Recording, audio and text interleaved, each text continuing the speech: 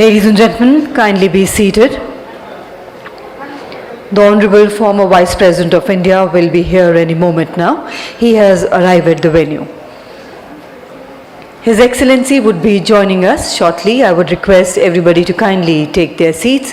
All mobile phones to be put on to silent mode. Thank you. Ladies and gentlemen, as soon as the Honorable former Vice President of India enters the hall, we would request all of you to kindly stand at your place for his welcome and also for the national anthem. Thank you.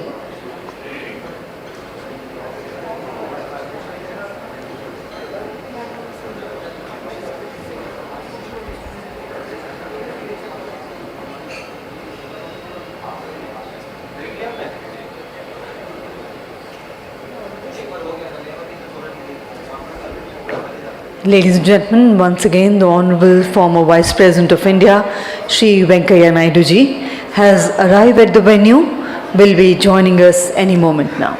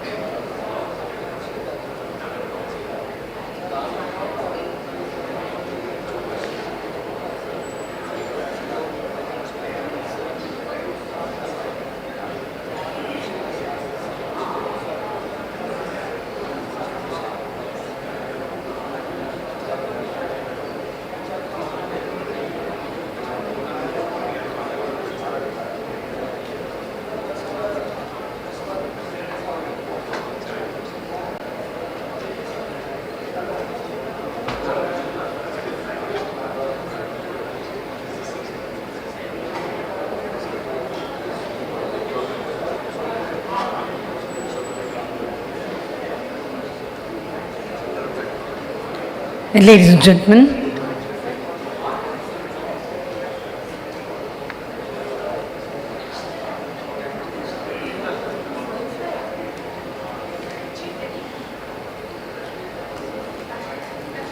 and kindly rise to welcome our Honorable former Vice President of India, Shri M. Venkaiah Naidu ji.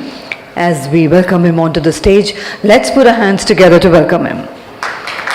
Also joining him on the stage is Mr. Sandeep Kumar, Member Tax Policy, CBIC, Mr. Sanjeev Mehta, President FICCI, Mr. Anil Rajput, Chairman FICCI Cascade, and Mr. Arun Chawla, Director General FICCI. A very warm welcome to all our dignitaries. And ladies and gentlemen, I would request everybody to kindly rise for the national anthem.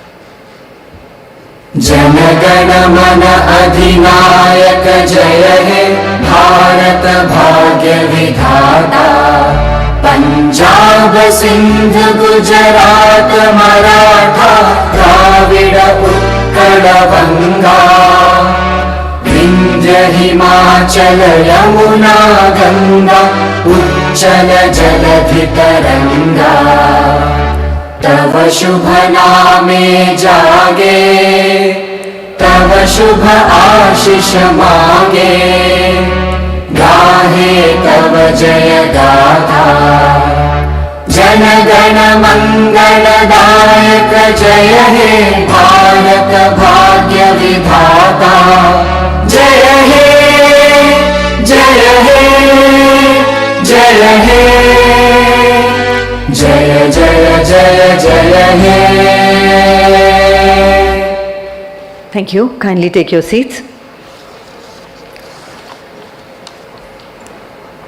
Namaskar and good morning.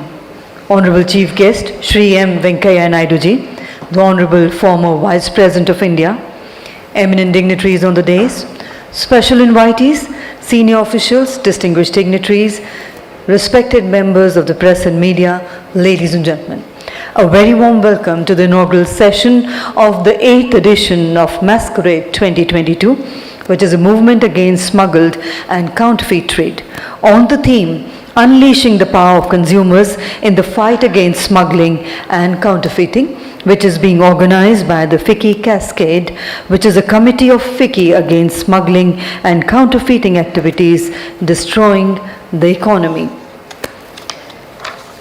And ladies and gentlemen, the conference aims to empower, inspire and connect consumers for a safer and a healthier world.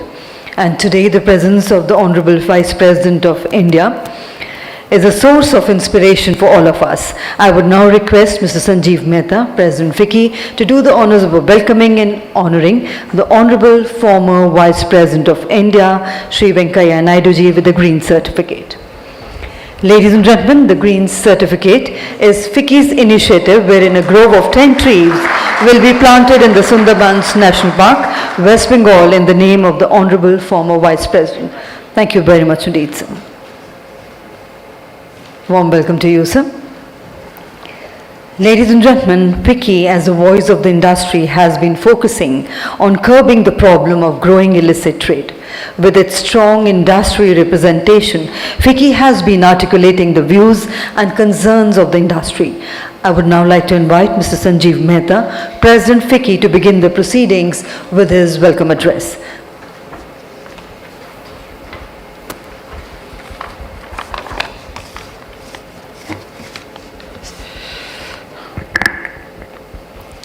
Shri Venkaiah Naidu ji, Honorable former Vice President of India, Shri Sandeep Kumar, Member Central Board of Indirect Taxes and Customs, my colleagues on the FICCI, Mr. Anil Rajput and Mr. Arun Chawla, ladies and gentlemen. It's my honor and pleasure to welcome you all on behalf of FICCI to Masquerade 2022, which is the movement against smuggled and counterfeit trade. In its 8th edition now, Masquerade has evolved as an important platform to deliberate and discuss strategies to counter the menace of illicit trade. The theme of the conference today is Unleashing the Power of Consumers in the Fight Against Smuggling and Counterfeiting, that focuses on the most important stakeholder, our consumers. Today we aim to discuss the ways to empower, inspire and connect consumers for a safe and healthier world. We are absolutely delighted to have Honorable Shri Naidu ji with us, and we look forward to his thoughts on the cooperation needed among government and industry in countering the hazards of smuggling and counterfeiting. I'm also delighted to have with us Shri Sandeep Kumar ji, Member Central Board of Indirect Taxes and Customs on this occasion. Counterfeiting and smuggling are highly pervasive across countries and sectors, representing a multi-billion-dollar industry globally that continues to grow and impact commerce industry, governments, economies, and the society at large. Spurious and counterfeit products can be especially harmful for consumers who unknowingly buy into what they think are the preferred and trusted brand. With the increase in global trade and technological revolution, there has been a spurt in cyber crimes and economic offenses. India is a victim of large-scale smuggling and counterfeiting web, entangling not only our legitimate industry and economy, but also the consumers who are exposed, as I said, to grave risks to life and security. Sectors like FMCG, packaged goods, mobile phones, tobacco and alcohol are most susceptible. Illicit trading activities are having a serious decelerating effect on the country's growth potential. Having seen counterfeiting from lens of different countries, I must admit that the quality of packaging, not the product per se, has improved tremendously in recent years, and the supply chain has become very agile. Within a few weeks of launch of genuine products, you see the counterfeit seeping into the market. There is a dark web from where counterfeits can be sourced. Counterfeit goods come into the country from overseas, a lot of them from China through our ports and land borders, as also they are manufactured domestically through setting up organized supply chain and a route to market. In the case of the former, Indian Customs has been playing a stellar role, acting both on the tip-offs provided by the industry as well as acting suo motu to contain the problem. In the case of the latter, the menace is bigger and requires all stakeholders to come together to fight. The domestic counterfeiters work on a business model that is dynamic and flexible and move from one category to another with speed to entice the lay consumer. In this context, it is important that consumers today understand the multifaceted complexities of this problem. Consumers can encourage and bring about the required change through their choices and behaviors. Presently, lack of consumer fairness, besides the inadequate legal framework, are shaping the dynamics of illicit trade. While the Consumer Protection Act is a stepping stone towards empowering the consumers, they must be educated to act responsibly while making any purchase to avoid being duped. FICCI appreciates the government's significant reform measures and several initiatives to fight and curb illicit trading activities. However, the existing arrangements need further strengthening. Implementing effective solutions to the complex problems of counterfeiting and smuggling will require cooperation and innovation with government and industry working closely together. It will require a look at the current legislative framework, both under the IP regulations to make actions against domestic counterfeiters more effective, and under the customs regulations as well to distinguish between parallel imports and grey imports. While India as a signatory to the WTO should and is permitting free trade, it should put in place reasonable restrictions to safeguard the interests of domestic industry and take severest of actions against counterfeit and grey imports. Ladies and gentlemen, I'm delighted to share that FICCI Cascade has undertaken a study titled Illicit Markets, a Threat to Our National Interest. The report, which will be released in a short while, highlights the scale of illicit markets in 5 key sectors: FMCG, household and personal goods, packed foods, tobacco, mobile phones, and alcoholic beverages, which get impacted the most by counterfeiting and smuggling. The study quantifies the value and scope of illicit markets, the impact on legitimate manufacturing industries, and the entire economy. Since I represent the FMCG industry and have the privilege of leading Hindustan Unilever, I can share that we have taken several steps to arrest the problem of counterfeiting, both from outside the country and from within the country. Our experience tells us that to effectively deal with this problem, one must have effective and robust legislative framework that makes counterfeiting in our country an offense which is at par with other serious criminal offenses. The enforcement must be best in class, and lastly, the focus on educating the consumer must relentlessly continue. Hindustan Unilever has been visiting schools in the country in a bid to educate the consumers and has collaborated with like-minded organizations to spread the IP awareness. I exhort other industry players to come forward and make this into a movement. I'm sure combined with the government's effort in this direction, we can make a difference in the lives of Indian consumers. I would like to emphasize that smuggling and counterfeiting is all pervasive in industry, and government and the society directly bear its brunt. FICCI Cascade, recognizing the magnitude of this problem, has been consistently working with the government and enforcement agencies, industry, media, legal experts, and consumers, focusing on the need to combat this problem. Ladies and gentlemen, in the end, I would like to say that it is time that we as a nation and as part of the global economy call for stern and resolute counter-strike against illicit trade. I'm happy to see that all the relevant stakeholders, including policymakers, industry across sectors, and institutions, have joined us for today's event. I once again welcome you all and wish the ensuing deliberations a great success. Thank you. Thank you very much indeed, sir, for those warm words of welcome. And ladies and gentlemen, since its inception on 18th of January 2011, FICCI Cascade is focusing on curbing the problem of growing illicit trade in counterfeits, pass-off and smuggled goods under the able guidance and leadership of Mr. Anil Rajput. And may I now invite Mr. Rajput, Chairman FICCI Cascade, for the theme address.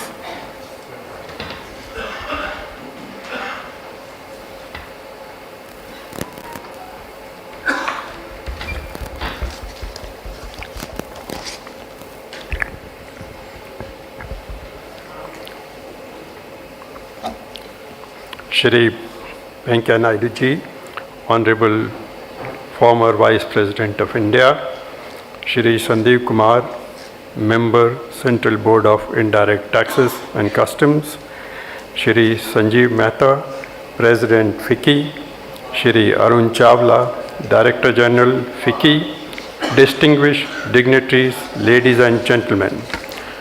Good morning and a warm welcome to the 8th edition of Masquerade.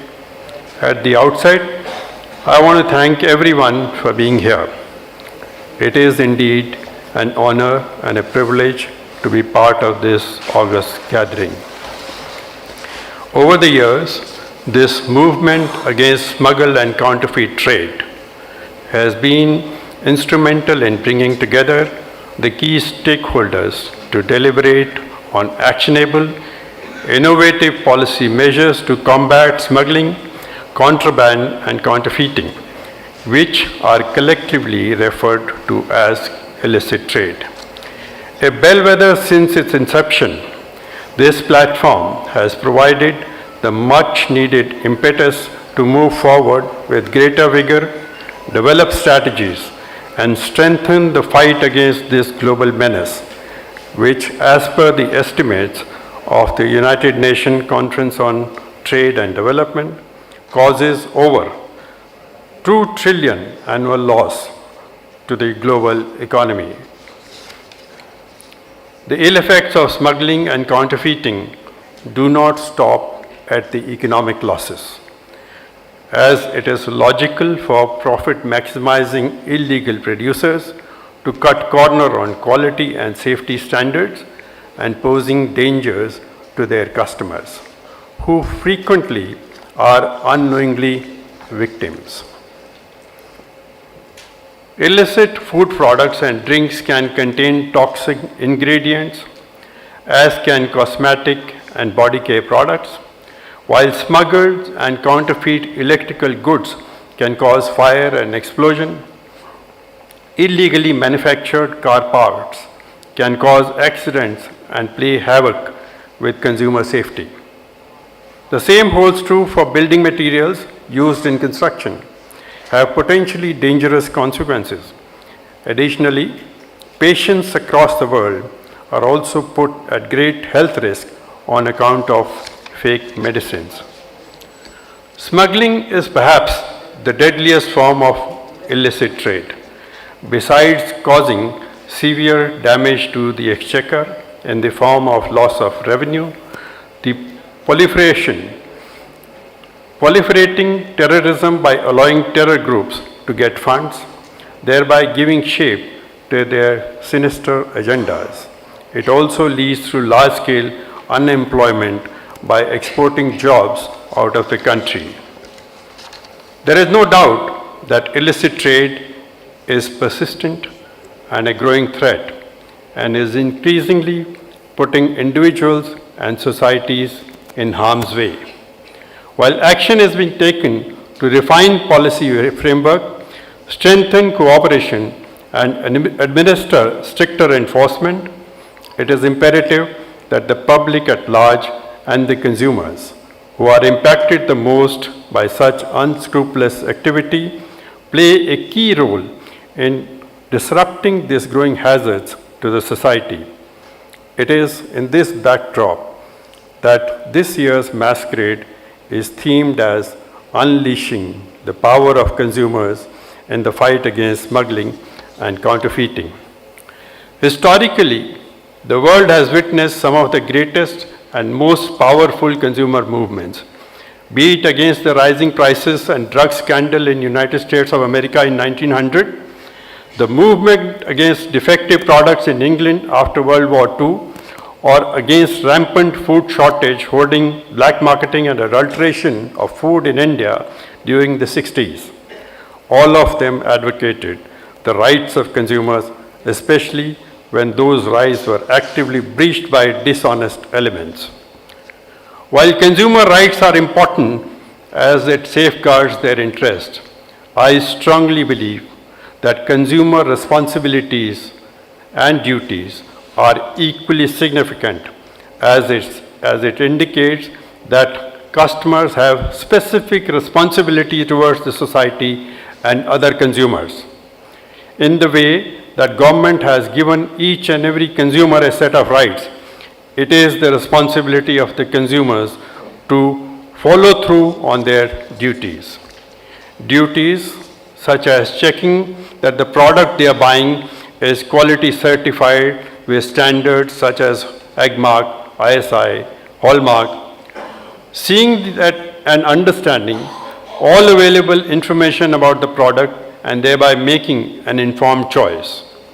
Following the rules while purchasing and not buying goods sold illegally. Insisting on bills of purchase from the seller, which will not only act as an effective tool for redressal, but also ensure that the product is genuine and tax paid. And lastly, being a responsible citizen by reporting any incidents of unfair trade practice. India is the 5th largest economy and the 3rd largest consumer market of the world. Experts suggest that by 2030, it will become 3rd largest global economy. As India continues to be one of the world's most dynamic consumption environment, we will have to take shared responsibility and accountability that illicit trade does not dent this growth trajectory. In fact, the report on illicit market, a threat to our national interests, that will be released in a short while, estimates a staggering size of illicit trade in only 5 industries, namely FMCG household and personal goods, FMCG packaged goods, mobile phones, tobacco products, and alcoholic beverages for the year 2019 and 20. This underscores the rampant spread of illicit trade in our country, apart from a policy framework that disincentivizes such illicit activities, along with aggressive enforcement action, the criminals of this trade, the role of consumer in thwarting this menace holds great significance and cannot be overstated. The Jago Grahak Jago campaign is a strong platform of the Government of India, which raises awareness and safeguards consumer interests across several issues impacting them. To my mind, a boost to this campaign is the need of the hour, with reference to fake, smuggled, and spurious products. This will make Indian consumers strong, both in voice and in power, against the bane of smuggling and counterfeiting activities. I cannot underscore enough that awareness without action is worthless. Therefore, strong consumer action will be critical in this fight against the illicit players, and perhaps a consumer-led movement to address this issue head-on is the need of the hour. Smuggled, counterfeit, and banned products cannot exist if consumers reject them. By demanding the right products and adopting responsible buying behavior, fraudulent and illegal products would find less and less space in the market. Moreover, consumers must know that every time an illicit product is purchased, the country is cheated of revenue and consumer is fooled into believing that what he or she is buying is genuine. Only when genuine goods are produced and consumed, it makes the nation tax compliant, leads to greater revenue for the government and welfare measures for the country and its citizens. Recently, the Honorable Prime Minister Shri Narendra Modi called on people to take Panch Pran for a developed nation by the time country celebrates 100 years of its freedom in 2047. The fifth Pran is a reminder of our fundamental duties and highlights our moral obligations towards the country in fulfilling its dreams in the next 25 years.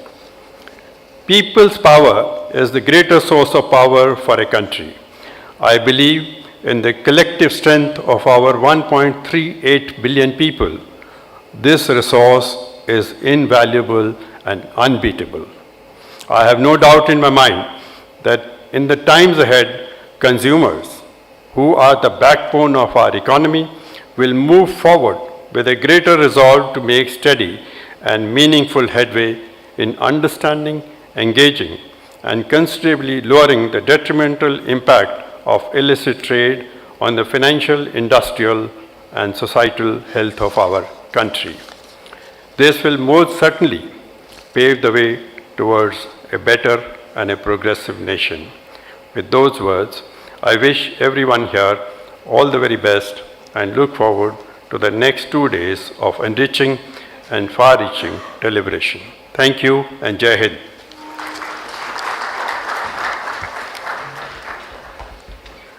Thank you very much indeed, sir, for kindly presenting the theme address.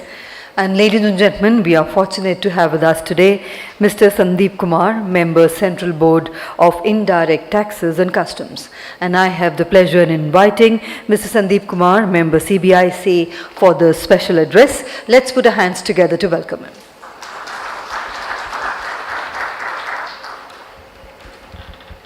Thank you. Very good morning.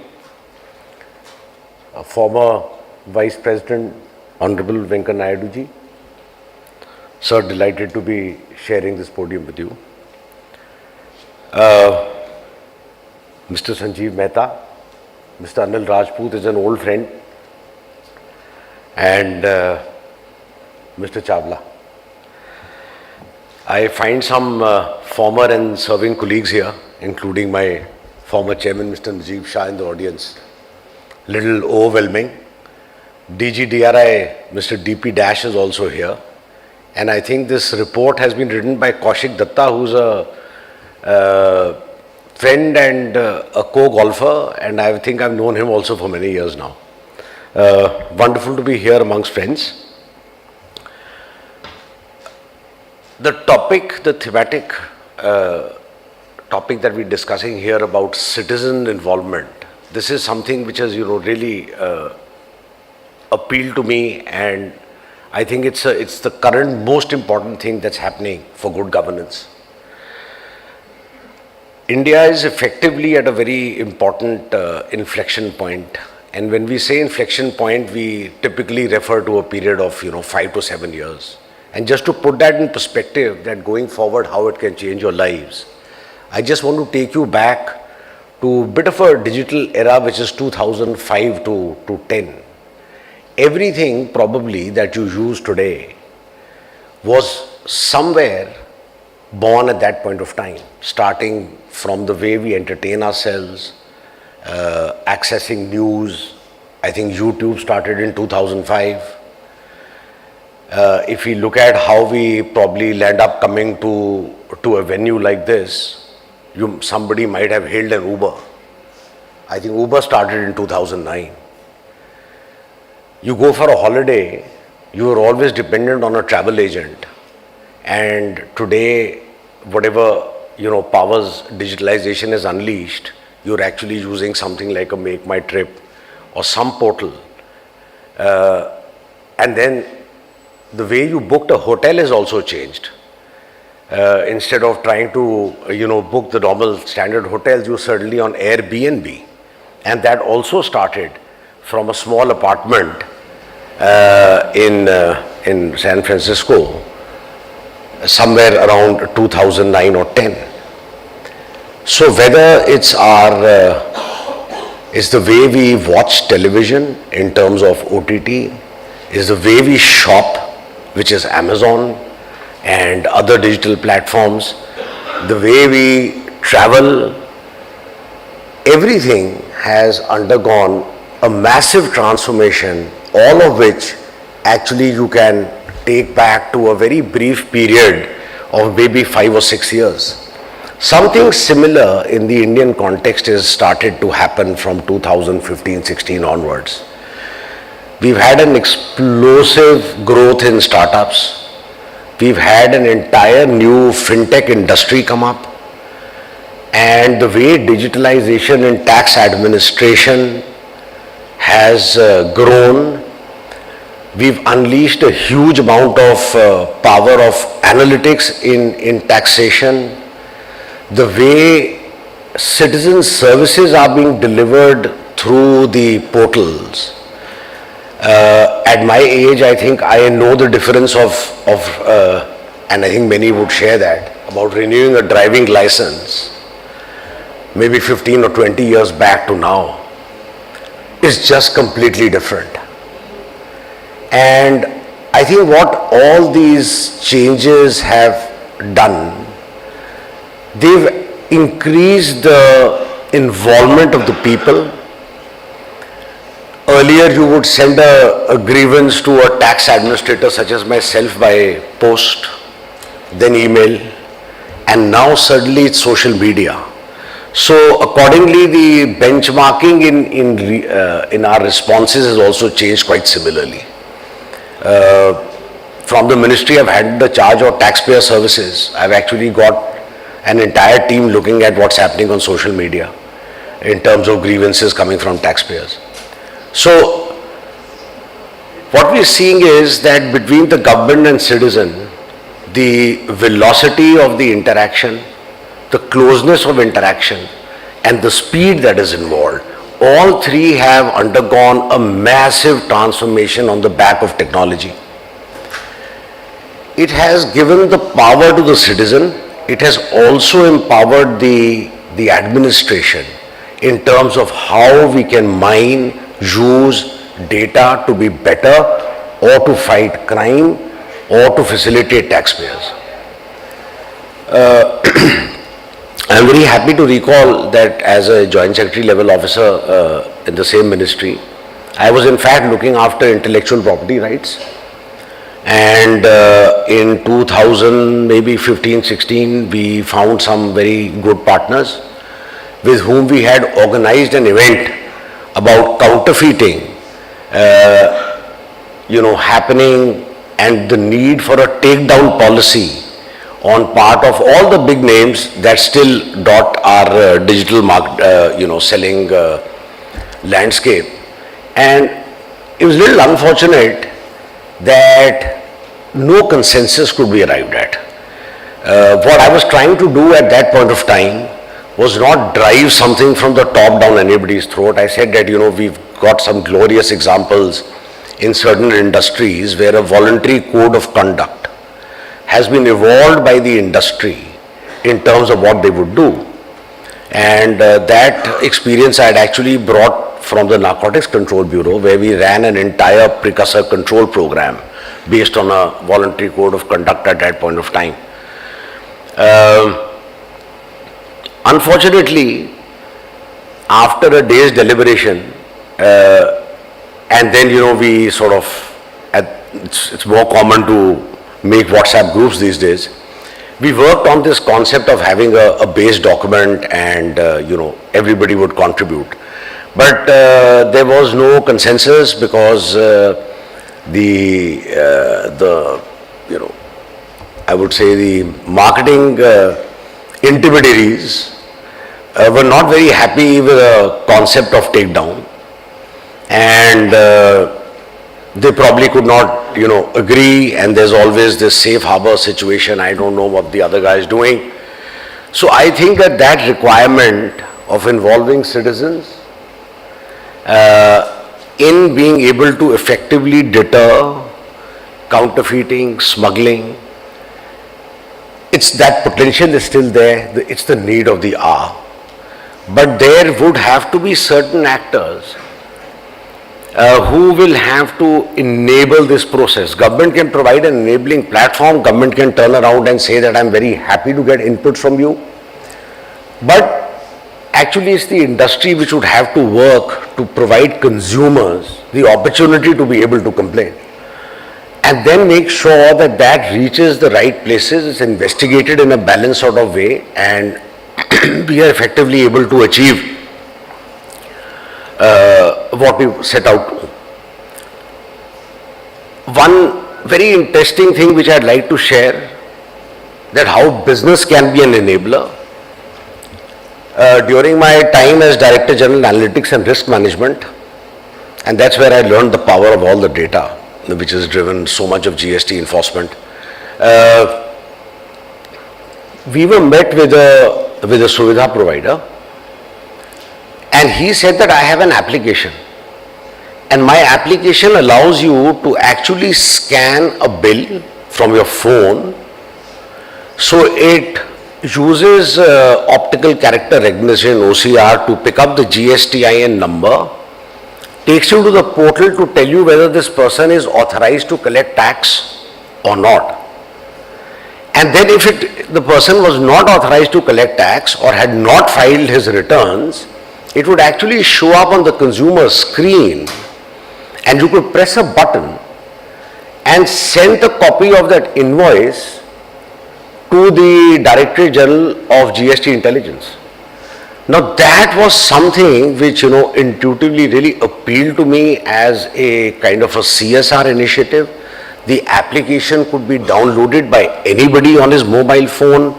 We know what the level of smartphone penetration in India is, and I dare say that there were not many. I also requested for some data mining and access, but I saw a lot of grievances coming of people in food courts being charged GST when actually it should not have been. So but that was a very interesting and illuminating experience for the administration regarding the involvement of business, the involvement of citizens in reporting something which is so comfortable and convenient.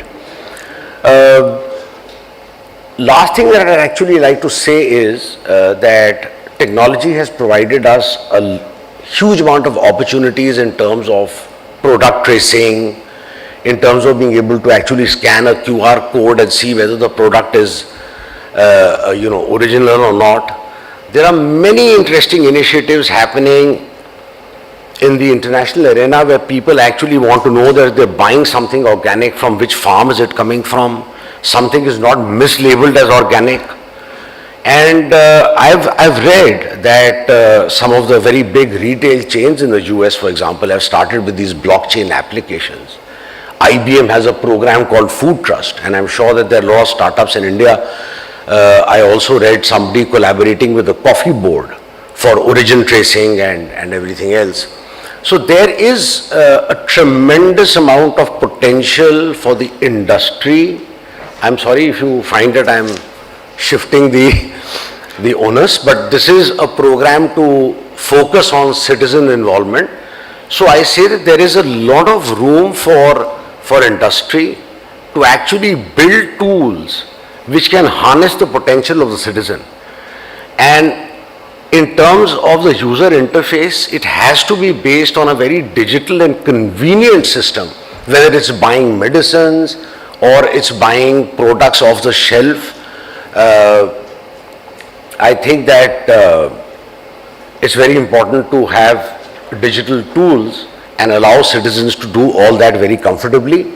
That would empower the enforcement agencies a little better, and we'll definitely have a marked improvement in all the risks that Mr. Rajput has highlighted. So thank you very much for this opportunity and for me to be able to share my thoughts. As far as CBIC is concerned, we've done a fantastic job in the last 1 or 2 years, and I again say that's the power of data analytics. The amount of counterfeit cigarettes that we've caught, I think 480 million sticks in more recent times, and there have been some wonderful seizures that have been done at ports and ICDs involving counterfeit goods coming in containers of big brands and so on. So I understand that all this hurts business interests, it endangers the consumer, he's actually being cheated, not paying. He's probably paying for something that, is spurious, inferior, maybe harmful. But this whole fight cannot be effectively won until we have an involvement of the industry, which not only should partner with the government in terms of running programs, in terms of informing us of trends, but also enabling citizens to report issues. Then it will become a mass movement, and then you'll see appreciable changes. So with these few words, thank you very much. Thank you very much indeed, sir, and certainly FICCI compliments CBIC to counter the menace of counterfeiting. And ladies and gentlemen, it's an honor today to have amongst us the luminary presence of the Honorable former Vice President of India, Shri M. Venkaiah Naidu ji. He has over 5 decades of long experience of serving people, society and the country. And before getting to the top of the constitutional post as the Honorable Vice President of India in 2017, Shri Venkaiah Naidu ji donned various positions and discharged numerous responsibilities, including various ministries in the Union Cabinet. And ladies and gentlemen, I now have the proud privilege in requesting Shri M. Venkaiah Naidu ji, the Honorable former Vice President of India, to kindly give his inaugural address. Let's put our hands together once again to welcome our Honorable Chief Guest.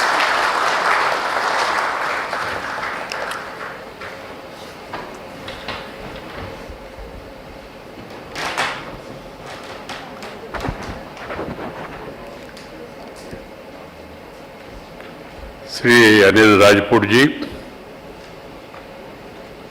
Chairman FICCI Cascade, Sri Sanjeev Mehta ji, Sri Sandeep Kumar ji, Sri Arun Chawla, respected distinguished delegates, brothers and sisters, I am very happy to present here to participate in this conference. Some time back, our friends, they came and told me about this program and invited me. I reminded them that August 11th, I am completing my tenure. So please remember this. They said, no sir, we are aware. We are not calling the Vice President or former Vice President, we are calling Mr. Venkaiah Naidu. So then I said, it's okay for you because, friends, this conference is really a very useful conference. Sharing of ideas, sharing of experiences, exchange of views, and then helping in formulating a more effective legislation, improved implementation, and also creating awareness among the consumers and also taking the responsibility of industry. Unless all these people join together, this fight cannot be won.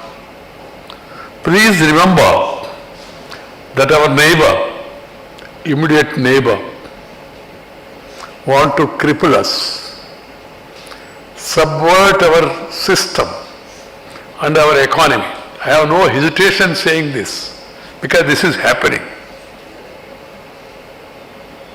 So we must be aware of the evil design of the neighbor, though we want to be friendly with all neighbors, including the troubling neighbors also, because as late Vajpayee said, you can change your friends but you can't change your neighbors. But we have to change their attitude and we have to create enough public opinion and expose their ulterior designs. Coupled with that, some of our people who are involved in this illicit trade, they must be booked and they must be brought to book, and strong and effective deterrent action should be taken against them. For that, the government, the industry, and the consumers, and the media, they all must join together. This is my simple advice and conclusion in view of my experience over the 5 decades. So I would like all of you to keep this in mind, and the bureaucrats, the legislators, and the people who are all interested in this and who are all involved and who are already making immense contribution, they should really come out with much more effective, innovative ideas. The Honorable Prime Minister Sri Narendra Bhai Modi gave us a 3-line mantra. He said, reform, perform and transform. Reform, perform and transform. Transformation of the system, transformation of the society, transformation of the governance, ultimately for the happiness of the people. What is the purpose of governance or system or legislations? To make people's life more happy. This is what is required. So we need to create awareness among consumers.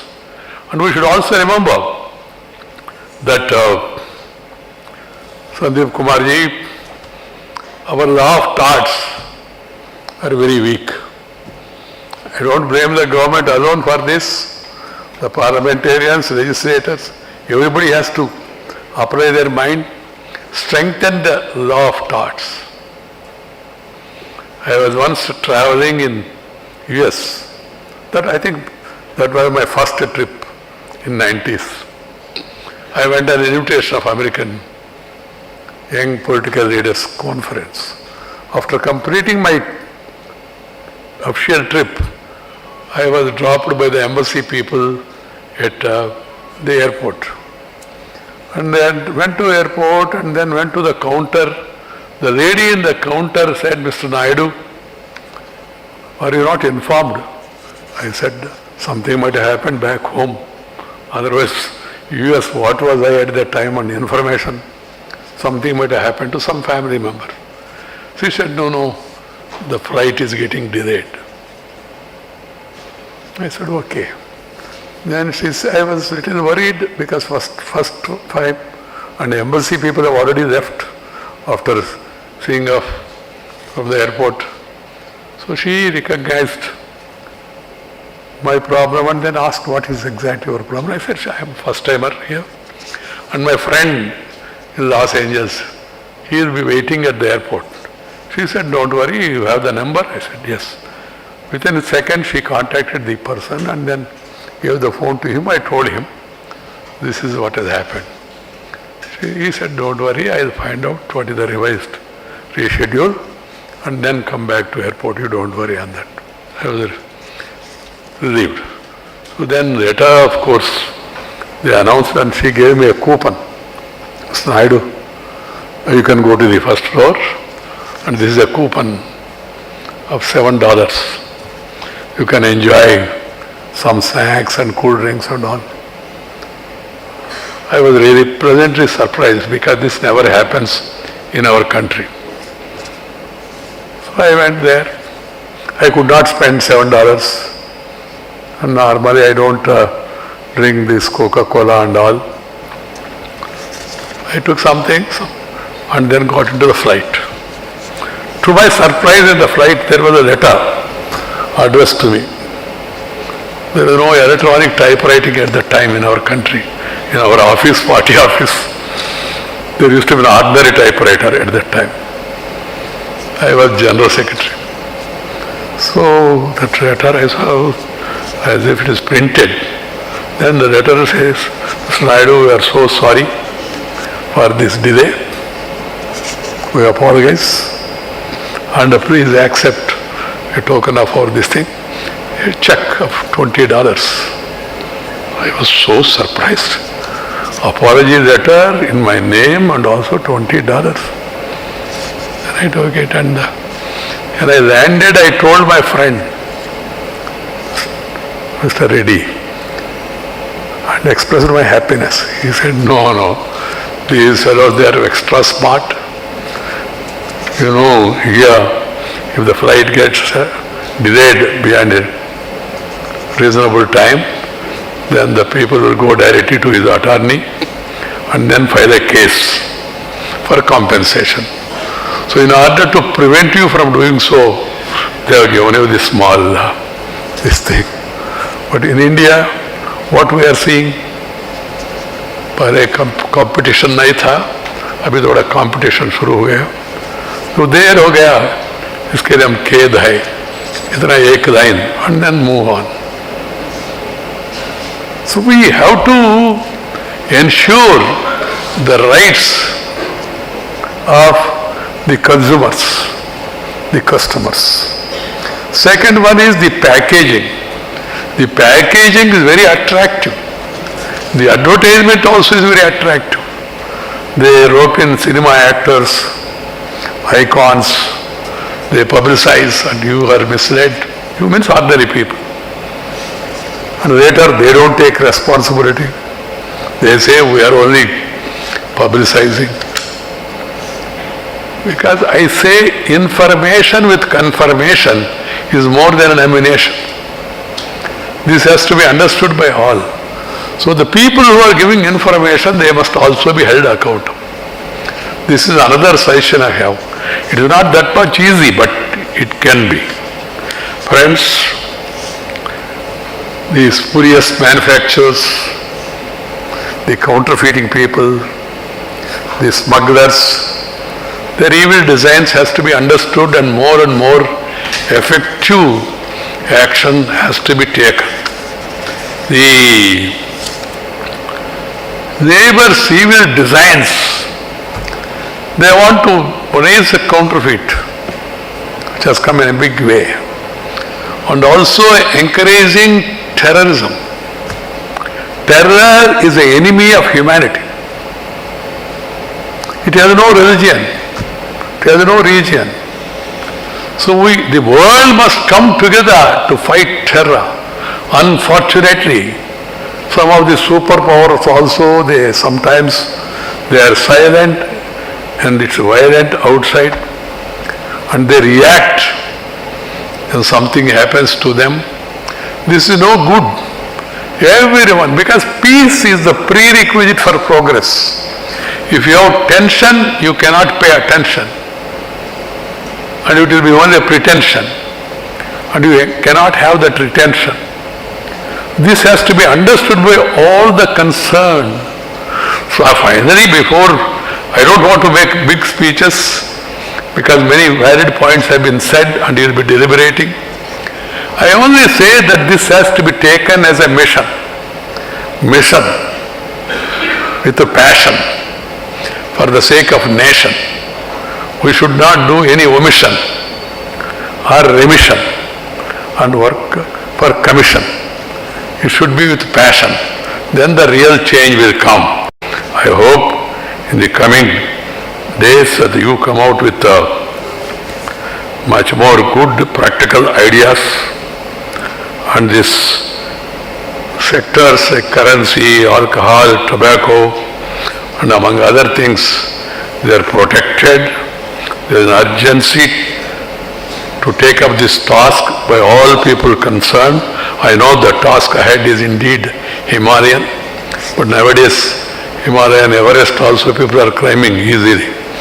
Keeping that in mind, we should all work together for the well-being of the country. My dear friends, before I conclude, India is on the move. India is on the rail. So we must all join together in that movement. We are now one of the fastest growing economy. And shortly we will become third largest economy in the world. And we are also the largest parliamentary democracy in the world. So whatever we do should be democratically supported. So that's why the legislators, the parliamentarians, the media, the political parties, the bureaucracy and the industry must all join together, work together to end this menace. Thank you very much. Namaskar. Jai Hind.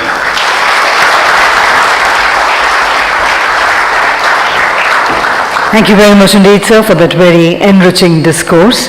And it is reassuring to have your support in our fight, and under your leadership, we look forward to a more effective response to eradicate our nation from this pain. And ladies and gentlemen, FICCI Cascade Commission Thought Arbitrage Research Institute to study and to estimate the size of illicit markets in 5 key industries, being FMCG packaged food, FMCG household and personal goods, mobile phones, alcoholic beverages and tobacco products. This study presents a quantitative analysis of the value, scope and magnitude of illicit markets and its economic impact on legitimate domestic manufacturing industries, jobs and the entire economy. And now we request our Honorable Chief Guest, Shri M. Venkaiah Naidu ji, the Honorable former Vice President of India, to kindly do the honors of releasing the study on illicit markets, a threat to our national interest.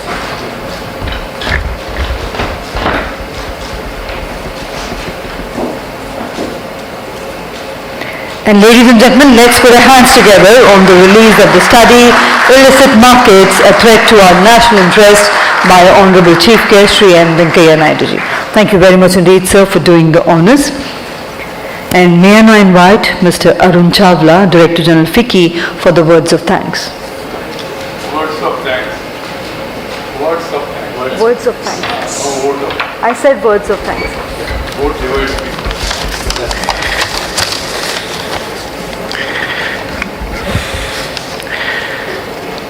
Shri M. Venkaiah Naidu ji, Honorable former Vice President of India, Mr. Sandeep Kumar, Member, Central Board of Indirect Taxes and Customs, Mr. Sanjeev Mehta, President FICCI, Mr. Anil Rajput, Chairman FICCI Cascade, eminent speakers and delegates, friends from media, ladies and gentlemen. As we come to the conclusion of the inaugural session of this significant conference, one strong message gets highlighted, that illicit activity, whether it is counterfeiting, smuggling or piracy, is a bane for society as a whole. It is an activity which has no winners except undue gains for the lawbreakers. It's a menace which distorts economics, diminishing legitimate business revenues, fueling conflict, and deteriorates social conditions. FICCI is delighted that in our war against this cancer, we have the support of policymakers, enforcement agencies, international agencies, think tanks, and above all, consumers. Our deepest gratitude to Shri M. Venkaiah Naidu ji, Honorable former Vice President of India, for presiding over this conference and for his enlightening address. Sir, we are indeed grateful to you for joining us today and sharing your vision and insights on the subject. Your powerful message against illicit activities like counterfeiting and smuggling inspires us to redouble our efforts towards containing this menace. We assure you that your valued intervention will be taken forward towards creating a national movement on the subject in our country. I also take the opportunity to thank Mr. Sandeep Kumar, Member, Central Board of Indirect Taxes and Customs, for his presence and address today. Indian industry feels assured that under your able guidance, prevention of economic crimes such as smuggling and tax evasion will continue with great vigor. As Mr. Sanjeev Mehta, President FICCI, has rightly elaborated, counterfeiting and smuggling is highly pervasive across countries, and the cost of these illicit activities are huge and calls for stern actions.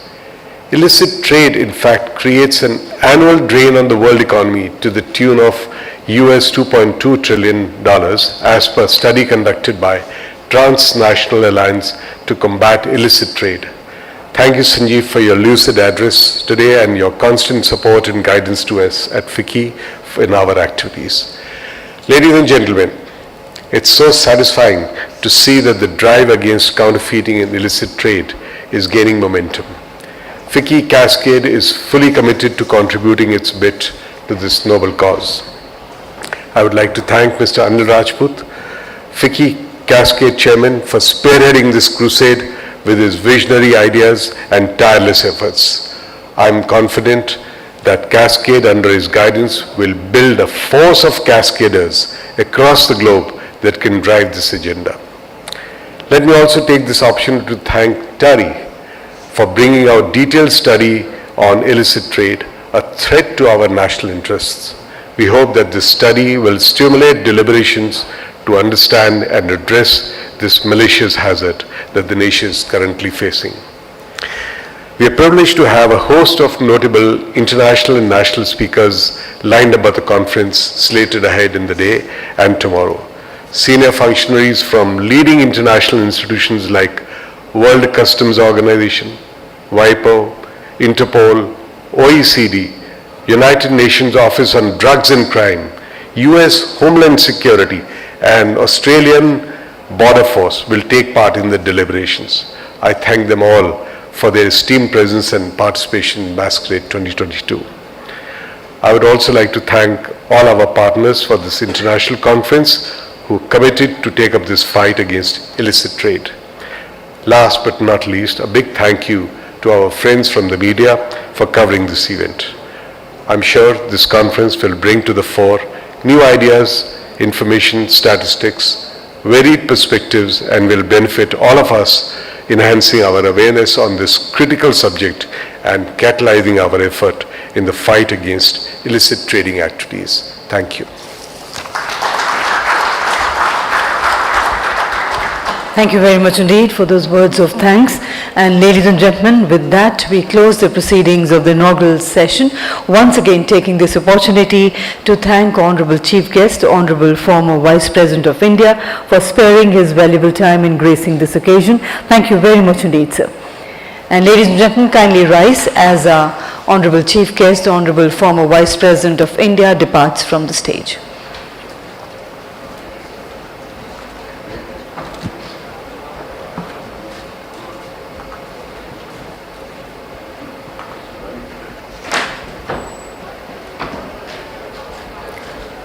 Thank you once again, sir, for being here with us.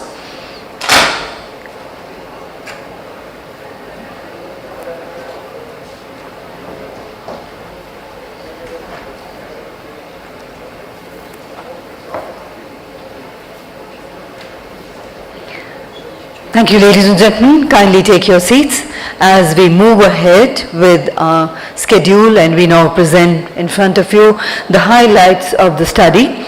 And I have the privilege in inviting Mr. Kaushik Datta, Director, Thought Arbitrage Research Institute, TARI, to kindly do the honors of presenting the highlights of the study on illicit markets, a threat to our national interest. Ladies and gentlemen, Mr. Kaushik Datta is the founding co-director of TARI, which is a not-for-profit, privately funded, independent and non-partisan Indian think tank on corporate governance, sustainability, economics and public policy. I would request you all to kindly take your seats as I hand over to Mr. Kaushik Datta to present the highlights of the study, and let's put our hands together to welcome him. Over to you, sir. Thank you. Just give me a second. Let's get this sorted, the technology part here. Yeah.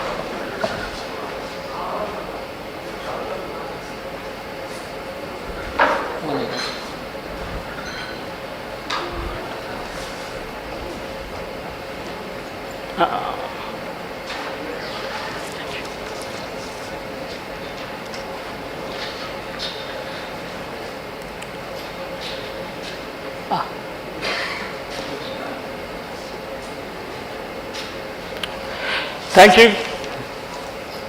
Good afternoon. My name is Kaushik Datta. I, along with my colleagues out here, we have been doing this study for FICCI Cascade, estimating the size of illicit markets and all the effects and the dimensions it has got. And we have been doing this for a while, since 2012-13. So every few years we do this study. And what does this study entail, and what is it all about? Let me just run you through the highlights of the study and how we have arrived at the results. And then if you have any questions, I will be very happy to take them.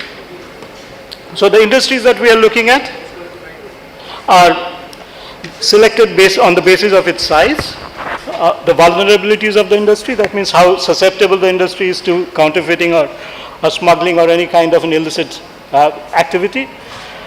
And then the pervasiveness, that means how big is the problem in each of these industries. So the industries that have been chosen are mobile phones, FMCG, which is household and personal goods, FMCG, which is fast moving packaged food, tobacco products and alcoholic beverages. The way we do this study is that we estimate the supply side, which is basically the total legitimate manufacturing in the study, in an industry. From that we take out all effects of exports. So that means that, and then we add all the imports that has come in. That is the total supply side of an industry. Against that, we estimate what is the consumption for each of these, total consumption. And then the difference between the total consumption and the legitimate production is what we estimate to be the illicit market. Or the illicit market would have two or three components. It would have counterfeit products, passed off products, and also smuggled products. So all kinds of illicit products is a part of the basket. And then on top of that, we do the multiplier effect. I'll run you through what it means. See, no industry or no product is a standalone. Every product has got an effect on its entire value chain or supply chain, upward chain, downward chain. So if I give you an example, from the sapling to a pizza has got different value chains. A sapling by itself has got a value X, and that value gets multiplied at every time the product changes its shape and the product changes its value proposition. So that's the multiplier. And I'll run you through what the multiplier means, and then we calculate that as an impact on the entire economy.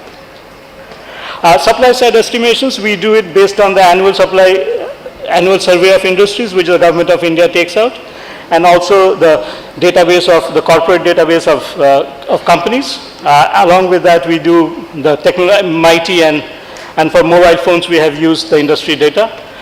We also use what is the unincorporated. So what What's the corporate data is for more formalized companies, and then we have also surveys of informal companies and informal enterprises. We use that so that we get a grip on the total production that happens in the country.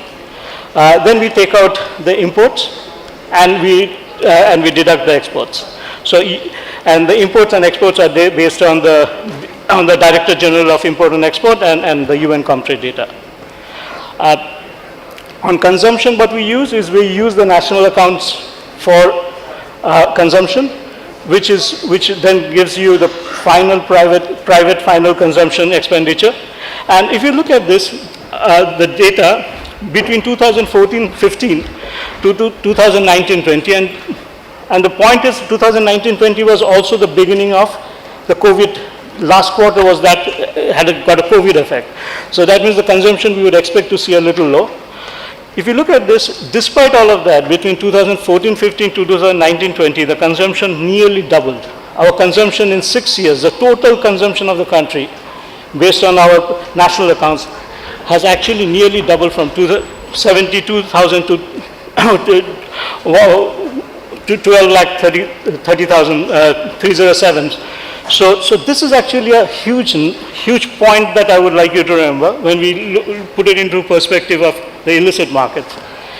When the consumption goes up, production usually always lags.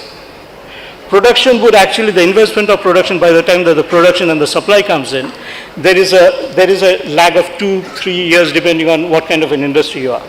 And that lag, when you have the consumption going up, which means there is actually a huge amount of demand for consumption, and that gets filled in significantly by either imports or illicit products. So if you have a high consumption growth without enough manufacturing and domestic legitimate supply, it would get filled in, the demand, both latent and actual, will get filled in by illicit players. Oh, sorry.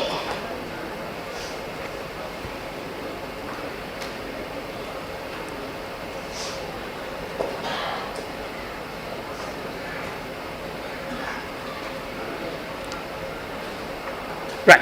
So this is the way we calculate it. The illicit market is usually consumption minus total supply divided by consumption into 100. That's the percentages, and that is fundamentally between goods produced and imported, which is basically some smuggled, and domestically produced counterfeit goods. That's the definition of the counterfeit market. When we look at the estimates of multiplier effects, which is the variable, the example I was giving you between the grain of wheat or rice in the market to the final product, the entire value proposition, that actually is estimated using, there's a Nobel laureate by the name Leontief, who actually calculated 130 by 130 linkages between each major manufactured product and otherwise. So this actually matrix gives you the linkage between one product and the multiplier at the end. So this would have, so I have a product, it has got, the second thing it has got, it's a direct product, and then to produce the direct product, I have some indirect products. That means if I produce this, let's say a computer, my direct product would actually be the shell, the MCB, the motherboard, the keyboard and everything else. That's my direct inputs that go into the product. But for each of these, for instance, the motherboard would have an embedded technology that they would buy from X, and that person would buy something else from somebody else. So those are all the induced products. So for every product that we have, it has got a direct components and inputs that go in. Then there are indirect inputs that are going into the intermediaries that buy, and then there is an induced effect for each of the intermediaries, which has got an effect on the rest of the economy from where they buy. So Leontief's method actually does, it calculates the indirect and then the induced. So this is a 130 by 130 grid, which is used all over the world, and in India it has been updated by NCAR, which is one of the government's research think tanks. Few more definitions before we go into the numbers. One of the things that we do out here is we look at the total output loss. That means what is the loss of output to the legitimate industry in quantity and then in terms of values. Then we look at a measure which is the gross value addition. That is fundamentally the difference between the cost of consumption less the price of consumption less the cost of consumption. So that is the value addition that each unit of product does to either the manufacturer or to the economy. Then the third one is that legitimate employment loss, which is basically the total number of jobs that would have been required to produce a unit of production, the jobs that have been lost because of illicit production. And this is also calculated based on the lenitive and other employment coefficients numbers that the government comes up with. Tax loss is the easy one. That's a direct tax loss because of illicit markets. This is based on GST and CMI data. GST is the goods and services tax, and for alcohol it's the VAT. And then we look at the total output loss, the total GVA loss, that is the gross value added to the economy and to the industry that's lost, and the total employment that is lost. So this is the methodology that we have used. The data sources is fundamentally government data sources. So we have as little amount of interpretation and numbers that are coming in. So, but we use CMI and a few other industry data sources just to counter check and do a sanity check for our results. So what is it? The total size, the total illicit market, just one second.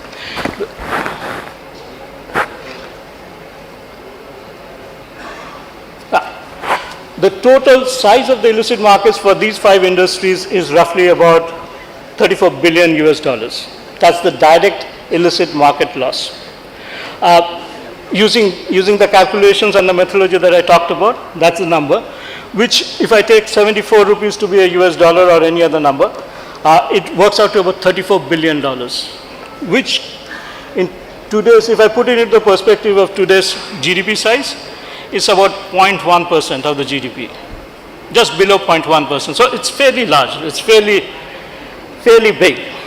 And if you look at it, the highest amount of the illicit market is in packaged foods. And we'll go into this, why is it packaged foods? Because packaged foods is pervasive. It's one of the highest amount in the total private consumption. It has got very small players. It's a very unregulated market. You have a large number of players who are in small towns and in cities. It's got very little IPR protection. So it's got large number of factors why one of these things, why the industry has more, its illicit markets is more pervasive than the others. The other thing is that the total size of illicit market in these 5 industries, if I take the median, is 20. Mobile phones has got 7.5%, which is actually very, very interesting when we look at, when we go into that. And the highest is, like we said, it's household personal goods and packaged foods, if you take both of them together. Direct employment loss, we have nearly about 1.6 million jobs lost, and the other important number is the tax loss, which is about $7 billion if I take 75 rupees to be the conversion rate. FMCG market, both of these actually have 75% of the total illicit value. So this is where the highest amount of consumption happens and highest amount of illicit markets. And 69% of the total job loss, fundamentally because packaged foods has got very, very high linkage to agriculture. The more you have linkages to agriculture and downstream, the higher is the multiplier, because there's a large number of people who get employed by the industry, and the value chain actually becomes quite big. So that one delta change in a packaged food at the consumption point will have an extremely large, about 14 to 15 multiplier effect at the downstream. So that means one unit of illicit would have a knock-on effect about 14 to 15. So this whole matrix is there. And other one which actually gets hugely affected is tobacco and alcoholic beverages, like you would expect, because of high taxes and high amount of regulations, and the 49% of the total tax losses comes from these two industries.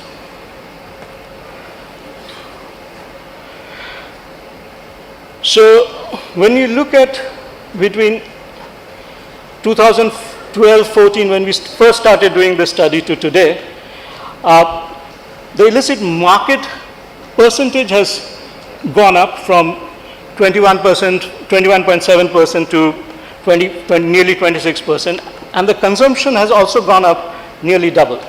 So one of the takeaways is that the illicit markets is moving at a higher percentage level than the consumption. That means the manufacturing lag is getting more and more accentuated. The second thing is that mobile phones is something that we would actually look at. Why the highest growth is in packaged foods and mobile phones is actually a decline. Because from about 17-18, India has started manufacturing mobile phones here. So when we have had large number of mobile phones being manufactured in India, and now you have the production-linked incentive, the PLI schemes, and which have more and more manufacturers coming in, the smuggling for mobile phones has actually come down.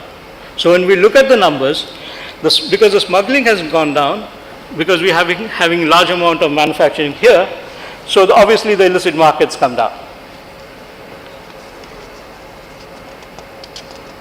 And when we look at the induced effect, the output effect, the multiplier effect that we talked about, the earlier slide was for direct effect. The multiplier effect, the output loss using the multipliers, the total loss for the industry, the 5 industries is about 6,31,390 crores, which roughly is about 40, I won't hazard a guess, and the gross value added is about the same number that we had for the total market loss, which is about $34 billion, and the indirect job losses is about $1.4 million. So if I take the total direct and indirect job losses, it's roughly about 30 lakhs. So there's about 3 million jobs lost because of, and that's huge for a country like us. Because a lot of these jobs would not be the technological jobs, but it would be jobs at medium level factory workers and other workers. So by the sheer touch that it would have, and the sheer amount of jobs and employment generation that would have, and livelihood creation at the second and the third tier cities, that would actually be immense. So it's the same thing that I was just explaining. So let's look at key findings for each of the industries. I am cognizant of the time, so I'll run it quickly. Mobile phones, the point I was making, if you look at the mobile phones, the exports are actually the exports are going up and the imports are going down. So that means we have been actually manufacturing significantly more. And also the illicit markets of mobile phones actually is the only one that actually is showing a declining trend. Fundamentally because, going back to the same point, that we are actually manufacturing a lot more than earlier. So smuggling actually gets out. And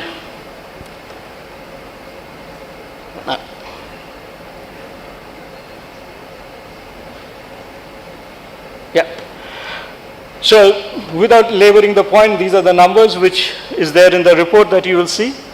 There is no other significant things that actually come out or lessons that come out from mobile phones, except that if you manufacture locally, smuggling goes down, and because it's high tech, it's very difficult to come out with counterfeit at this point of time. Household and personal goods. Is there a lag here?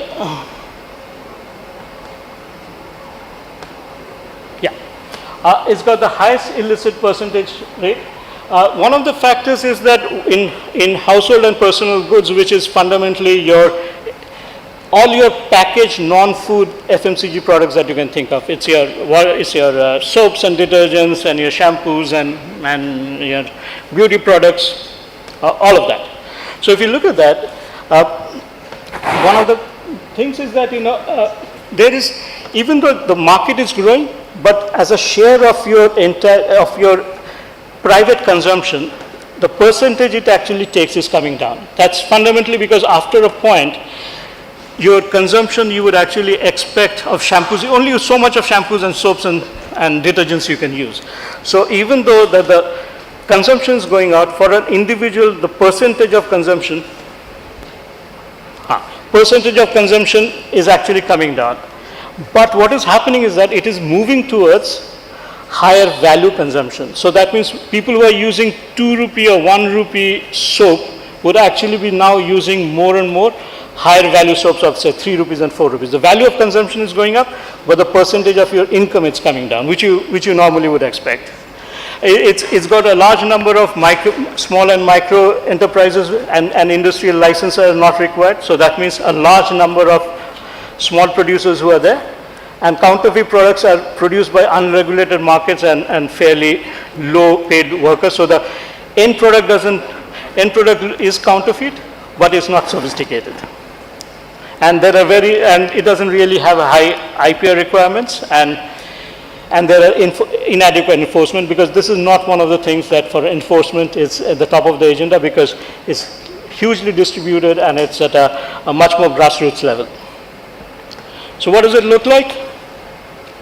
The impact on the industry is fairly large, and the total loss to the government is also large.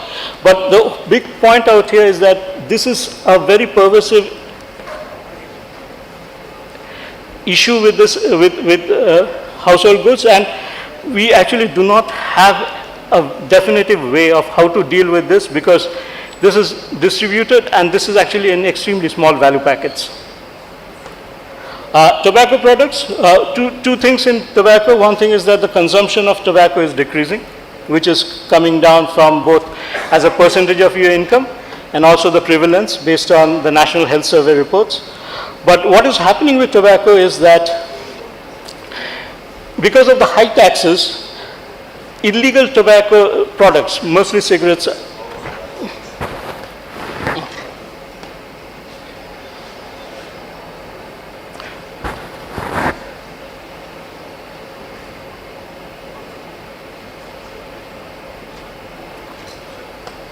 sorry.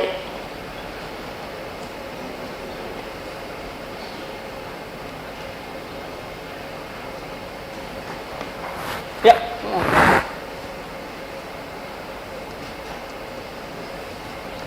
All right, I won't touch it.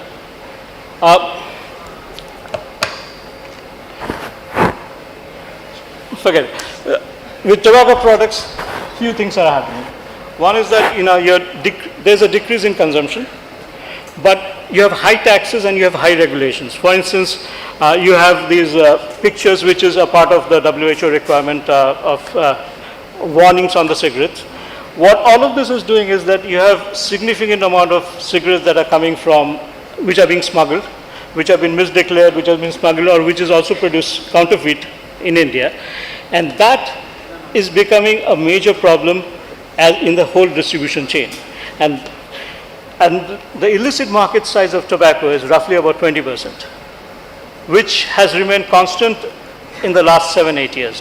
Despite the consumption going down, the illicit market is still fairly large. And because it's highly taxed, the loss to the government is one of the highest. Alcohol, which happens to be one of my favorite industries. The percentage of, even in alcohol, the total alcohol consumption is actually going down. That's one of the things in India. As a total size of your private consumption, private expenditure. It's got high regulatory barriers, high tax barriers, but enforcement barriers are low.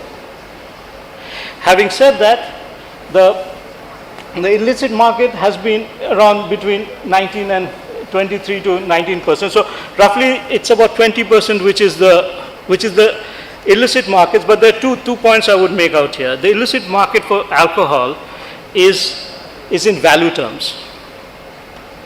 But if you take on volume terms, WHO and few other industries actually estimate, and it's about 40% of the total alcohol consumed in volume is either illicit, unrecorded, or artisanal. But in value terms, because the illicit alcohol is at a very low value, but it's got large volumes. So that's one of the things about alcohol. Even if it shows up as 20%, but the unrecorded alcohol and illicit alcohol could actually be roughly about 30 to 40%. So what are the few things that we think should be done? Demand supply gap. So obviously have to have manufacturing, have to have local manufacturing, have to have ease of manufacturing in India. Domestic sector, you got to have, this is not about protection, this is about strengthening, enforcement, IP protection, everything else which to make the industry robust. Rationalization of tariffs and reduced tax arbitrage. In few industries, the tax arbitrage, if it's huge, you would definitely have illicit players coming in, smuggling coming in, alcohol, tobacco, high value goods, fashion goods, all these things actually come into it. Conducive environment and innovation for IPR. And there are lots of people who would be talking about it. Monitoring by police and regulatory agencies.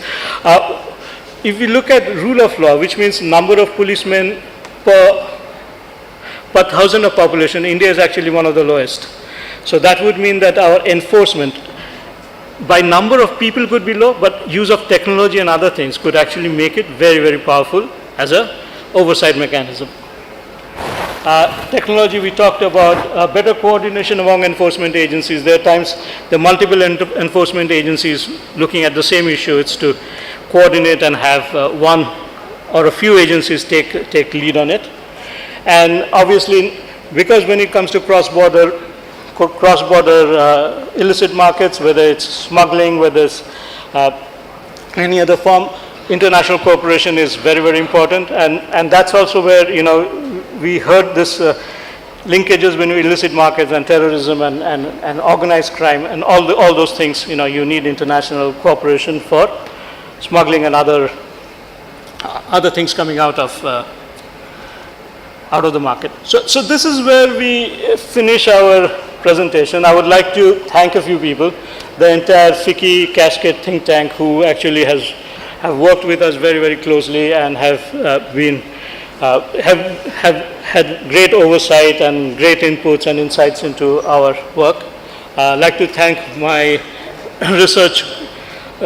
lead researcher, Dr. Srivastav, who looked at over 200,000 lines of Excel sheets and data points to do this. So thank him. And an entire team of Tari who worked at it, and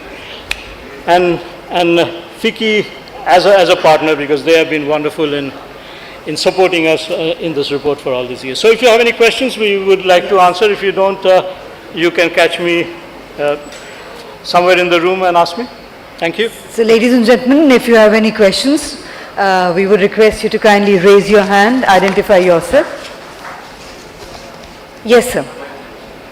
Can we get the microphone to sir? Sir, we would request you to identify yourself, please, along with the name and the organization.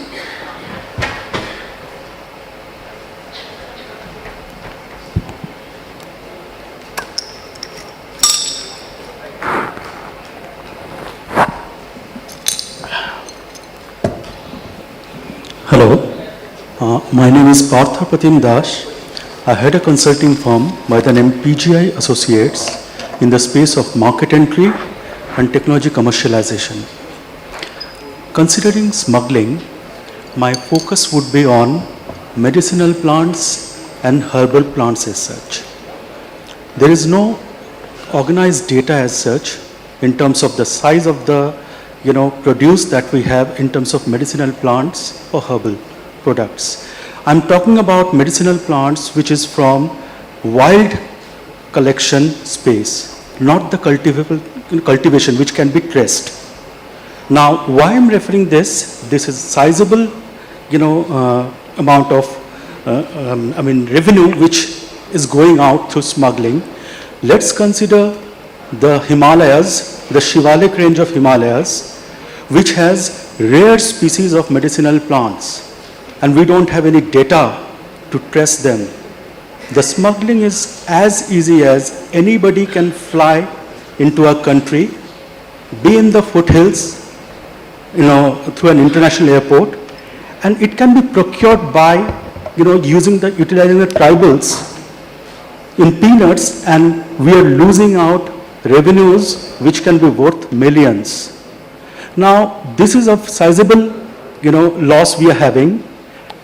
Any thought from your end why we should consider this or we should not consider this while we are getting the total size of revenue loss in terms of smuggling? Thank you. See, when we do a report in the future years, or whoever does it, I will take this up with the FICCI Cascade think tank, who deliberate on which industries to look at and which sectors to actually work on. And I'm sure they would be there. Some of them, most of them are here. They have heard you, and we will certainly consider that in our next reports, or whoever does the next reports, we will see medicinal plants. And the other thing that we had actually tried to do in the past years, and we have not been successful, is doing pharmaceuticals, because it's extremely complex. We tried it. We tried for software. It's extremely complex. Entertainment, music, movies.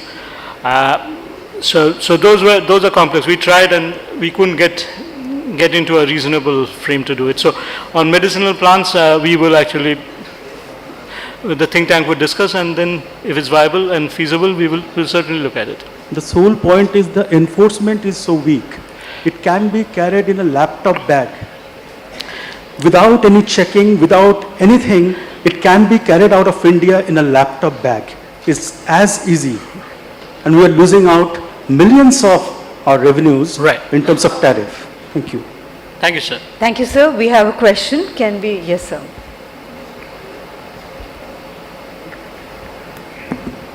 Yes, hello. My name is Piotr Stryszowski. I am from the OECD, Yes. where I manage a task force on countering illicit trade. I have a comment and a question. Well, the comment is I would really like to congratulate FICCI on delivering this report. I've been working already 15 years with the OECD on evidence. And I know that evidence is the foundation on which we need to build policies. So without evidence, these policies are just null and void, right? And I know how hard it is to develop this. Illicit trade is illicit, data are hard to find. So warm congratulations. I realize that behind it there were months of laborious effort. Bravo. Thank you. My question is about the findings that might look optimistic about the decrease in, illicit consumption, illicit trade. I see that this actually overlaps with COVID, right? COVID, that was a big bang in terms of everything that we can measure. Illicit trade, production, consumption patterns, everything has changed.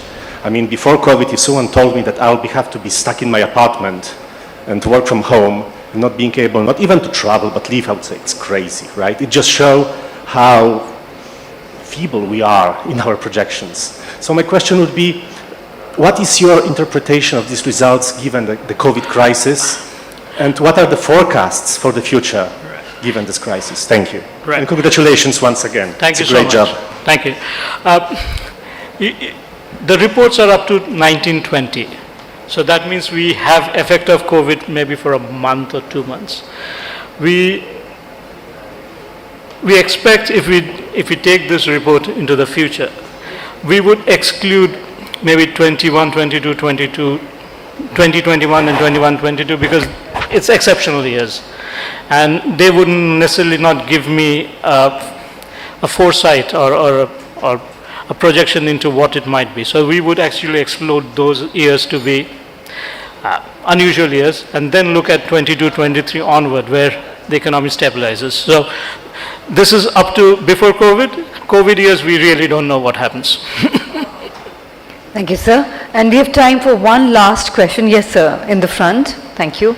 That will be the last question. Sorry, we're running out of time now. Sir, you have not considered, quality in the, this trade thing, The problem is that, in India, there is no quality standard. Even the Philips, lamps, they fuse in 500 hours when they are supposed to last 50,000 hours. Right. So this is a very, very big, economic loss to India. Right. Much bigger than, illicit trade. For That this should report- also be considered, anything that is not meeting the quality should also be treated as illicit. Whether it is made in India or made in legal factory or not. Right. Sir, Sir, I was in US for six months. I didn't find a single product which is defective. And if you are selling a defective product, they will, tell you to, completely wash out the factory, for example, ice cream factory, they will be destroying the stocks of 1 month, 2 months, 3 months. And they will be, doing so many inspections. So nothing is happening in India. So for this report, we haven't considered quality. That's the purpose of other FICCI activities and other FICCI consumer activities and consumer rights that they look at. So for this has been just illicit markets. So the quality issues of legitimate markets has not been focus of this report, sir. Thank you very much indeed. And ladies and gentlemen, let's put our hands together for that wonderful presentation on the highlights of the study. Thank you very much indeed, Mr. Datta, for doing that. And on that note, inviting everybody to kindly join us for lunch. Lunch is served outside in the foyer. And ladies and gentlemen, we would like to inform the first plenary session will commence at 1:45. We would request everybody to be seated 5 to 10 minutes before that. Thank you. Please enjoy your lunch and join us back in time for the plenary session 1. Thank you.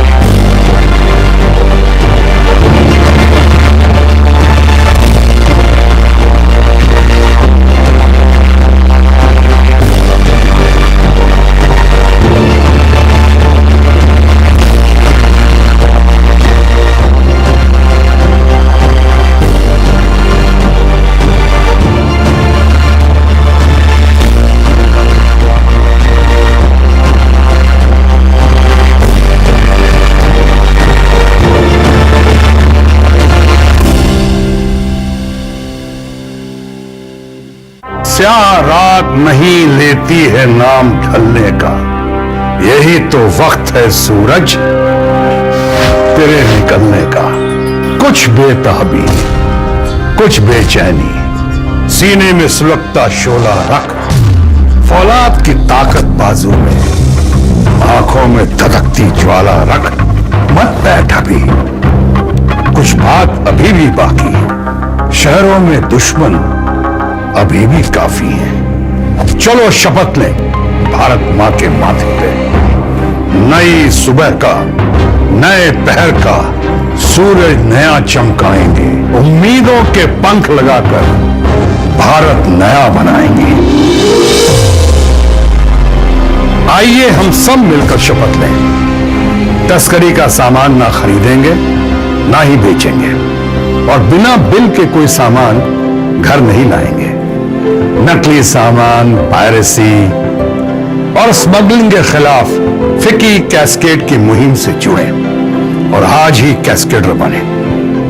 Always buy genuine and be genuine. Be Indian, buy Indian. जय Hind.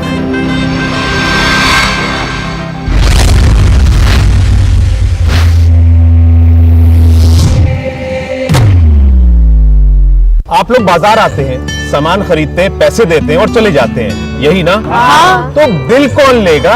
Bill का क्या करना है? और बिना bill के सामान सस्ता भी तो मिल जाता है। क्या आपको मालूम है कि बिना बिल के सामान आपको सस्ता क्यों मिल जाता है? ऐसा करके आप नकली और तस्करी के सामानों को बढ़ावा देते हैं और इस खतरनाक कारोबार से हमारे देश को हर साल लगभग 73,000 करोड़ का नुकसान होता है। तो अब से आप क्या करेंगे? जागो ग्राहक जागो। असली है ना? चांस ही नहीं है। क्या? नकली का। ओ, MRP से ज्यादा तो नहीं ले रहे हैं? हाँ जी। पैसे नहीं चाहिए। मतलब? ये है ना? ओ, डिजिटल।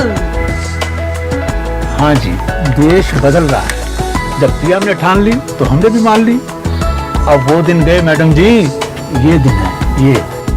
सोच बदल रही है, देश बदल रहा है, आप भी बदले। Madam bill. Thank you. जागो ग्राहक जागो। आरती, कितनी बार कहा है जब भी कोई फूड प्रोडक्ट खरीदो उसके पैकेट को ध्यान से देखो। MRP देखा? No madam. इंग्रेडिएंट्स? नहीं। और BBU? BBU? Best before use mom. No madam. ओफो ओफो ओफो मैंने सब चेक किया था फिर खरीदा था, और बिल लेना भी जरूरी है ड्रामेबाज। जागो ग्राहक जागो। ये लीजिए आपकी दवा। तो रिश्ता पक्का समझे? कौन सा रिश्ता? आपने हमें दवा दी और हमने आपको पैसे दिए, तो आपके और हमारे बीच में एक रिश्ता बन गया। बिल्कुल ठीक, ये रिश्ता पक्का। तो फिर इस रिश्ते पर मोहर लगाइए। मोहर? बिल दीजिए। ओ बिल। कुछ भी खरीदें, बिल जरूर लें। ऐसा करके आप नकली और तस्करी के सामान की खरीद फरोख्त पर रोक लगा सकते हैं। ये आपकी और देश की सुरक्षा का सवाल है। जागो ग्राहक जागो।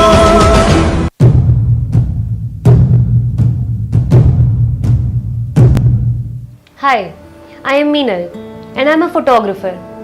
मैं प्रोडक्ट्स का शूट करती हूँ, वो प्रोडक्ट्स जिनको आप ऑनलाइन साइट्स पे देखते हैं। तो जब हम उन सब का शूट करते हैं एज फोटोग्राफर्स, हम लोग उसको बहुत ज़्यादा लाइटिंग से और बहुत एडिटिंग से उसको ट्रीट करते हैं।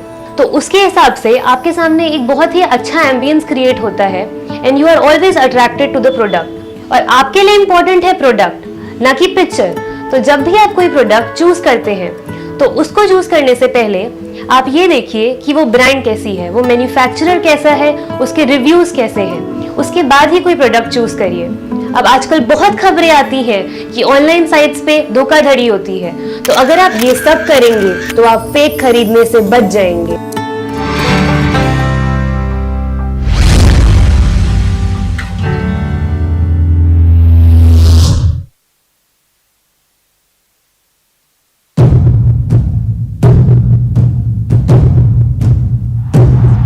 One run needed. There's the run. And we have the result of the जब इंडिया पाकिस्तान का मैच होता है तो हम देशभक्त हो जाते हैं, और देशभक्ति अपनी चरम पर होती है। क्यों ना हो, होनी भी चाहिए। लेकिन साथ ही हम जाने अनजाने कुछ ऐसे काम कर देते हैं जिससे कि हमारे देश के दुश्मनों के हाथ मजबूत हो जाते हैं। मसलन जब हम शॉपिंग करने जाते हैं तो थोड़े पैसे बचाने के लिए बिना बिल के सामान खरीद लेते हैं और ये पैसे किसी ना किसी रास्ते से होकर देश के दुश्मनों तक पहुंचते हैं। लेकिन अगर आप बिल लेंगे तो ऐसा नहीं होगा। तो इंडिया को चीयर तो कीजिए, साथ ही शॉपिंग करते हुए बिल भी लीजिए। ये होगी असली देशभक्ति।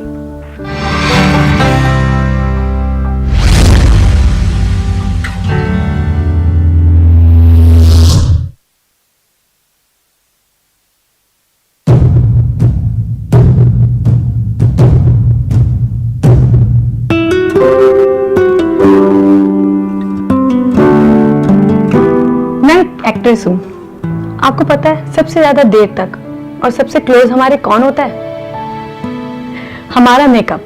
हर रोज 10 से 12 घंटे तक हमारे फेस पे मेकअप रहता है। एक बात का मैं खास ध्यान रखती हूँ, मेरे मेकअप आर्टिस्ट कोई भी प्रोडक्ट लेकर आ रहे हैं, मैं उससे पहले खुद चेक करती हूँ और उनसे उसका बिल मांगती हूँ। शुरू में मुझे बहुत अजीब लगता था कि मैं ऐसा क्यों करती हूँ, लेकिन 10 से 12 घंटे जो मेरे फेस पे प्रोडक्ट यूज होने वाला है, मैं उसे चेक ना करूं। और ये तभी होगा जब इसका बिल प्रॉपर होगा। अगर ये प्रोडक्ट्स नकली हुए, इसमें हार्मफुल केमिकल्स हुए, तो इससे कैंसर भी हो सकता है। इसलिए आप अलर्ट रहिए, मैं भी रहती हूँ। तो जब भी मेकअप प्रोडक्ट्स खरीदें तो जेन्युइन शॉप से खरीदें और बिल के साथ।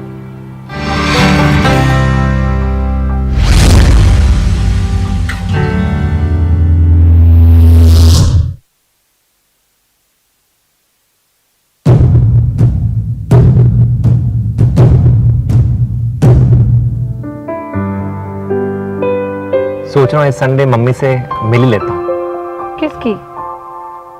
मेरी या तुम्हारी? अपनी वाली से तो रोज ही मिलता हूँ, तुम्हारी। क्यों? सोच रहा हूँ तुम्हारा हाथ मांग ही लो। मेरे हाथ क्या इतने सुंदर है? सुंदर तो है, लेकिन इन्हें इंश्योरेंस की जरूरत है। इंश्योरेंस? हाथों का? कुछ भी? ये जो तुम 450 की नेल पॉलिश 150 रुपए में लाई हो, पता है ये इतनी सस्ती क्यों है? डिस्काउंट, बार्गेन, तुम्हें पता है ना, मास्टर हूँ। सोचो अगर ये नेल पॉलिश नकली हुई तो, अगर इसमें हार्मफुल केमिकल हुए तो, और इन हार्मफुल केमिकल से तुम्हारे नेल खराब हो जाएं, टूट जाएं, गिर जाएं तो? तुम मुझे डरा रहे हो। टिश्यू पेपर दो। डरा नहीं रहा, बता रहा हूं। वैसे एक बात बताओ, इन लड़कियों के कॉस्मेटिक्स के बारे में तुम्हें इतना कैसे पता? वो actually Amazon strives to be Earth's most customer-centric company, and our goal is to ensure that when our customers shop, they have the safest and most seamless shopping experience, and that they are choosing from the widest collection possible of authentic and safe products. However, with millions of customers and selling partners and billions of daily product listings, Amazon unfortunately also becomes an attractive target for criminals and bad actors who attempt to dupe customers on the online marketplace. So, how do we give our customers the Amazon assurance that each product they choose and purchase is authentic and safe?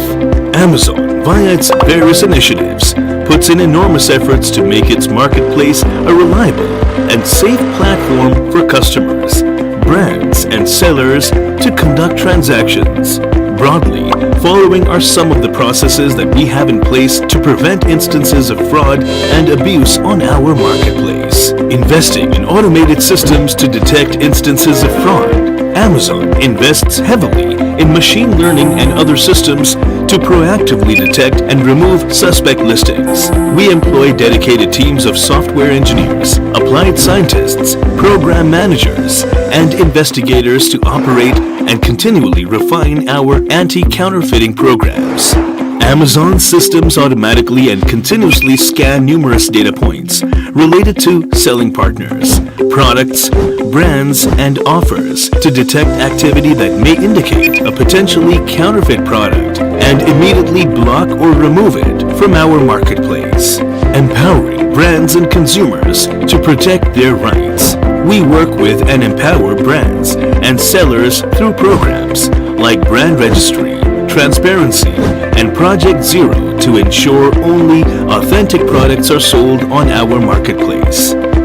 We investigate any claim of counterfeit thoroughly, including removing the item, permanently removing the bad actor, pursuing legal action as appropriate. If a bad actor is able to evade Amazon's detection mechanisms and sell counterfeit products, Amazon makes it easy for customers to report those concerns. Amazon ensures that any customer who purchased a counterfeit product is able to receive a refund. Being attentive to our customers' concerns, in addition to proactive technology investments and industry-leading brand protection tools, Amazon also continuously scans feedback from customers, such as customer reviews and contacts, to Amazon's customer service team for signs of any safety or authenticity issues, and takes action on any suspected product and uses this information to improve the proactive controls. Amazon operates as a marketplace in India, owing to local FDI laws, and does not exercise any control over the seller's inventory. However, we take proactive measures such as these to curb the sale of counterfeits. In our endeavor towards becoming Earth's most customer-centric company, we invite you to be a part of a safe online shopping experience with us. To know more about our efforts, visit www.amazon.in or contact us at www.amazon.in/contact-us. Check one, check.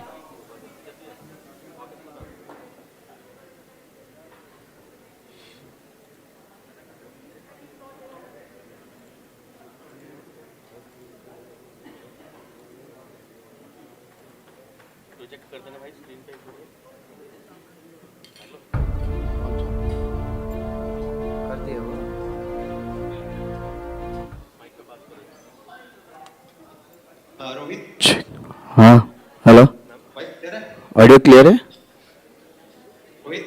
Audio आ रहा है clear है थोड़ा सा बोल दो अरे कुछ भी पढ़ दो यार क्या पढ़ो Administering measure of safeguarding consumer from spurious and fake goods on the internet and Can you check with Jelilia? Hi Jelilia, can you hear us please?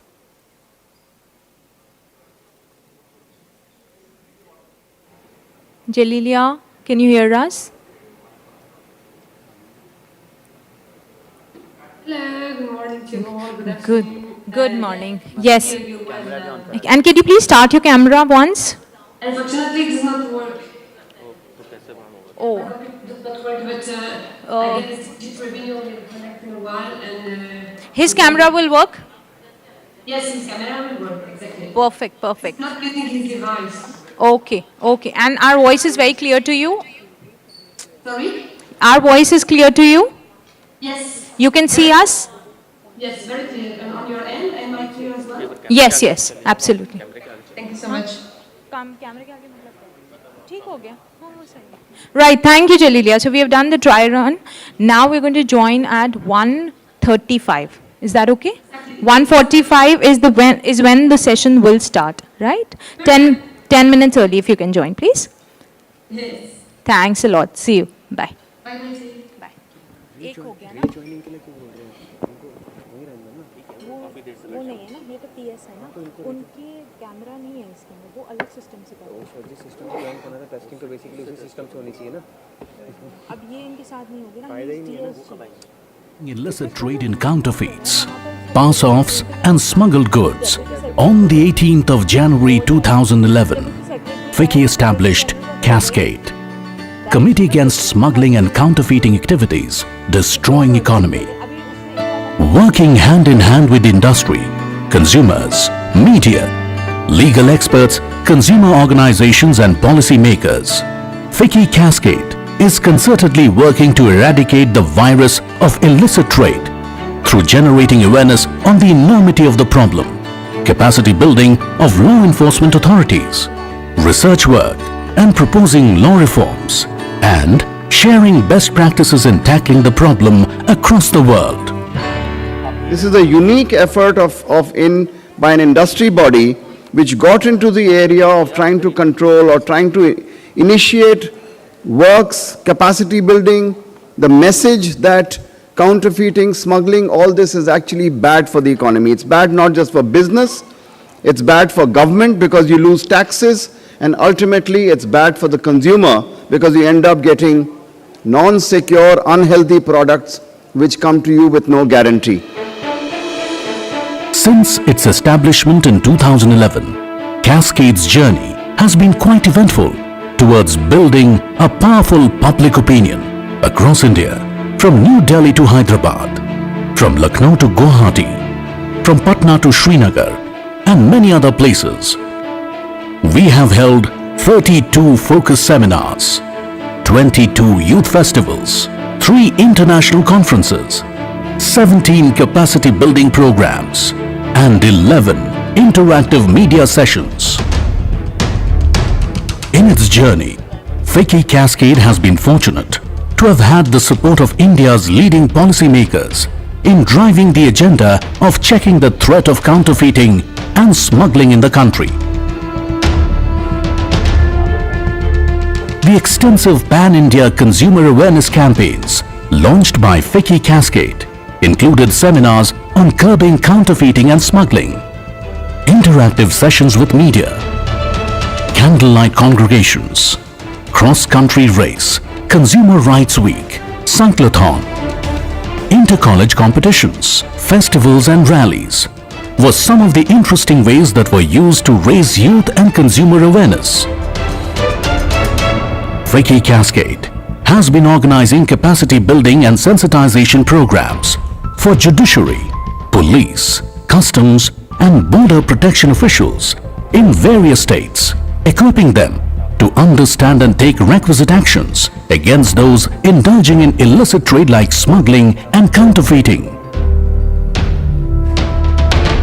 Apart from capacity building, Cascade also acknowledges the efforts put in by the enforcement officers who show high standards of rigor and intelligence in prevention of illicit trading activities which impact Indian business and the economy. An integral part of FICCI Cascade is to conduct multi-stakeholder dialogues focused on identifying opportunities for joint action between governments, enforcement agencies and industry to combat illicit trade. In pursuance of its agenda, Cascade's annual flagship international conference are structured to ensure that stakeholders could dialogue with policymakers and international agencies who are working towards designing tangible solutions to combating illicit trade in global markets. For a variety of economic reasons, smuggling occurs. It could be gold and tobacco, it could be R-22 gas, it could be firecrackers coming in from China, it could be fake Indian currency being brought in to destabilize the economy, and it could be attempts to evade the requirements of law, as in the rules of origin, in order to get beneficial treatment under the free trade agreements, to undervalue, to overvalue, to avoid customs duties. It could be to bring in narcotics, drugs. Over the years, several institutions of international repute have joined hands with Cascade to fight the cause and heighten responsiveness on the impact of the twin hazard of smuggling and counterfeiting. In a short span of 6 years, FICCI Cascade has not only initiated several researches to assess the extent of the problem of smuggling and counterfeiting, but has also gone one step further to outline its impact on our society. As only scattered anecdotal documents were available, a systematic treatment of the subject was carried out through its groundbreaking compilations of the extent of the problem in India that offered the building blocks for key policymakers and decision makers. The efforts taken by FICCI Cascade were recognized when it bagged the Global Anti-Counterfeiting Awards in 2013.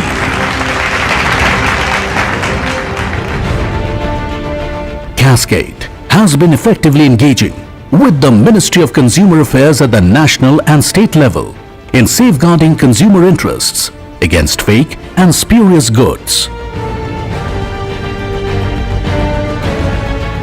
Cascade has also been part of the very successful Jago Grahak Jago campaign of the department through publicity and ad campaigns. मैंने सब check किया था फिर खरीदा था और bill लेना भी जरूरी है ड्रामेबाज। Cascade's campaign on asking for a bill on every purchase has come a long way in educating consumers. The benefits of asking for a bill. Bill दीजिए। ओ bill.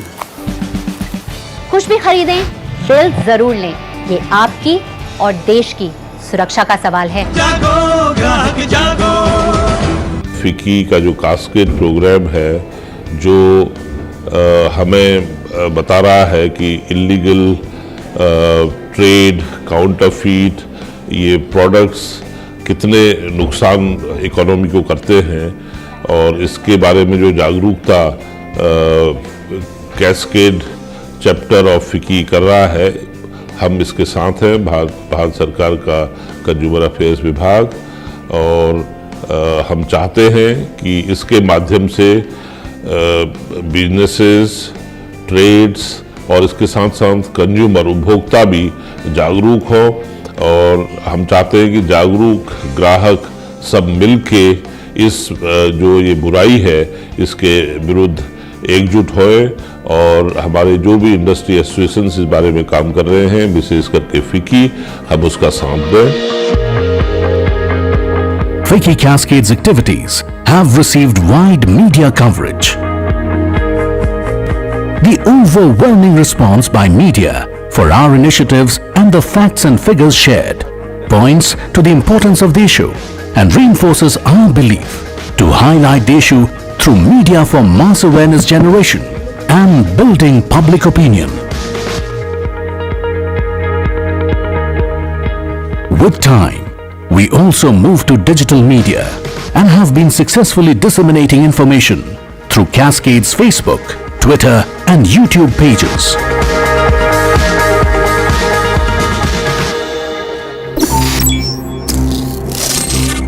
It is evident that the problem of illicit trade is serious. This needs to be dealt with sincere commitment from consumers, government and industry, leading to result-oriented effective steps addressing this challenge in a sustained manner. Cascade, as part of its mandate, continues its activities with the support and engagement of stakeholders for building a strong and effective network for protection of rights of legitimate business holders and safeguard consumer interests.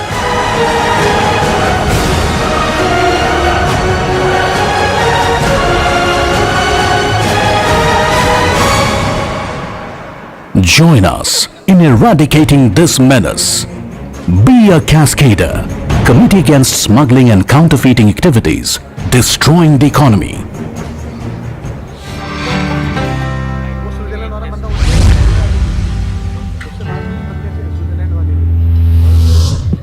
Jalila लौती कुछ आया मैं उनसे हुई।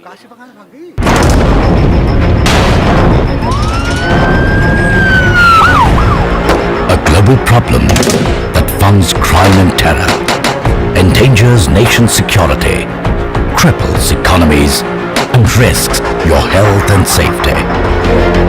Illicit trade is real and rapidly growing unless we do something about it. Let's join FICCI Cascade in its fight against smuggling and counterfeiting. एक second check मार देना। आ गई रुको काशिफ आ गई। अरे इधर कैमरे देखने तेरे। और उससे चेक मार।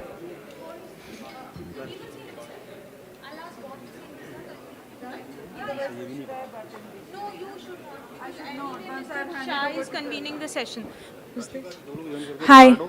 Yeah. Okay. Hi, Todd. Can you hear this? Mr. Okay. Mr. Ricardo, can you hear us? Hi, Todd. We can see you. Can you speak something, Todd? He's on mute. Can you unmute yourself and speak something, Todd?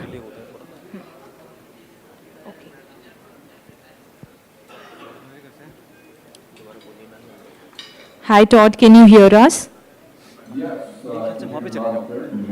Okay, okay, great. So, are you making a presentation? No, I'll just be speaking. Okay, Todd, so we are going to start in next 40 minutes from now. So you can, put this on mute and join back after 30 minutes. That'll be helpful. Okay, so in 30 minutes I'll join back. Maybe only. All right. See you then. Okay, thank you. So give me a second. Yeah. Huh?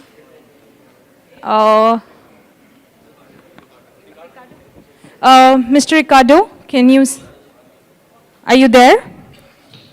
Can you hear us? Hello. Hi, good morning to you. Good morning. So you can hear us and see us as well? Yes, I can hear you very clearly. I can see the screen. Perfect, perfect. So we're going to start in next 35 minutes and you can join back.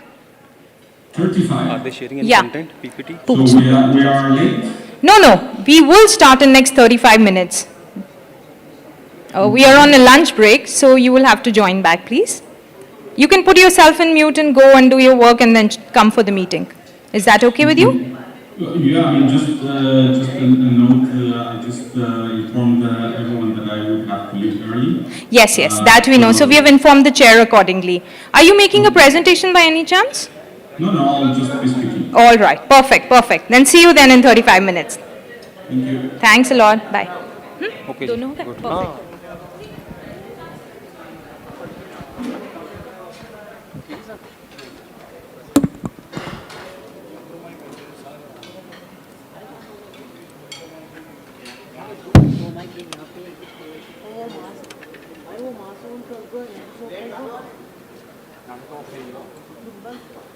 भाई audio खोल दो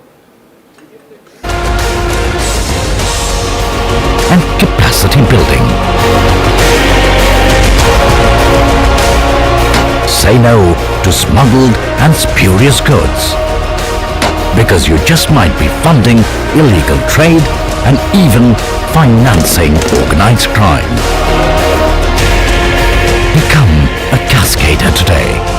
Fight the war against illicit trade.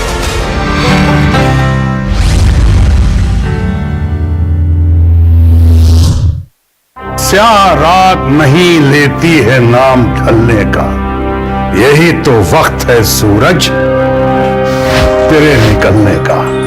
कुछ बेताबी, कुछ बेचैनी, सीने में सुलगता शोला रख, फौलाद की ताकत बाजू में, आंखों में धधकती ज्वाला रख, मत बैठ अभी, कुछ बात अभी भी बाकी है, शहरों में दुश्मन अभी भी काफी है। चलो शपथ लें भारत मां के माथे पे, नई सुबह का, नए पहर का सूरज नया चमकाएंगे, उम्मीदों के पंख लगाकर भारत नया बनाएंगे।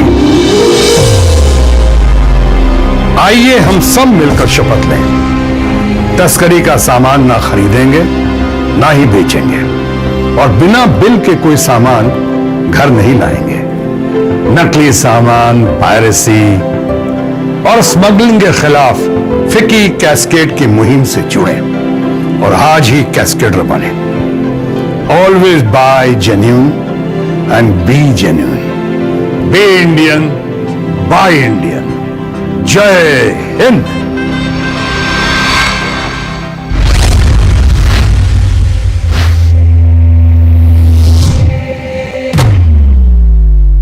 आप लोग बाजार आते हैं सामान खरीदते हैं, पैसे देते हैं और चले जाते हैं, यही ना? हाँ। तो बिल कौन लेगा? बिल का क्या करना है? और बिना बिल के सामान सस्ता भी तो मिल जाता है। क्या आपको मालूम है कि बिना बिल के सामान आपको सस्ता क्यों मिल जाता है? ऐसा करके आप नकली और तस्करी के सामानों को बढ़ावा देते हैं और इस खतरनाक कारोबार से हमारे देश को हर साल लगभग 73,000 करोड़ का नुकसान होता है। तो अब से आप क्या करेंगे? जागो ग्राहक जागो। असली है ना? चांस ही नहीं है। क्या? नकली का। ओह, MRP से ज्यादा तो नहीं ले रहे हैं? हाँ जी। पैसे नहीं चाहिए। मतलब? ये है ना? ओह, डिजिटल। हाँ जी, देश बदल रहा है। जब पीएम ने ठान ली तो हमने भी मान ली। अब वो दिन गए मैडम जी, ये दिन है ये। सोच बदल रही है, देश बदल रहा है, आप भी बदलो। Madam, bill. Thank you. जागो ग्राहक जागो। आरती, कितनी बार कहा है जब भी कोई फूड प्रोडक्ट खरीदो उसके पैकेट को ध्यान से देखो। MRP देखा? No madam. इंग्रेडिएंट्स? नहीं। और BBU? BBU? Best before use mom. No madam. ओफो ओफो ओफो मैंने सब चेक किया था फिर खरीदा था। और बिल लेना भी जरूरी है ड्रामेबाज। जागो ग्राहक जागो। ये लीजिए आपकी दवा। तो रिश्ता पक्का समझे? कौन सा रिश्ता? आपने हमें दवा दी और हमने आपको पैसे दिए, तो आपके और हमारे बीच में एक रिश्ता बन गया। बिल्कुल ठीक, ये रिश्ता पक्का। तो फिर इस रिश्ते पर मोहर लगाइए। मोहर? बिल दीजिए। ओ, बिल। कुछ भी खरीदें, बिल जरूर लें। ऐसा करके आप नकली और तस्करी के सामान की खरीद फरोख्त पर रोक लगा सकते हैं। ये आपकी और देश की सुरक्षा का सवाल है। जागो ग्राहक जागो।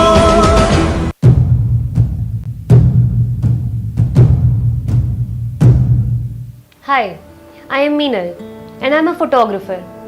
मैं प्रोडक्ट्स का शूट करती हूँ, वो प्रोडक्ट्स जिनको आप ऑनलाइन साइट्स पे देखते हैं। तो जब हम उन सब का शूट करते हैं एज फोटोग्राफर्स, हम लोग उसको बहुत ज़्यादा लाइटिंग से और बहुत एडिटिंग से उसको ट्रीट करते हैं।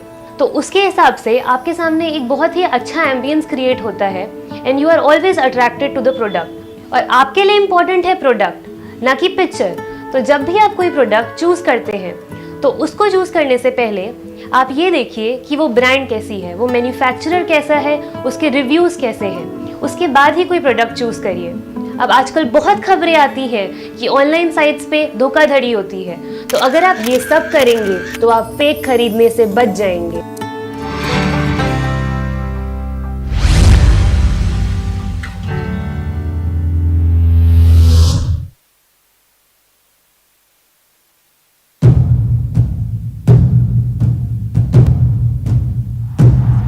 One run needed. There's the run. And we have the result of the जब इंडिया पाकिस्तान का मैच होता है तो हम देशभक्त हो जाते हैं और देशभक्ति अपनी चरम पर होती है। क्यों ना हो, होनी भी चाहिए। लेकिन साथ ही हम जाने अनजाने कुछ ऐसे काम कर देते हैं जिससे कि हमारे देश के दुश्मनों के हाथ मजबूत हो जाते हैं। मसलन जब हम शॉपिंग करने जाते हैं तो थोड़े पैसे बचाने के लिए बिना बिल के सामान खरीद लेते हैं और ये पैसे किसी ना किसी रास्ते से होकर देश के दुश्मनों तक पहुंचते हैं। लेकिन अगर आप बिल लेंगे तो ऐसा नहीं होगा। तो इंडिया को चीयर तो कीजिए, साथ ही शॉपिंग करते हुए बिल भी लीजिए। ये होगी असली देशभक्ति।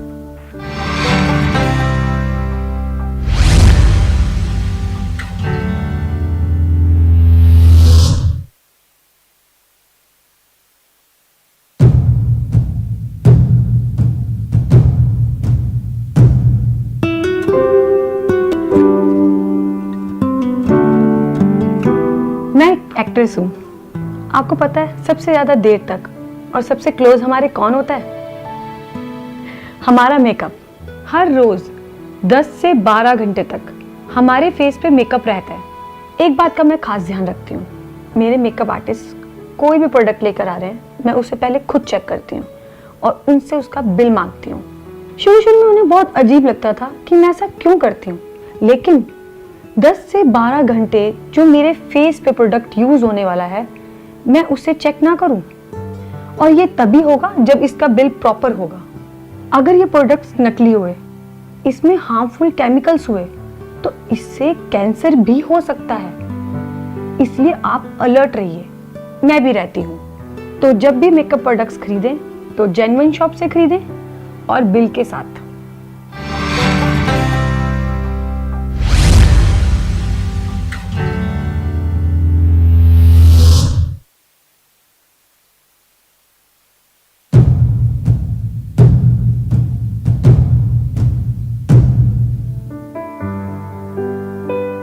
सोच रहा हूँ इस संडे मम्मी से मिल ही लेता हूँ। किसकी? मेरी या तुम्हारी? अपनी वाली से तो रोज ही मिलता हूँ, तुम्हारी। क्यों? सोच रहा हूँ तुम्हारा हाथ मांग ही लो। मेरे हाथ क्या इतने सुंदर है? सुंदर तो है, लेकिन इन्हें इंश्योरेंस की जरूरत है। इंश्योरेंस? हाथों का? कुछ भी? ये जो तुम 450 की नेल पॉलिश 150 रुपए में लाई हो, पता है ये इतनी सस्ती क्यों है? डिस्काउंट, बार्गेन, तुम्हें पता है ना, मास्टर हूँ। सोचो अगर ये नेल पॉलिश नकली हुई तो, अगर इसमें हार्मफुल केमिकल हुए तो, और इन हार्मफुल केमिकल से तुम्हारे नेल खराब हो जाएं, टूट जाएं, गिर जाएं तो? तुम मुझे डरा रहे हो। टिश्यू पेपर दो। डरा नहीं रहा, बता रहा हूं। वैसे एक बात बताओ, ये लड़कियों के कॉस्मेटिक्स के बारे में तुम्हें इतना कैसे पता? वो actually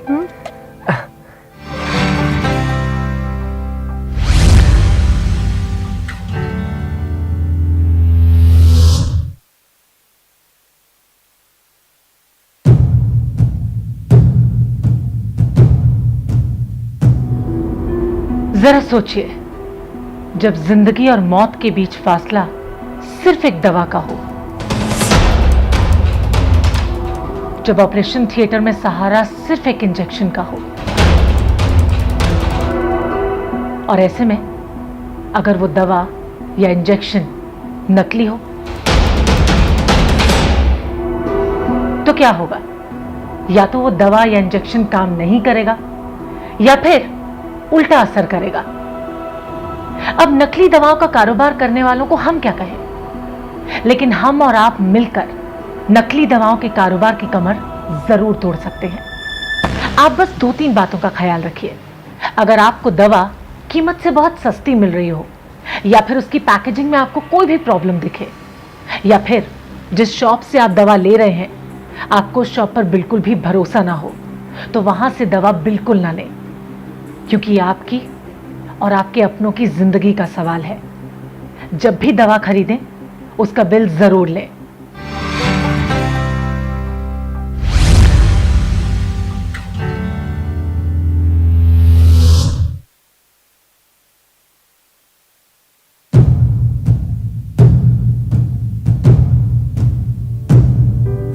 Look at my new watch. Can you imagine? मैं सारा दिन ऑफिस में पहन के घूमता रहा बट किसी ने नोटिस तक नहीं किया कि ये डुप्लीकेट है। How stupid they are. यार ट्रू। तुम जानते हो क्या? हम जो कुछ भी आज करते हैं ना, उसका असर हमारे बच्चों पर कल पड़ता है। कैसे?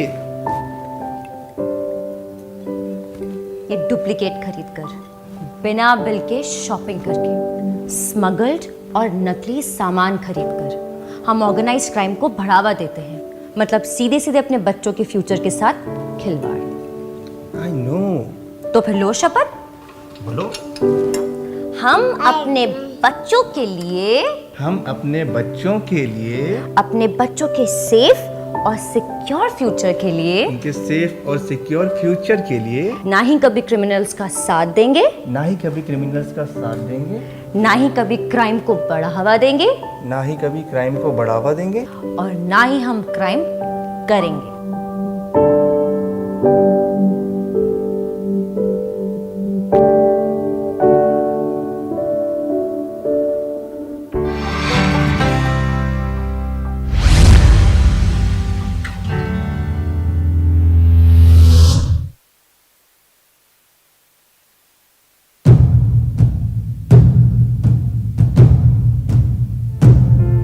सर, सर बहुत शरीफ सा लगता है। कॉल मी डॉन।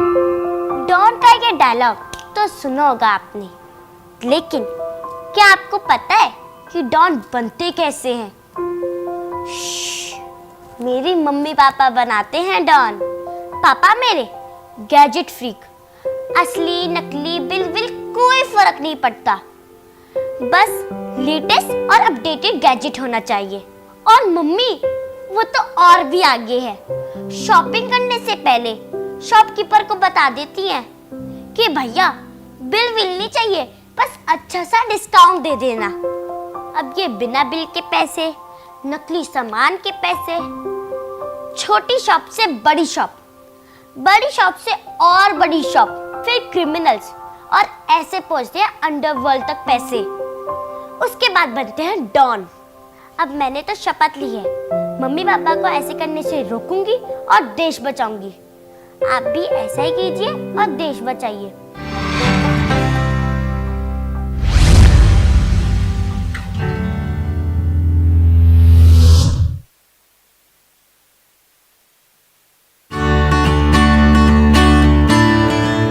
जो हम कंज्यूमर राइट्स की जो बात करते हैं, कोई भी कंज्यूमर जो भी सामान हम कहीं से ख़रीदते हैं, उसका अगर उससे कोई भी कहीं कोई परेशानी है तो वो कंज्यूमर रेड्रेसल फोरम में जब भी अप्रोच कर सकता है जब उसके पास बिल होगा। लेकिन हम करते ये हैं कि जनरली कोई भी सामान हम कहीं से ख़रीद लेते हैं, उसकी रिसिप्ट हम लेते नहीं हैं और ना ही हम कोई टैक्स देते हैं। कई बार जो हम सामान ख़रीदते हैं, नकली सामान ख़रीद बैठते हैं और जब उसके लिए हमें कोई परेशानी आती है, हम कंज्यूमर फोरम में अप्रोच करना चाहते हैं, हमारे पास उसकी कोई रिसिप्ट नहीं होती है। अल्टीमेटली हमें अपने जो राइट्स होते हुए भी उसका कोई फ़ायदा मिल नहीं पाता है। तो तमाम राइट्स जो हमारे कानून ने हमें दिए थे वो बेकार साबित हो जाते हैं, सिर्फ हमारी ज़रा सी अवेयरनेस ना होने की वजह से। तो सबसे ज़्यादा ज़रूरी है जो भी कंज्यूमर है वो अपने हुकूक के बारे में बखूबी जान ले और जो भी सामान जब भी ख़रीदने जाए तो उसकी रिसिप्ट ज़रूर ले ले।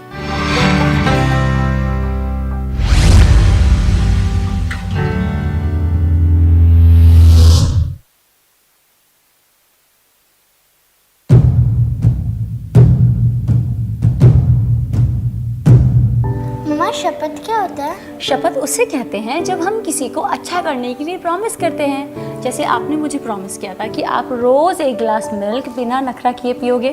तो आज हम आपसे प्रॉमिस करते हैं और शपथ लेते हैं कि आज से हम आपका कोई भी सपना टूटने नहीं देंगे। फायदा छोटा हो या बड़ा, हम ऐसे किसी छलावे में नहीं आएंगे जो आपकी जिंदगी के लिए या हमारे देश के लिए डेंजरस हो। और उसके लिए हमें क्या करना होगा? उसके लिए हम आज से बिना बिल के शॉपिंग नहीं करेंगे, नकली सामान नहीं खरीदेंगे, स्मगलिंग का सामान नहीं खरीदेंगे और ना किसी को खरीदने देंगे। तो क्या बड़े हो के आप दोगे हमारा साथ?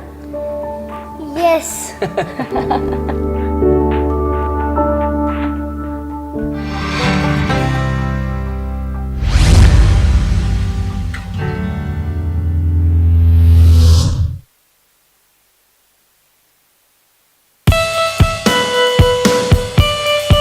अगर आप 10,000 रुपए की चीज पर 200 से 300 रुपए बचा भी लेते हैं तो कितनी सेविंग कर लेते हैं। और कभी कभी हम सेविंग करने के चक्कर में कुछ ऐसा कर जाते हैं जिसके बारे में आपको अंदाजा भी नहीं होगा। लेट्स से फॉर एग्जांपल, आप अपने फोन के जरिए आप अपने देश के बच्चों की पढ़ने में मदद कर सकते हैं। अब आप सोच रहे होंगे कैसे? देखिए, अगर आप जेन्युइन खरीदें, सही शोरूम से खरीदें, भरोसे के साथ बिल लेकर खरीदें, तो आप अपनी शॉपिंग पे टैक्स देंगे और वही टैक्स सीधे सरकार तक पहुंचेगा और उसके बाद उसे इंफ्रास्ट्रक्चर, एजुकेशन और हेल्थ केयर जैसी बुनियादी जरूरतों के लिए इस्तेमाल किया जाएगा।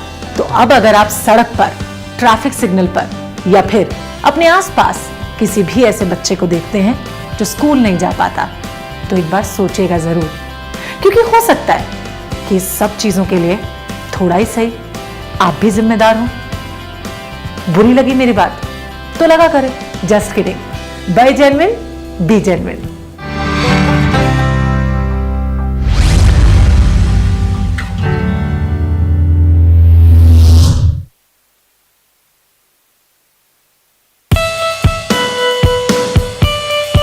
भाई अब आपने डीडीएलजे तो देखी होगी। अच्छा, मुझे तो याद भी नहीं कि मैंने कितनी बार देखी है। एक्चुअली मेरी ना फेवरेट फिल्म है और उसका वो आइकॉनिक डायलॉग कि मेरी माँ कहा करती थी, जिंदगी के हर मोड़ पर तुम्हें दो रास्ते मिलेंगे, एक सही और दूसरा गलत। वेल फ्रेंड्स, इस बात को तो मैं पूरी तरह से मानती हूँ और ये फिलॉसफी लाइफ के लिए सच्ची भी है, क्योंकि जिंदगी की हर सिचुएशन में हमारे पास दो ऑप्शंस होती हैं, एक सही और दूसरी गलत। अब देखिए ना, लाइफ में एक और ऐसी सिचुएशन है कि आपकी और हमारी जिंदगी महफूज रहे। इसमें भी हमारे पास दो ऑप्शंस हैं, या तो सरकार का साथ दीजिए या फिर टेररिस्ट का। अगर आप जेन्युइन खरीदेंगे, बिल लेकर शॉपिंग करेंगे, तो आप सरकार का साथ देंगे जो हर वक्त आपकी हिफाजत करती है, जिससे आप महफूज होंगे। तो बॉम्ब ब्लास्ट और टेररिस्ट अटैक के खिलाफ सरकार का साथ दीजिए, क्रिमिनल्स का नहीं। या फिर इसका उल्टा कीजिए, थोड़े पैसे बचाने के चक्कर में हो सकता है कि आप स्मगलिंग के सामान को बढ़ावा दे रहे हो, तो अब से सिर्फ जेन्युइन प्रोडक्ट खरीदिए, बिल लेकर शॉपिंग कीजिए और सरकार का साथ दीजिए। Always buy genuine and be genuine.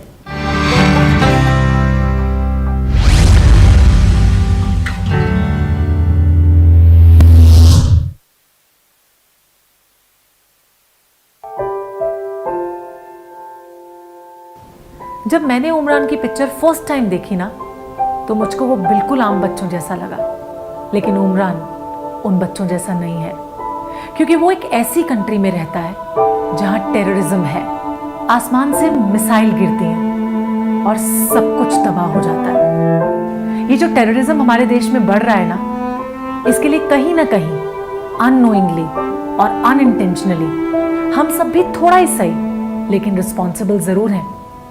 अगर आप सिगरेट पीते हैं, वो भी इंपोर्टेड ब्रांड, तो ये खबर आपके लिए है। इंपोर्टेड के नाम पर जो सिगरेट आप पी रहे हैं वो स्मगल्ड सिगरेट भी हो सकती है, और इस स्मगल्ड सिगरेट का पैसा कहां कहां पहुंचाया जाता है, इस बात का आपको अंदाजा भी नहीं होगा। और एक सबूत के मुताबिक ISIS टेरर फैलाने में इस पैसे को इस्तेमाल भी करता है। तो अगर आप स्मगल्ड सिगरेट पी रहे हैं इंपोर्टेड के नाम पर, तो मत पीजिए, क्योंकि ये सिगरेट आपकी सेहत को तो खराब कर ही रही है, लेकिन साथ साथ हमारे देश की सुरक्षा के लिए भी उतनी ही हानिकारक है। तो इस इंफॉर्मेशन को जितना हो सके शेयर कीजिए और अपने देश की केयर कीजिए। Always buy genuine product.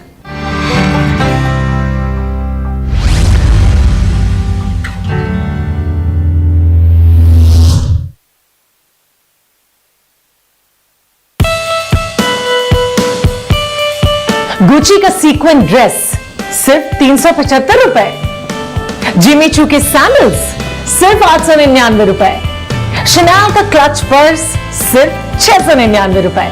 जी हाँ, कई मार्केट्स में इतने ही कम दाम में मिलते हैं ये डिजाइनर लेबल्स। जाहिर सी बात है कि ये नकली हैं, लेकिन हम और आप कई बार इस बात को इग्नोर कर देते हैं, क्योंकि हमें प्रियंका चोपड़ा का वो एग्जैक्ट लुक जो पाना होता है, जो शायद हमने कभी टीवी पर या फिर इंटरनेट पे देखा हो। वैसे इन फैशन फेक्स को खरीदना कोई क्राइम नहीं है, लेकिन इनके इम्प्लीकेशंस क्या हो सकते हैं ये जानना बहुत जरूरी है। डिजाइनर लेबल्स के नाम पे आपको इंफीरियर डिजाइन मिलता है, और इससे जो लेजिटिमेट बिजनेस है उसे अलग से नुकसान सहना पड़ता है। साथ ही साथ हेल्थ रिस्क जो होता है वो अलग है, क्योंकि हो सकता है कि इसमें जिस डाई या केमिकल का इस्तेमाल किया जा रहा हो वो टॉक्सिक हो। और साथ ही नकली सामानों का कारोबार क्राइम को भी बढ़ावा देता है, इसलिए सस्ते के चक्कर में बिल्कुल मत पड़िए। Buy genuine, be genuine.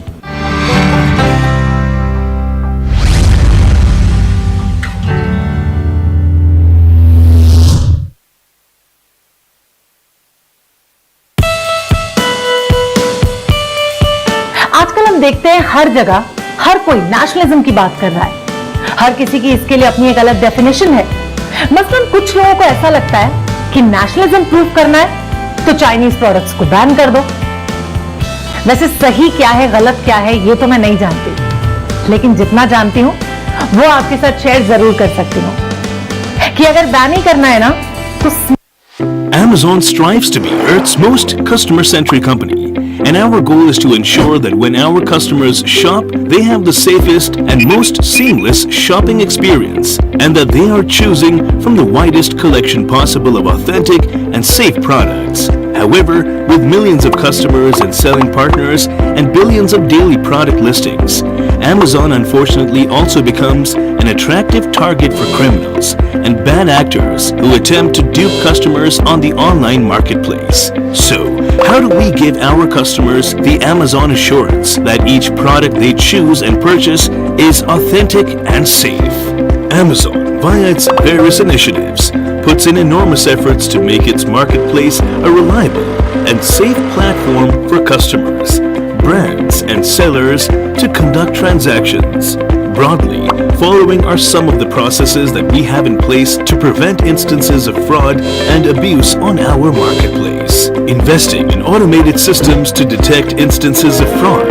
Amazon invests heavily in machine learning and other systems to proactively detect and remove suspect listings. We employ dedicated teams of software engineers, applied scientists, program managers, and investigators to operate and continually refine our anti-counterfeiting programs. Amazon systems automatically and continuously scan numerous data points related to selling partners, products, brands, and offers to detect activity that may indicate a potentially counterfeit product and immediately block or remove it from our marketplace. Empowering brands and consumers to protect their rights. We work with and empower brands and sellers through programs like brand registry, transparency, and Project Zero to ensure only authentic products are sold on our marketplace. We investigate any claim of counterfeit thoroughly, including removing the item, permanently removing the bad actor, pursuing legal action as appropriate. If a bad actor is able to evade Amazon's detection mechanisms and sell counterfeit products, Amazon makes it easy for customers to report those concerns. Amazon ensures that any customer who purchased a counterfeit product is able to receive a refund. Being attentive to our customers' concerns. In addition to proactive technology investments and industry-leading brand protection tools, Amazon also continuously scans feedback from customers, such as customer reviews and contacts, to Amazon's customer service team for signs of any safety or authenticity issues, and takes action on any suspected product and uses this information to improve the proactive controls. Amazon operates as a marketplace in India, owing to local FDI laws, and does not exercise any control over the seller's inventory. However, we take proactive measures such as these to curb the sale of counterfeits. In our endeavor towards becoming Earth's most customer-centric company, we invite you to be a part of a safe online shopping experience with us. To know more about our efforts, visit www.amazon.in or contact us at www.amazon.in/contact-us.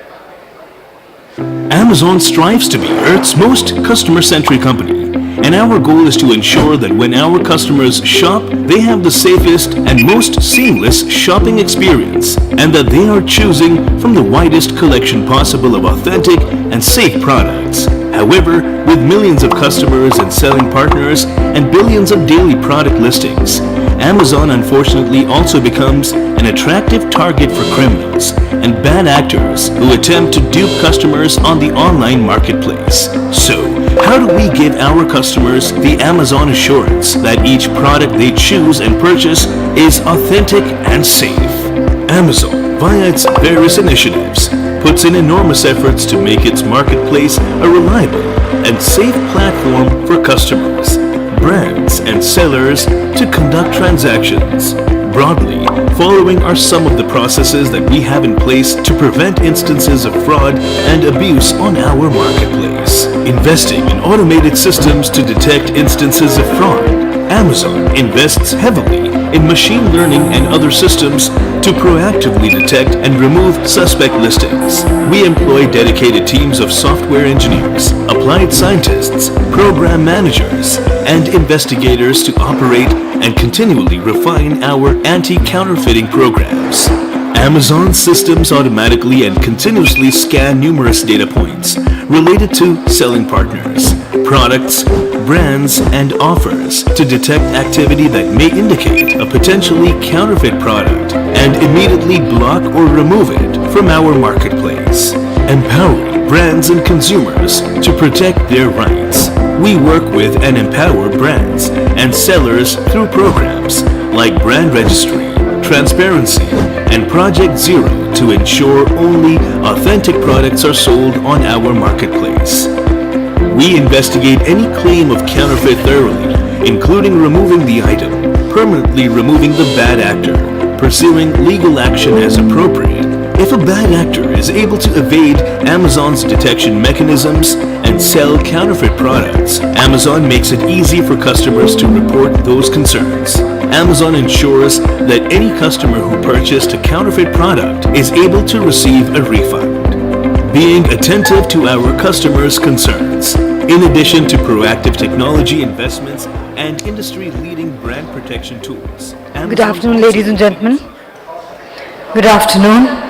Good afternoon, everybody. May I request everyone to kindly take their seats.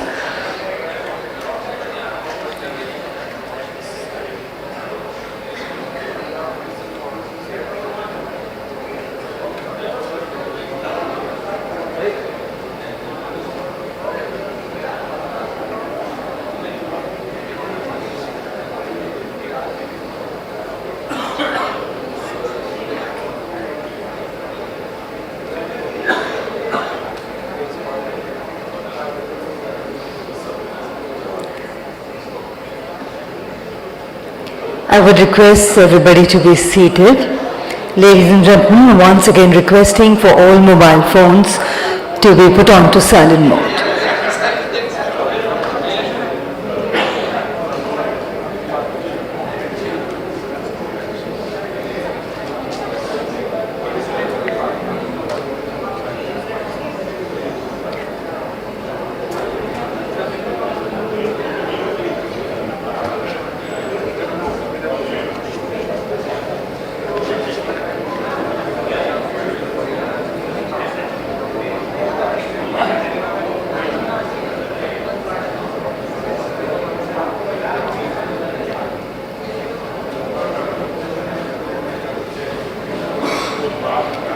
Ladies and gentlemen, we are now going to begin with the proceedings of plenary session 1. We would request everybody to take their seats, all mobile phones put on to silent mode. Thank you.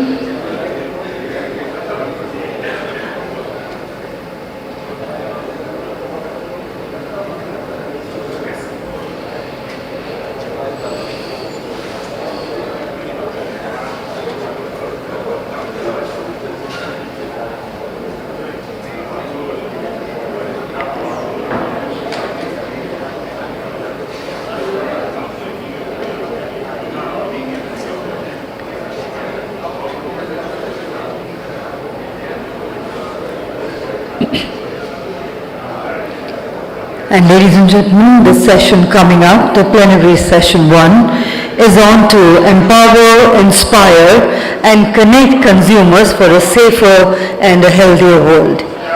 And may I invite on stage our distinguished and eminent session chair, Mr. Najib Shah, former chairman, Central Board of Indirect Taxes and Customs and think tank member, FICCI Cascade. Let's put our hands together to welcome Mr. Najib Shah. And ladies and gentlemen, two of our eminent panelists would be joining us virtually.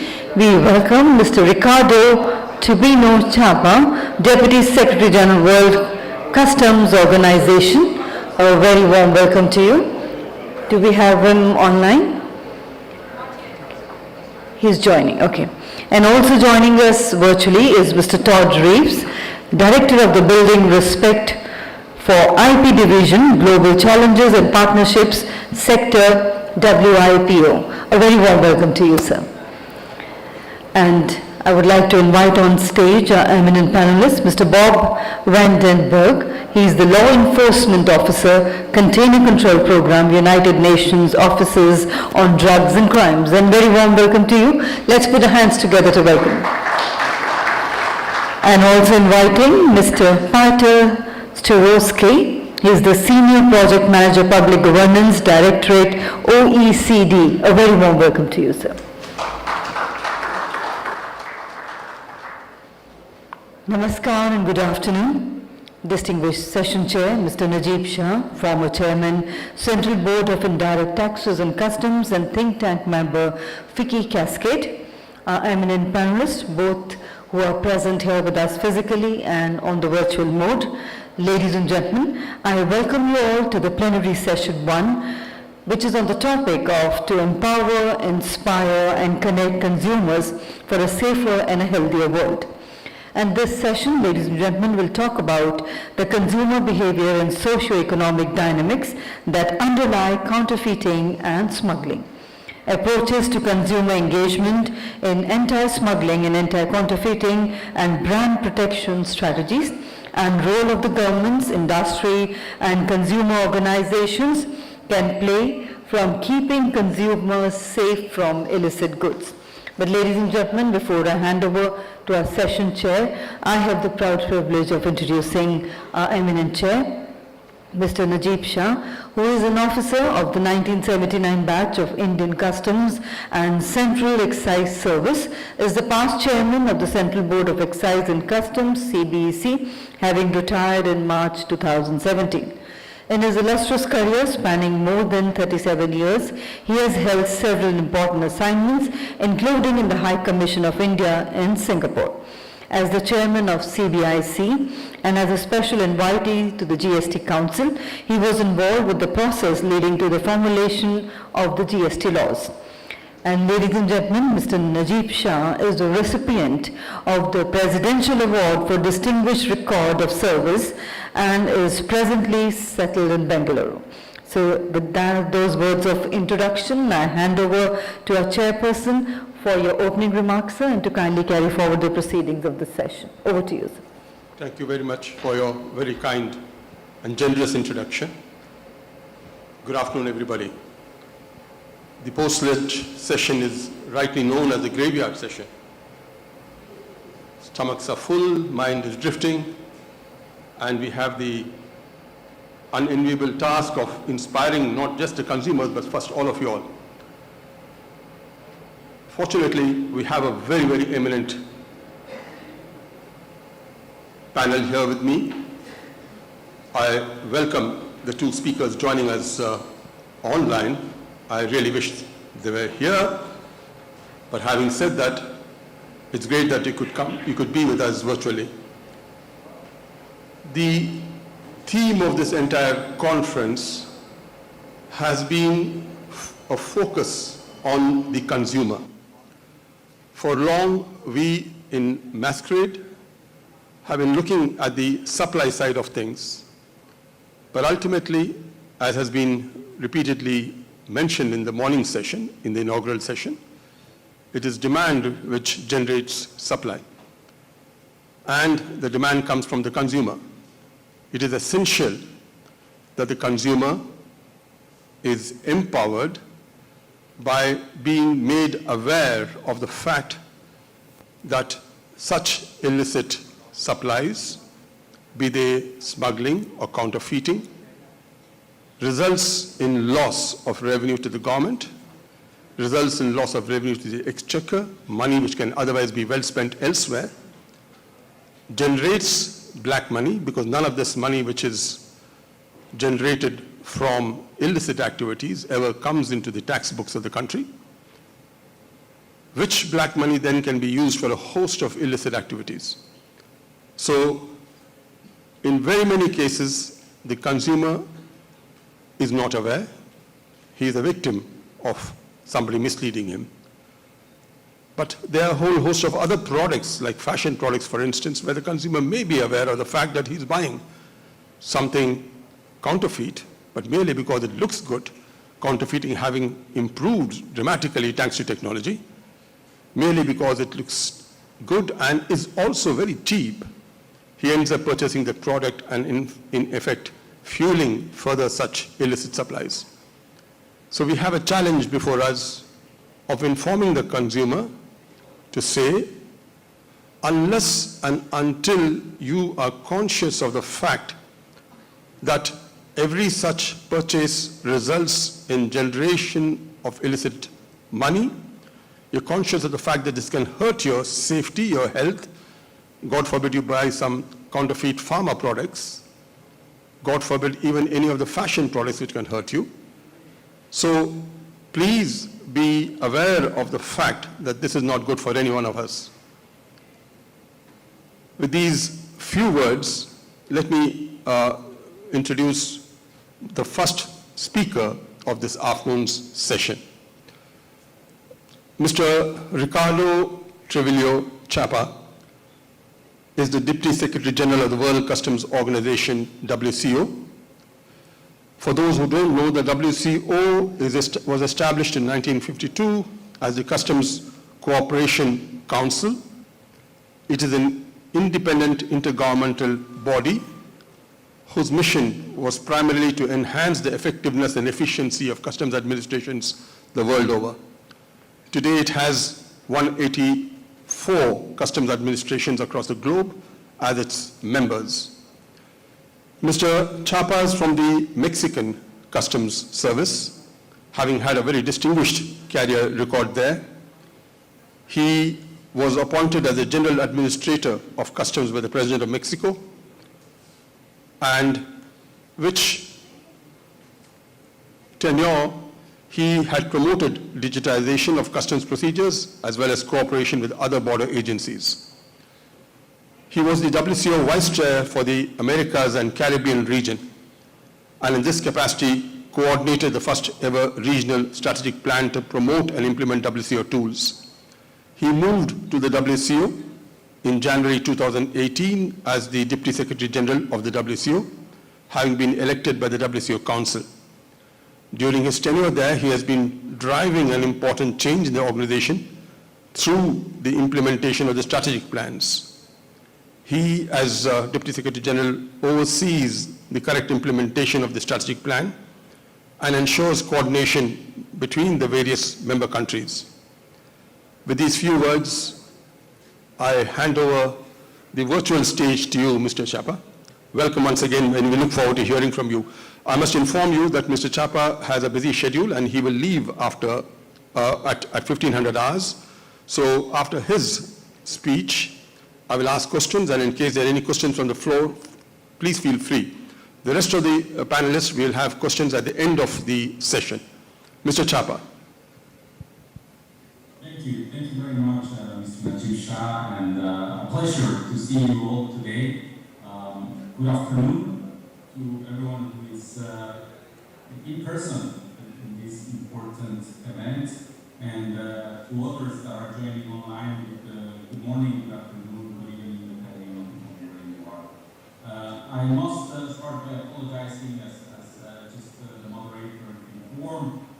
We'll have to leave earlier this panel because of previous commitments I have to pursue. But I hope that my participation today contributes to the objectives of this event. Greetings as well to my colleagues in this panel from UNODC, Bob and Dieter from OECD, both I see in person, and my colleague Todd from VICO also joining online. Pleasure to see you all, and a privilege to share this panel with you. I will just start right away. My greetings, of course, from here, from the House of Customs, the World Customs Organization, which is established in Brussels. And again, thank you very much for the invite to speak to your distinguished audience on the occasion of this 8th edition of the FICCI's Committee Against Smuggling and Counterfeiting Activities Destroying the Economy annual flagship event, Masquerade 2022. Allow me, by continuing, to express my congratulations to the organizers, to you, for undertaking annually this important event on the fight against counterfeiting and piracy. As the moderator has mentioned before, the World Customs Organization, the WCO, was established already in 1952 as a Customs Cooperation Council. So next year will be 70 years old, taking into consideration that it was established in 52, but our first session was in January 53, on the 26th of January. That's why the 26th of January is the International Day of Customs. And we're becoming 70 years old, 70 years of experience already. And we're an independent intergovernmental body whose mission is to enhance the effectiveness and efficiency of customs administrations. Back then, the Customs Cooperation Council started with 17 members 70 years ago. Today, the WCO represents a truly global organization with 184 customs administrations across the globe that collectively process approximately 99% of world trade. As the global center of customs expertise, the WCO is the only international organization with competences in customs matters exclusively, and we can rightly call ourselves the voice of the international customs community. Recently, now coming to recent facts, just in June, the WCO strategic plan for the period 2022 to 2025 was approved. This was in our last session of Council. And this set of documents entered into force on July this year, and is expected to guide the overall strategy of the organization for the upcoming 3-year period. And I was saying that we are very happy, and we congratulate organizers for this event, because as customs, our priority goal is to maintain the resilience of the supply chain, even in challenging times. This we have to do while maintaining the resilience of the supply chain. Customs must also protect borders against illicit trafficking and against counterfeiting and piracy. Protection of society is one of our top priorities within the new strategic plan, and of course for any customs administrations. Now, the impact of counterfeiting and piracy on the global economy is becoming more severe every year.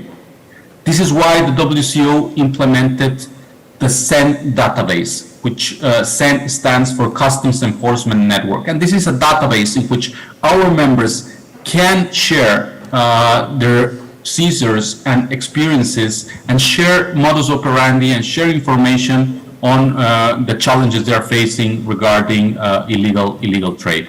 So based on the WCO members' inputs in this CEN database, last year in 2021, the illicit item excluding medical product seizure increased compared to the year before the pandemic. This means more than 60,000 seizure cases with 38.9 million pieces were intercepted in 2020. Seizures of counterfeit goods were much higher last year, with more than 100,000 seizures accounting for over 46.9 million pieces. So seizures increased by 66% in 2021 compared to 2020, while the number of pieces increased by 21%. These cases were made up of 600,000 distinct seizures of over 40,000 million, over 47 million, pieces of IPR products weighing over 950,000 kilograms. So the number of cases, what I'm trying to say here, I'm sorry because of all this data that I just dropped, the number of cases reported in the previous years of the pandemic, from 26 to 29, are well below those registered in 2021. An in-depth analysis of this data also results in the detection of new trends, meaning that small consignments by e-commerce and free trade zone represents an increasingly and serious challenge for customs administrations. So the role of customs in combating counterfeiting is very important, as we have established, and it's very important to prevent unfair competition, to guarantee equal market access to all business actors, but it's also to protect societies, to protect consumers. To meet the needs of our members, the WCO, as part of its corporate strategy, has designed a clear action plan, which was discussed and approved by our members in the most recent enforcement committee. This action plan aims at providing an appropriate and up-to-date solution to the threat of counterfeiting. In a wider context, the WCO is focusing on awareness raising of customs role, on stakeholder cooperation and risk management and information exchange and capacity building. This is why, again, I have to highlight it, we are very happy to participate today at the Masquerade, because this dialogue is part of awareness raising. It is very much in line with our strategy and what we're proposing and what we have agreed with our members. The WCO continues to have dialogue with right holders to get more cooperation and networking, as their knowledge in identifying counterfeiting and piracy is indispensable for customs. Now, it is clear that customs role is essential for border enforcement. That's why also we work together with other international organizations. And of course, our partners, such as the ones that are being represented in this panel, we work very closely and we collaborate very tightly. And this, of course, traduces into important benefits of our memberships and the memberships of our colleagues in other international organizations. So, in terms of information exchange, which is the basis for risk management, the WCO is setting up a new channel for the exchange of information on counterfeits, as well as other illicit items. So, the Customs Enforcement Network database that I mentioned a few minutes ago is being now complemented with a communication platform. This communication platform is enhancing the data exchange among our members in order to strengthen their risk management. So this is a useful tool for coordinating operations, of course. This is how WCO is mainly using it. We organize international operations in which we put in contact our distinct members and share information. Now, another aspect of our strategy, as I was saying, is capacity building. In this case, the WCO is organizing workshops inviting right holders before coordinating global and regional operations. For example, we recently had an operation in the Balkan region with 9 customs administrations where 16 right holders provided training for our customs officers. A total of 108 cases were reported and reflected in over 800 seizures reports, which include over 2.3 million counterfeit pieces, including mobile phones and their accessories, of course, batteries, stickers, labels, clothing, and footwear. So a very broad aspect of the joint operation. Besides that, in terms of capacity building, the WCO has developed as well e-learning models on combating illicit medicine and counterfeit or substantial medical supplies related to COVID-19 and other pandemics. So And entering into this aspect of medicines and substandard medical supplies, what is WCO doing to protect consumers, and how are we interacting with our members? Well, for instance, organizations like yours, the Federation of Indian Chambers of Commerce and Industry, which, by the way, is also established a long way back in 1927, these organizations, as yours, are crucial and remains a key players for successful fight against smuggling and counterfeiting on a national, regional, and global level. Being the voice of commerce and industry and a highly appreciated multiplier of information sharing and good practice, you are also a frontline interlocutor for customs and other law enforcement authorities. Now, if we take a look particularly to this year's theme in this conference, is unleashing the power of consumers in the fight against smuggling and counterfeiting. Counterfeiting would hardly thrive if the fake products offered by counterfeiters did not find buyers. Unfortunately, more the demand increases, more the counterfeiting industry flourishes. So, either by being accomplice or victim, consumers must be protected from products that can sometimes cause serious harm or even death. During the COVID-19 pandemic, it has become the global concern to ensure the smooth cross-border movement of pharmaceutical and medical devices. At the same time, it was evident that organized criminal groups would exploit the situation to make illegal profit through illicit trade in fake and substandard medical goods. In the efforts to help members enhance border control, the WCO launched its first stop operation in 2020 with the participation of 99 WCO members supported by relevant international organizations and private sector. During this operation, the WCO provided training to customs officers in collaboration with private sector. In this case, pharmaceutical companies, as they had key knowledge and expertise in identifying counterfeits and other forms of criminality. So this global operation resulted in the seizure of a huge number of fake medical products that gave us an opportunity to enhance customs network of sharing information and valuable insight on criminal organizations' modus operandi. So this type of very concrete, pragmatic actions are really protecting the consumer from these products that can harm them. As is often the case, the operation resulted in the seizure of ordinary counterfeits such as clothing, watches, and shoes, and other illegal goods, including narcotics, allowing us as well to update customs risk indicators on these aspects. Now, following the successful development of COVID-19 vaccines, the WCO added fake vaccines in the list of focus areas of control and conducted a second edition of Operation Stop. So we called it Operation Stop 2. And Operation Stop 2 has been the largest joint operation in WCO history. In preparation, we organized 95 webinars addressed to more than 5,000 border officers to provide necessary training and contacts in collaboration with COVID-19 vaccine manufacturers. We had 160 customs administrations members participating in Operation Stop 2, which ran from April last year to May this year. Together, the two operation stops resulted in the seizure of more than 800 million pieces of medicines, vaccines, and medical devices.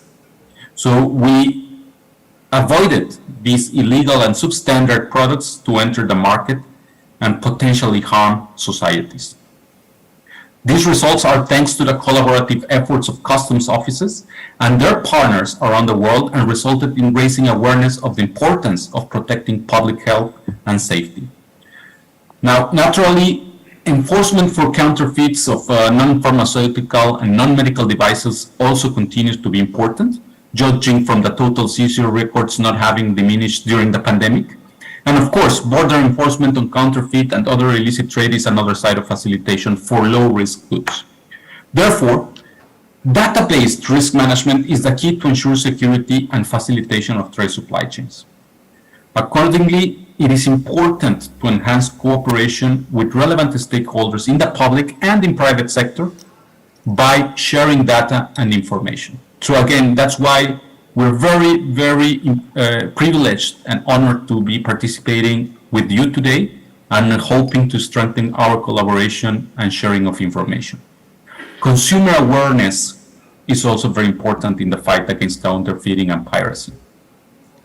So, in addition to this enforcement action and to raise consumer awareness, the WCO has made some videos, including collaboration with a public broadcast, to tell the public the risk of counterfeit, substandard and illicit medicines, vaccines, and medical equipment. Finally, just to close up my participation today and sticking to the allocated time, I would like to really reiterate the need to further strengthen cooperation with other international organizations here, with domestic regulatory and law enforcement agencies, and also with business sector.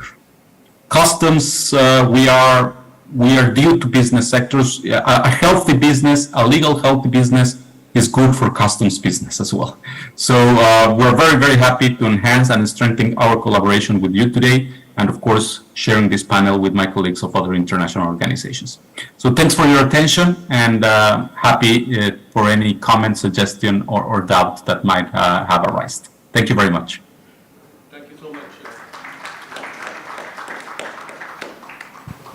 Thank you so very much, Ricardo, for laying the stage about what the WCO has been achieving in these last few decades. You have highlighted the huge jump in seizures in the last year when compared to the previous year. Now, is this an indication of better risk management tools, or is it an indication of greater illicit supply, which is now getting seized by the enforcement agencies across the country? What is your take? Well, we believe it's a bit of both.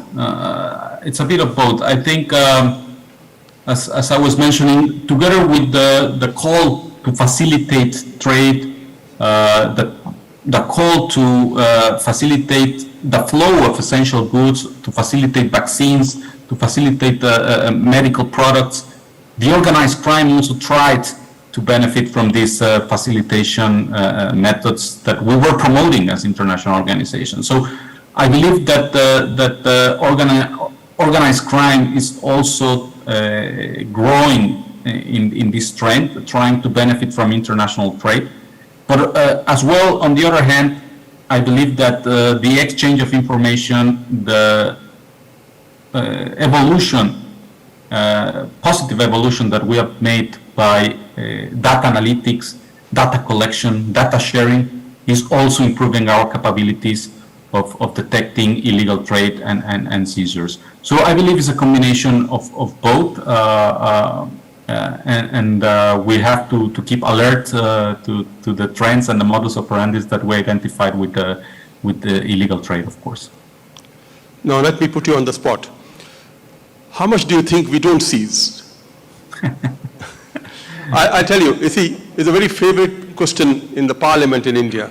They keep asking us, you have seized this much, we proudly tell the data like you have mentioned, and they say, all right, please tell us the quantum we have not seized. And I'll tell you the reply to help you out. We say it's a clandestine activity, so we do not know how much we do not seize. All I can tell you is how much I seize. But you must be having a greater amount of information coming in from all of the customs administrations as to estimates. The idea being that having done so much of work, we all have to be conscious of the fact that there's a lot more to be done. So that gap analysis really helps us in strengthening our organizations globally and seeing where we are missing and what we are missing. Sure. Well, as you just said, we have certainty of the data and the information that we can see and that we are actually implementing, so we can talk about seizures.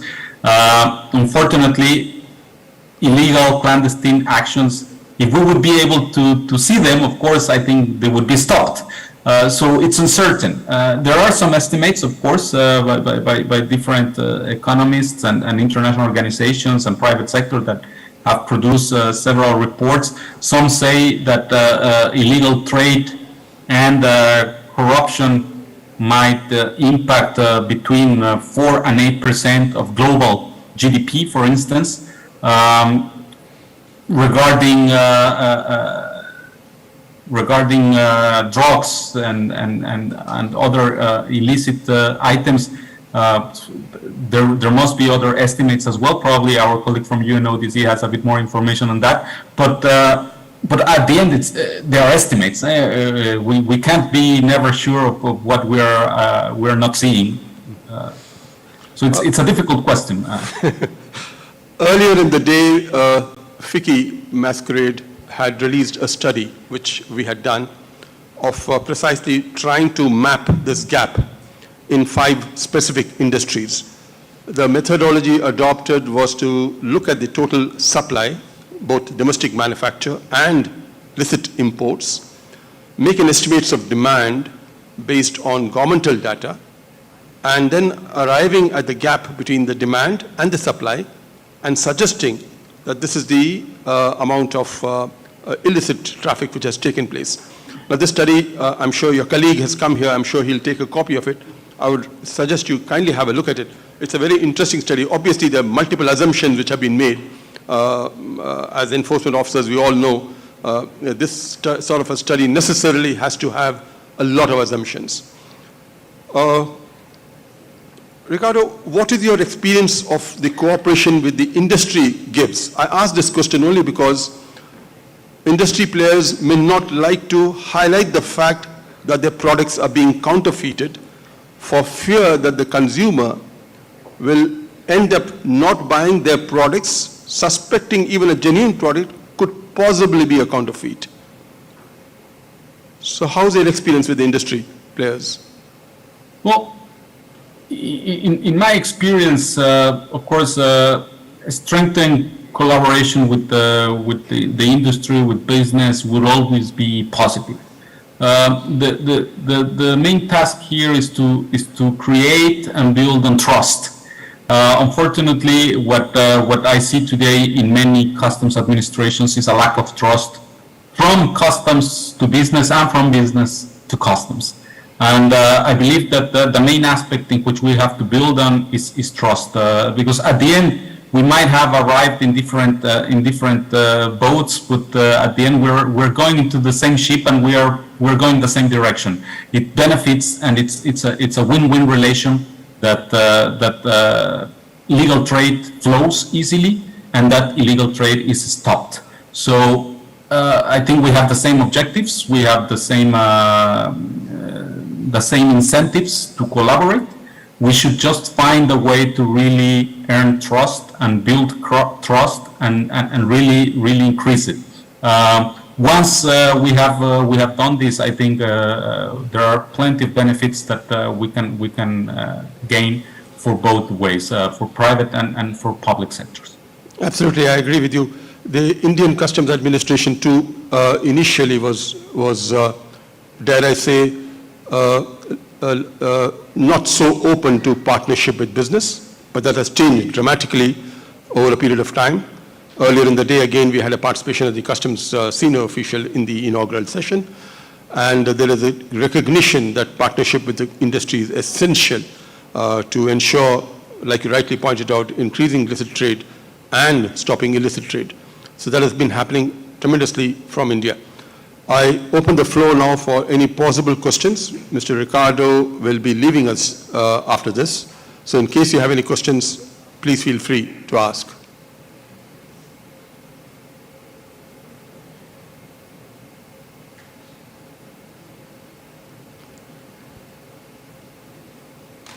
I think we're letting you go very easily, Ricardo, because there are no questions coming from the floor.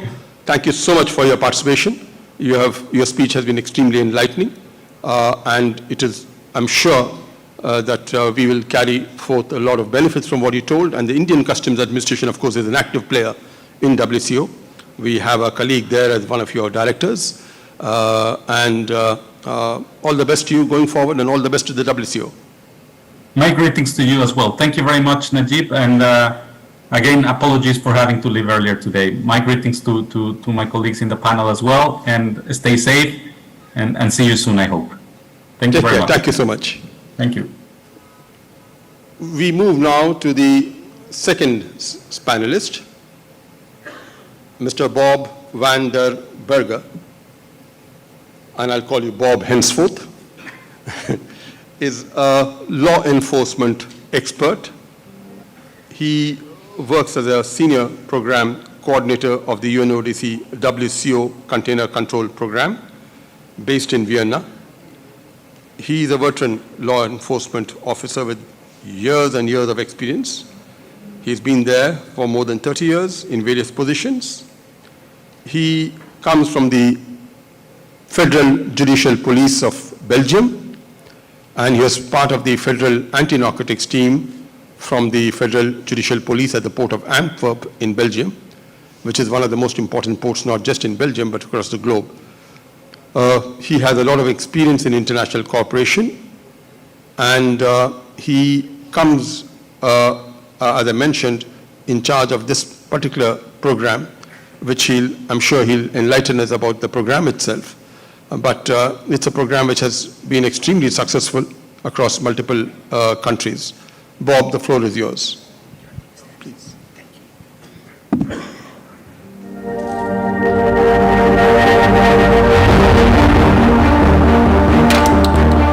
have a vehicle in there, so we check if it's stolen.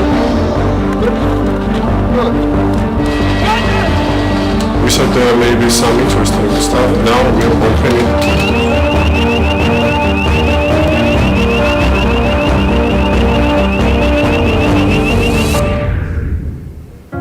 The CCP was established in collaboration with the World Customs Organization to help countries implement their obligations under the UN Convention Against Transnational Organized Crime.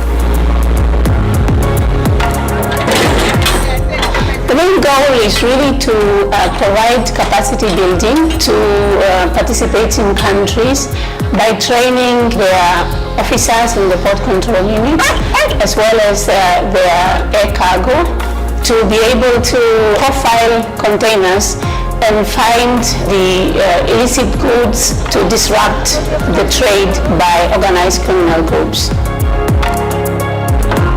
We have really achieved a lot because the program has trained thousands of officers in over 50 countries, and every year we carry out many training sessions. So this is why we talk about nuclear weapons, usually as one of the key concerns when we talk about WMD. It's not the point of basically having big machines scanning every single container. It's impossible, we know that. It's about profiling the right containers. Doing analytical work on documents, our port control unit members identified that these two containers are going to Afghanistan, and also the routing was quite suspicious, so that's why they decided to scan firstly. We decided together with our donors to open the new unit in the border with Turkey, which is very risky point. We also do the so-called mentoring training with the officers in a variety of units. So we don't just let them be, we keep in touch with them, but we also understand that it is them who have really to do their work.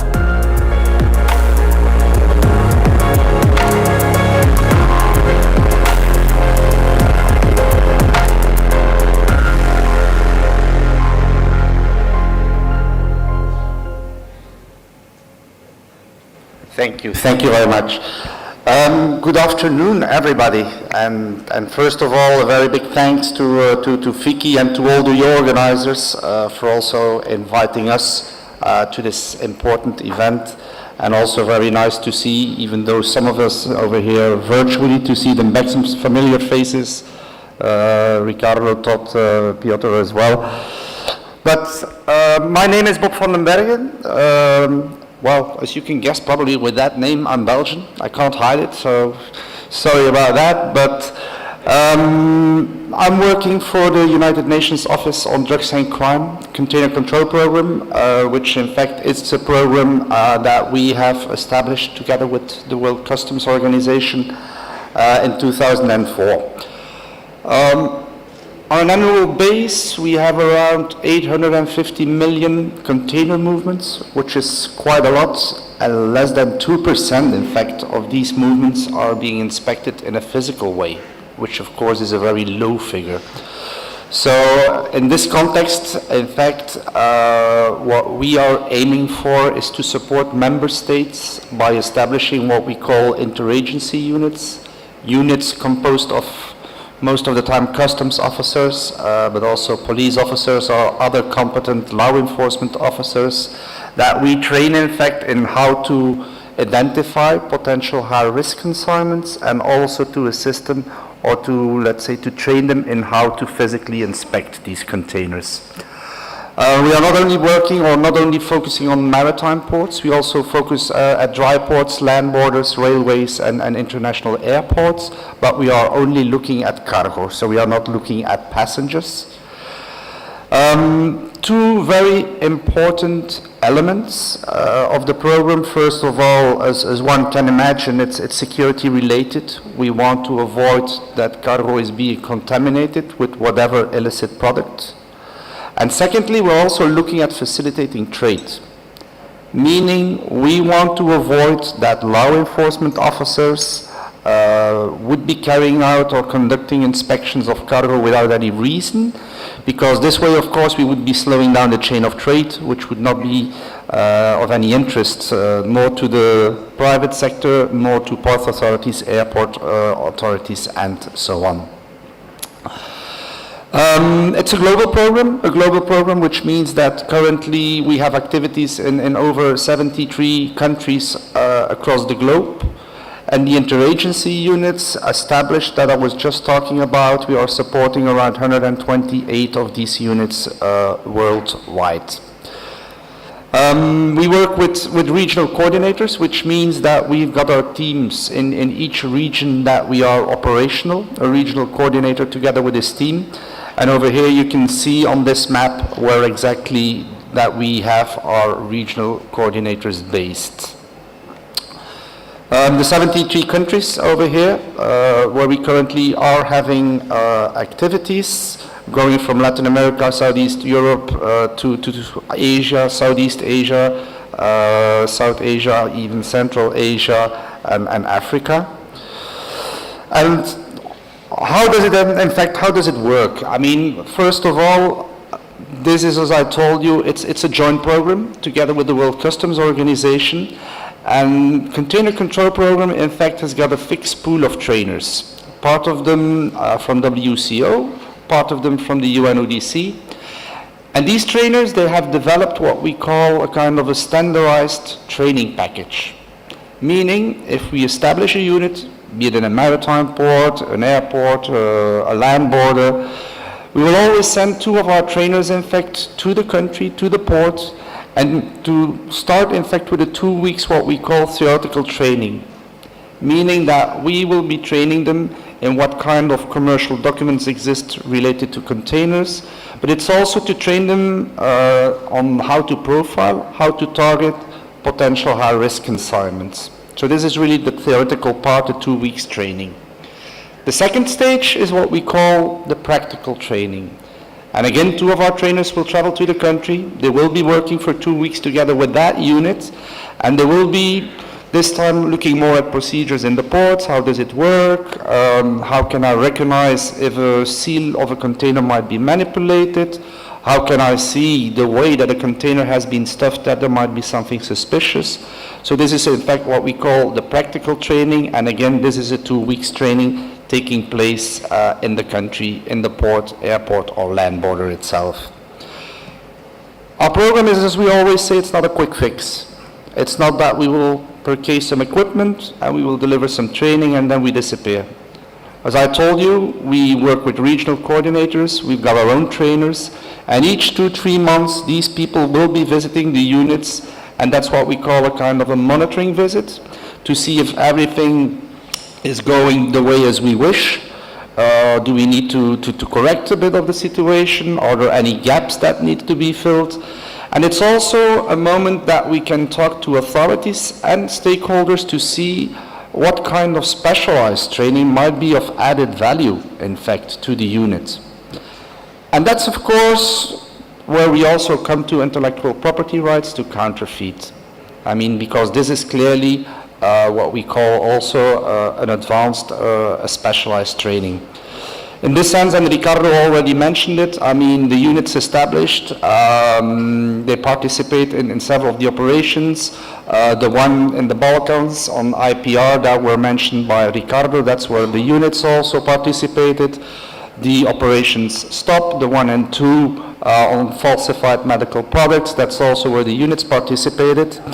But we are also looking at, let's say, for example, the shipping companies. I mean, we've got a seat in the Shipping Council security meetings, together with the biggest shipping companies around the world, where we discuss how can we work better together. Because clearly shipping companies, they don't want to have any containers with contaminated goods or counterfeited goods either. I mean, it's not only about image, it also comes to facilitating trade and so on. So again, and Ricardo had a very, very valid point, meaning that it's building up synergies, but it's building up trust. It's building up trust between private sector and public sector. And to name an example, about 2 weeks ago, we worked together also with several of the international organizations and with some of the member states as well to discuss also how can we improve this cooperation. Also, private sector was present over there. And during this meeting, which was in fact coordinated by the United Nations Development and Trade Organization, I mean, that gave us an opportunity also to see where we can work in a complementary way, because in the end, I mean, this is a capacity building program, which means that we will be training people, but clearly we do need to avoid that we are training the same people on the same topics, because that would be a duplication of efforts. And that's where we need also to make sure that we are all very well coordinated and that we are avoiding of duplicating, in fact, efforts. 2021, as you can see, I mean, I told you it's a capacity building program, and last year, even though we had the COVID-19 situation, we still managed to deliver around 356 training events across the globe to the 128 units that I just mentioned, and over 73 countries where we are having these activities. And over here you can also see part of the successes. And again, it's a program we are looking at everything which can be transshipped or that can be transported in an illicit way. And that's also where you can see that several of the products like chemical precursors, we're also looking at cigarettes that have been seized, we're looking at alcohol that has been seized, every product that can be transported in an illicit way. These are the results. As I told you, the program started in 2004, and that gives you more or less an idea.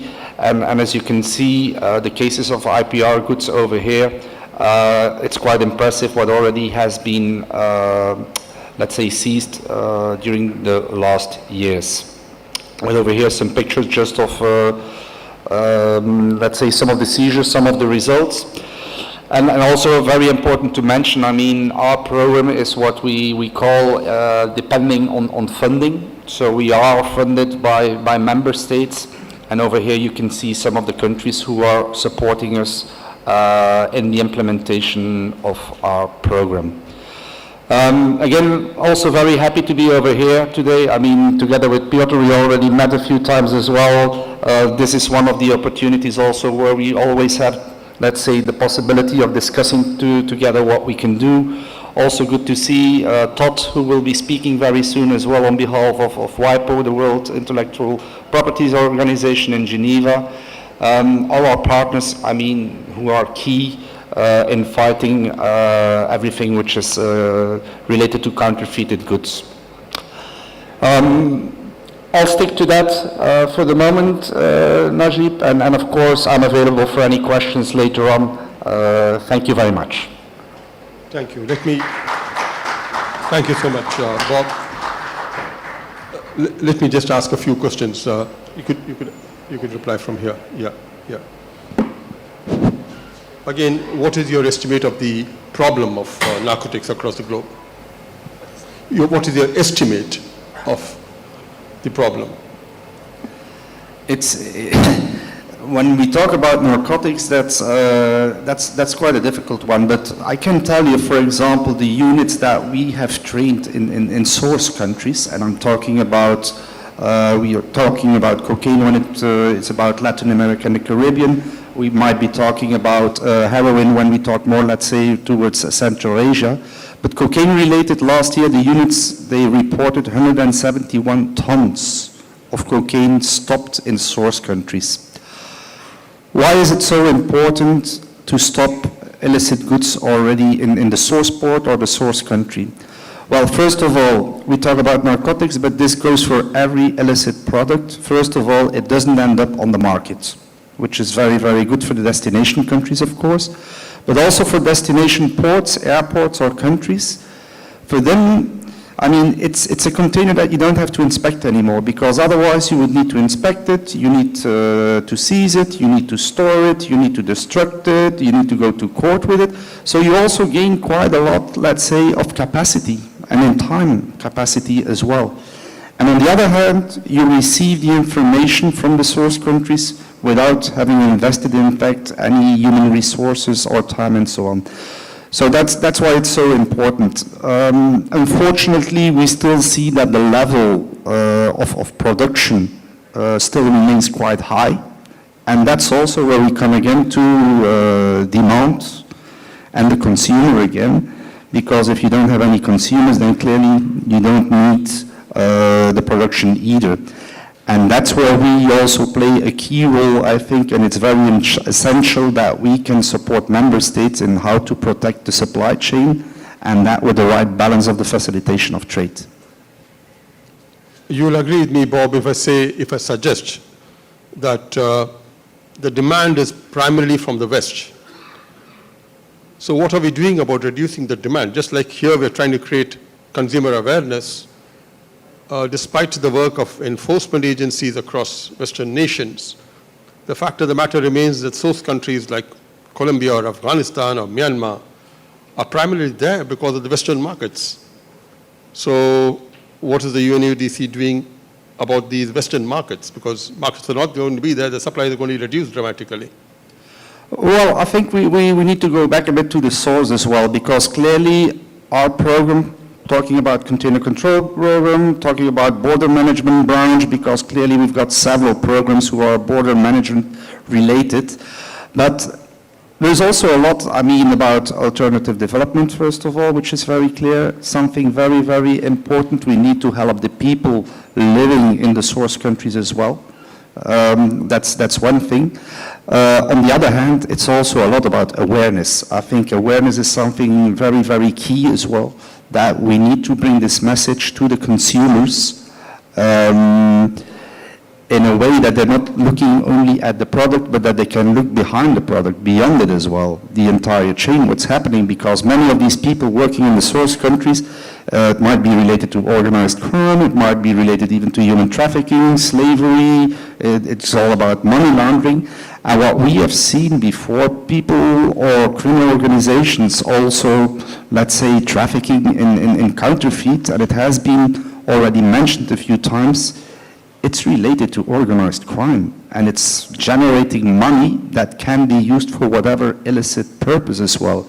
So we need to look at the much more bigger picture, I think, and not just focus on one topic or one element of the chain. Thank you. I think we could debate on that, but having said that, thank you very much. We move now to the third speaker. I'll leave the floor open for questions later for all the panelists. We move now to the third speaker, Mr. Piotr Strzelecki. He is the he's from the Public Governance Directorate of OECD as the senior project manager there, in charge of the task force on countering illicit trade. As the manager of the task force, Pietro is in charge of the division which supervises factual research on the magnitude and scope of illicit trade and on governance solutions to counter this threat. This includes enhancing evidence on illicit trade in counterfeit works, work on transparency in free trade zones, and factual research on abuse of containerized maritime transport and e-commerce. He also comes with a rich experience. He holds a PhD in economics from Netherlands. Over to you, Pietro.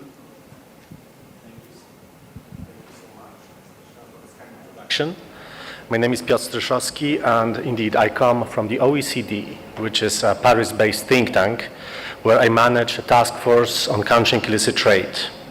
And I'd like to thank FICCI organizers for organizing this event after a long break due to COVID. It's like a breath of fresh air to see so many people around, to reconnect, but also to build trust, right? Build trust, to establish networks, which is essential in such a difficult issue as countering illicit trade.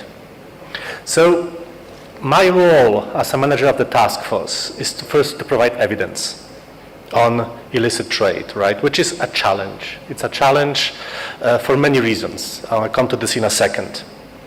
But before I go to this, let me just tell you that when I got this invitation and I looked at the title of the session, to empower consumers, I was thinking, that might sound a bit exotic, right? Empowering consumers, illicit trade. But at the end of the day, it's consumers who matter in the whole struggle, policy struggle to counter illicit trade, right? Our role, I come from a public institution, right? So our role as policymakers is to make sure that citizens have good lives, have wealthy lives. And illicit trade is a big challenge to this goal. So when I mentioned to a colleague, hey, I go to India to talk about, citizens and illicit trade, he said, well, come on. Citizens are only better off fake Lacoste, fake luxury goods. Who cares? I mean, citizens don't care. And actually, I hear such comments pretty often, and they make me very angry, honestly. I used to laugh at it. Today, I get really angry. And I'll come to this in a moment, why. But before, let me just tell a few things about the task force that I manage. So the task force on countering illicit trade is an official part of the OECD. And our mandate is very brief. It's to provide evidence on illicit trade and on governance gaps that enable it. And to do it, we work together with, of course, OECD member countries and who are our delegates, but also with many other international organizations. I'm really glad to see Bob, Mr. Trevino, Todd, and also many, many other international organizations that we work with. Good to see you, Yusue. We also work with industry, right? Because illicit trade is not a challenge that public sector can counter on its own. We need industry, we need their involvement, their intelligence, their actions. Coming back to our work, as I said, there are two elements. One is to provide evidence, and two is to scope governance gaps that enable illicit trade to flourish. Provide evidence on illicit trade. It's a challenge, right? I'm an economist by training. I'm not a lawyer. I like data, I like statistics. And that's why I enjoyed so much this morning's presentation of the report produced by FICCI. It's an excellent work, right? It provides evidence. It changes the narrative from seems to into is. Counterfeiting is a problem. Illicit trade is a problem, right? We don't say about anecdotes. Oh, I found some fake goods on the street. It might be a problem. No, we talk about hard numbers. Of course, these are estimates, but such reports in a transparent, open way lay out all these estimates in front of you. They are transparent with respect to methodology. They say, hey, there is no better way we can estimate it, right? This is max what we can. And this comes the challenge, right? Because illicit trade is illicit. We talk about criminal activities. You asked excellent question to right before. how many goods are not caught by customs. Beats me. I mean, criminals are smart and their job is to smuggle, right? It's an unethical job. It's a crime. But how much, how are they successful? We can just have estimates, but we will never know with certainty. And that's why it's so difficult. We don't counter against, well, nature, against fire, against floods. We counter criminals who have great brains, who are great in what they do. These criminals look for money that is safe and easy.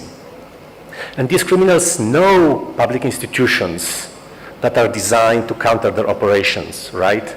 They know how to stay in the shadow, how to maximize profits and to minimize risks.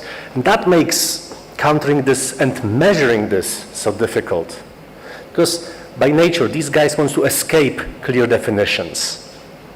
There is no single ministry of anti-counterfeiting in the world, to my knowledge, right? If there was a single ministry of anti-counterfeiting, then it would make my job easier. I would just go there and say, hey, give me data, and I will make my mumbo-jumbo with econometrics. But for criminals, it would also be a problem because there is a single unit that coordinates all these efforts, that puts together trade community, customs community, police, all the enforcement, industry, which is very difficult. But unfortunately, there is no such ministry. And that makes illicit trade in counterfeit goods not only profitable exercise, but also relatively safe exercise.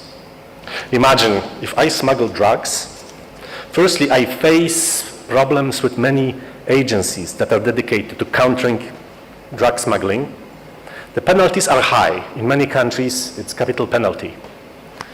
But if I smuggle counterfeits or some substandard goods, well, I might have lower unit profitability, but then the risk is relatively low, right?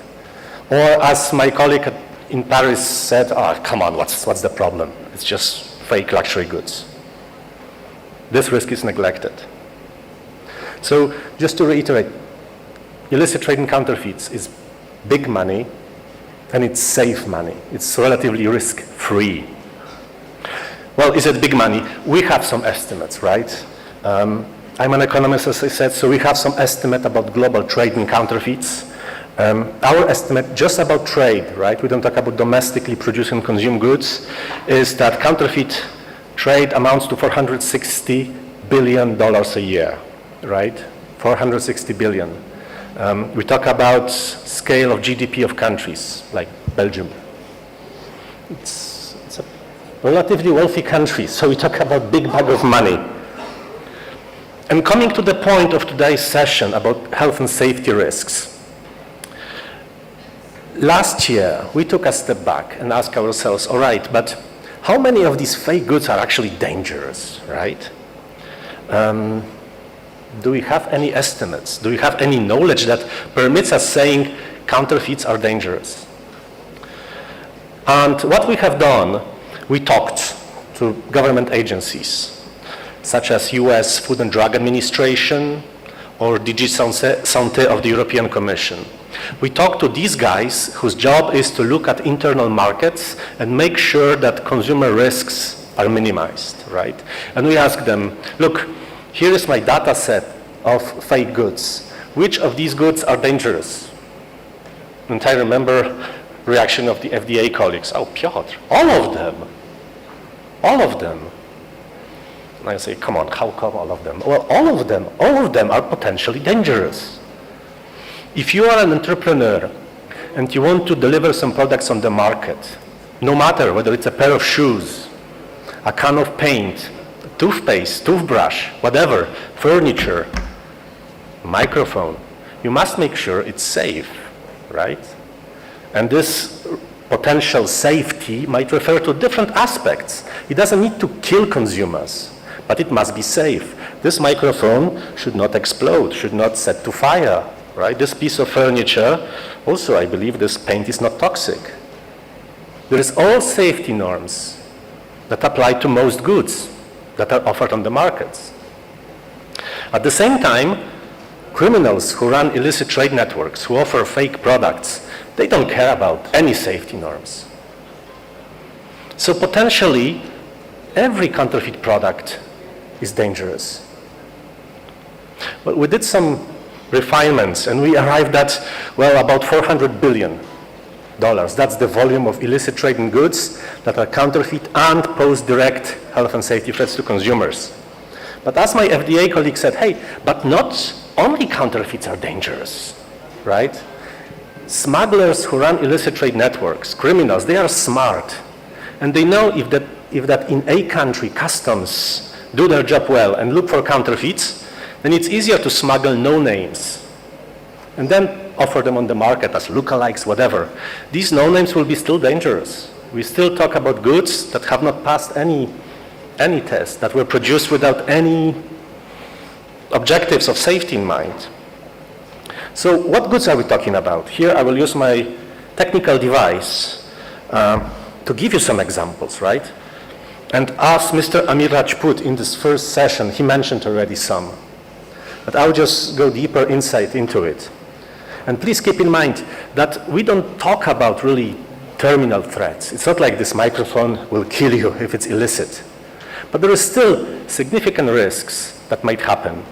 If we talk about beauty products, sanitizers, cosmetics, food, medicines, we see many instances of bacterial contamination, right? Wrong system of preservatives, toxic ingredients that might cause some serious illnesses or allergies.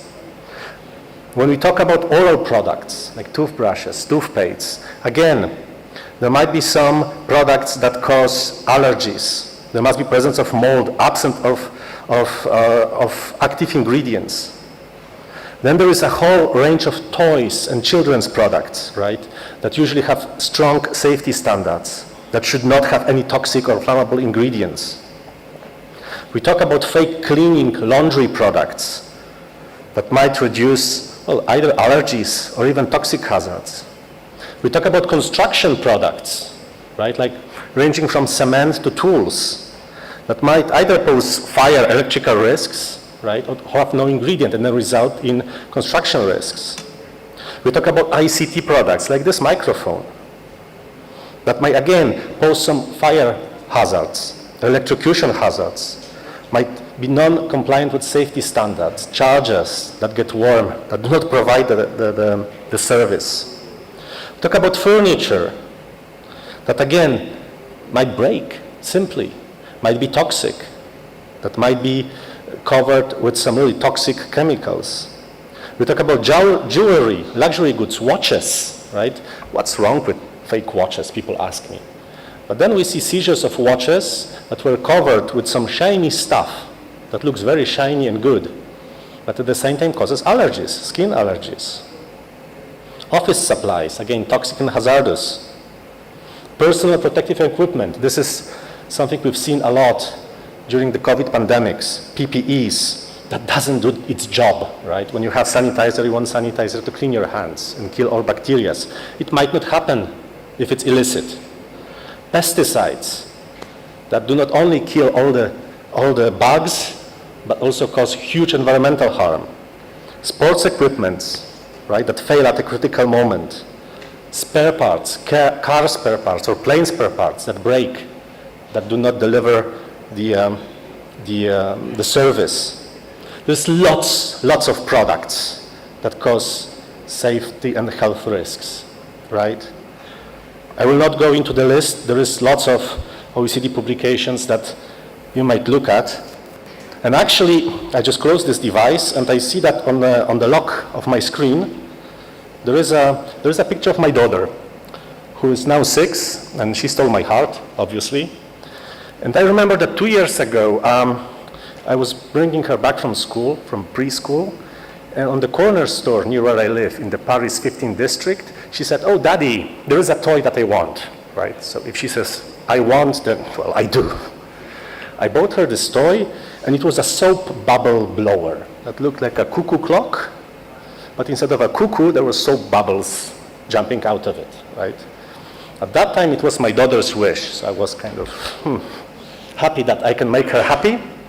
But then at home, I look at it and I said, look, there is something wrong with this toy.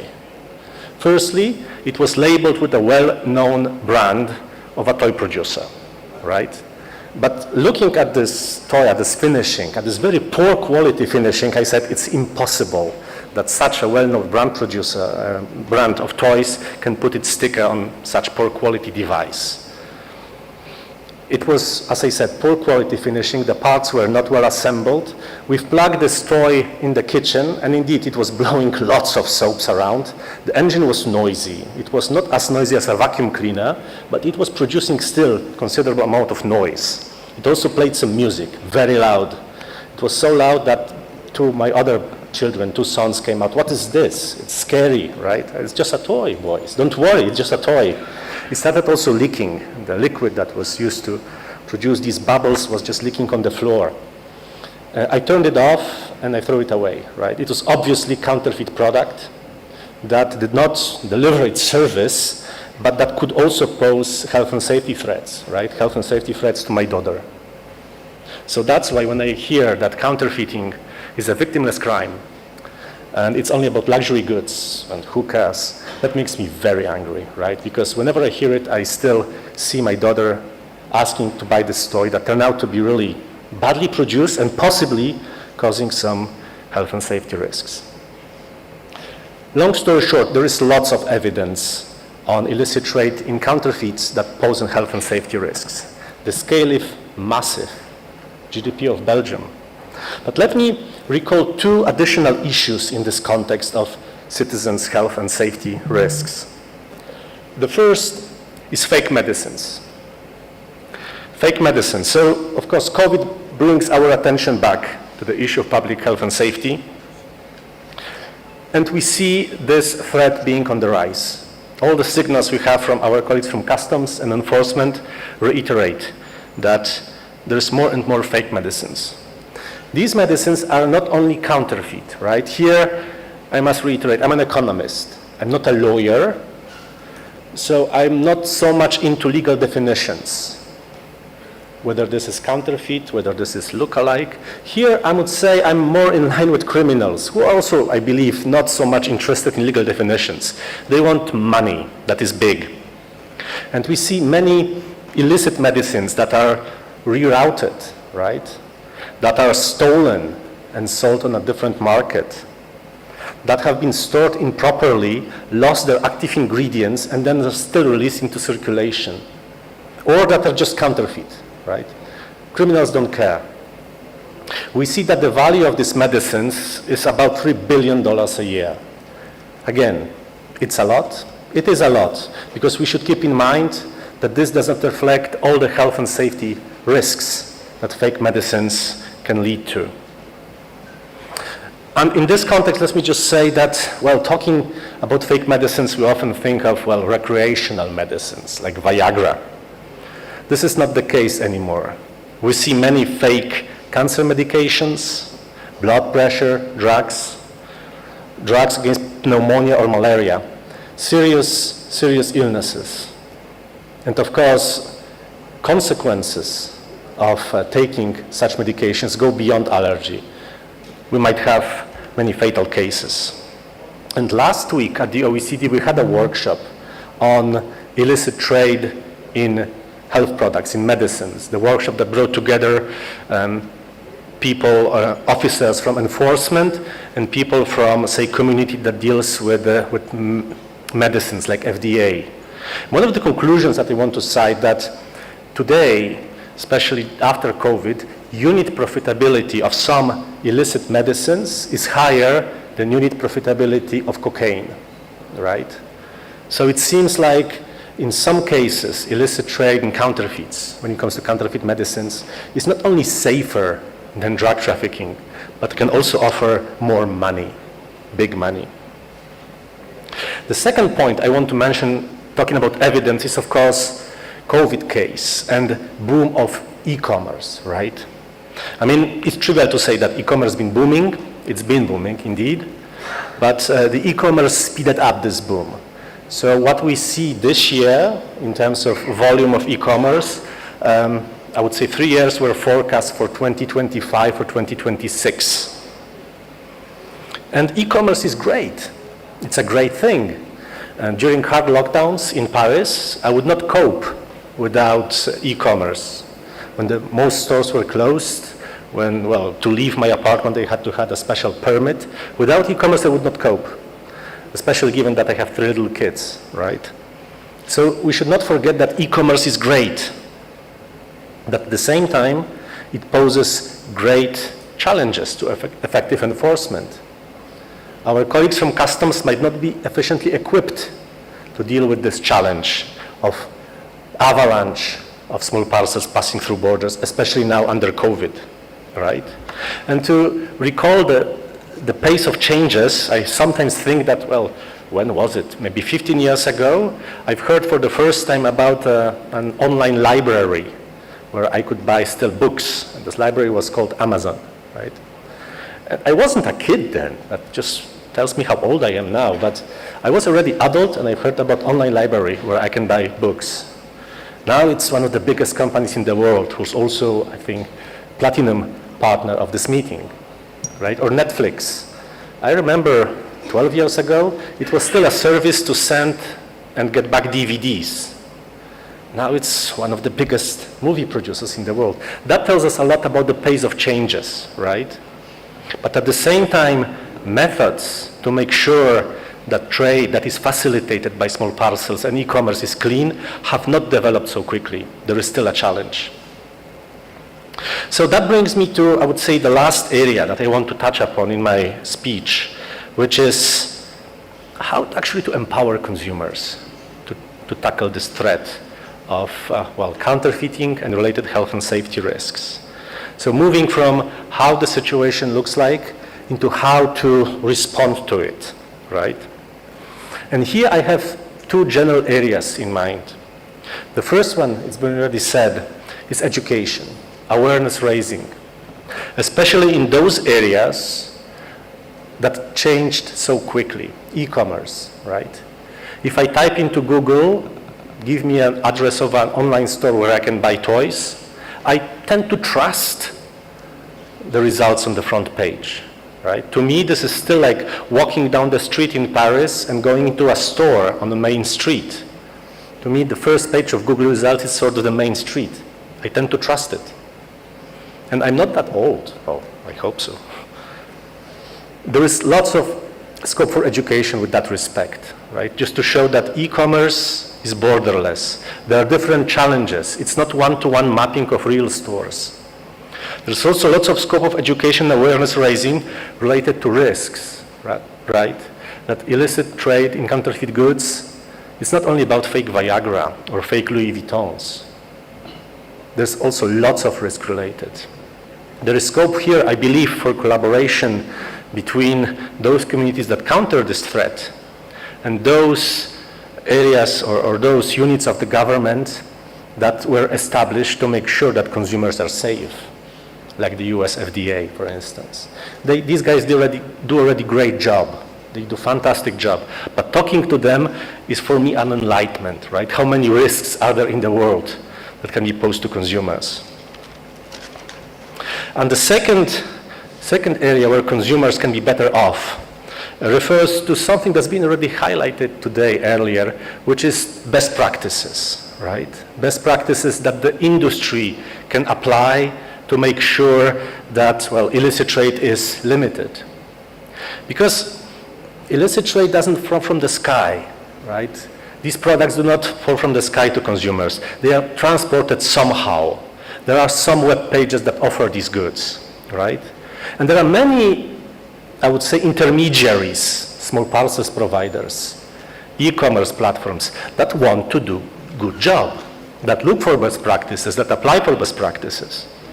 So what I believe we should do is to acknowledge in a positive way these efforts that some of these guys do and highlight this in a proactive, positive way, right? This would be, on the one hand, I believe that we should do messaging, be careful for counterfeits. But on the other hand, we should say, hey, if you make sure that, well, you are more or less safe from this risk, you might see, for example, these best practices that are applied by this and that companies. Of course, we should keep in mind that no single actor can do it, right? At the OECD, we are ready to assist our member countries in this effort, but also private sector. We believe it will be a long march, but yet it's hard to imagine a different way out of this threat. So just to reiterate, in our fight against illicit trade, who is the enemy? The enemies are not countries. The enemies are criminals who are motivated by greed and devoid of any moral norms. Who are the allies? The allies are all of us, are all those, be it public or private, who want to act according to the rules-based international order. And who are the victims? Well, the victims are citizens whose health and safety are at risk. Thank you.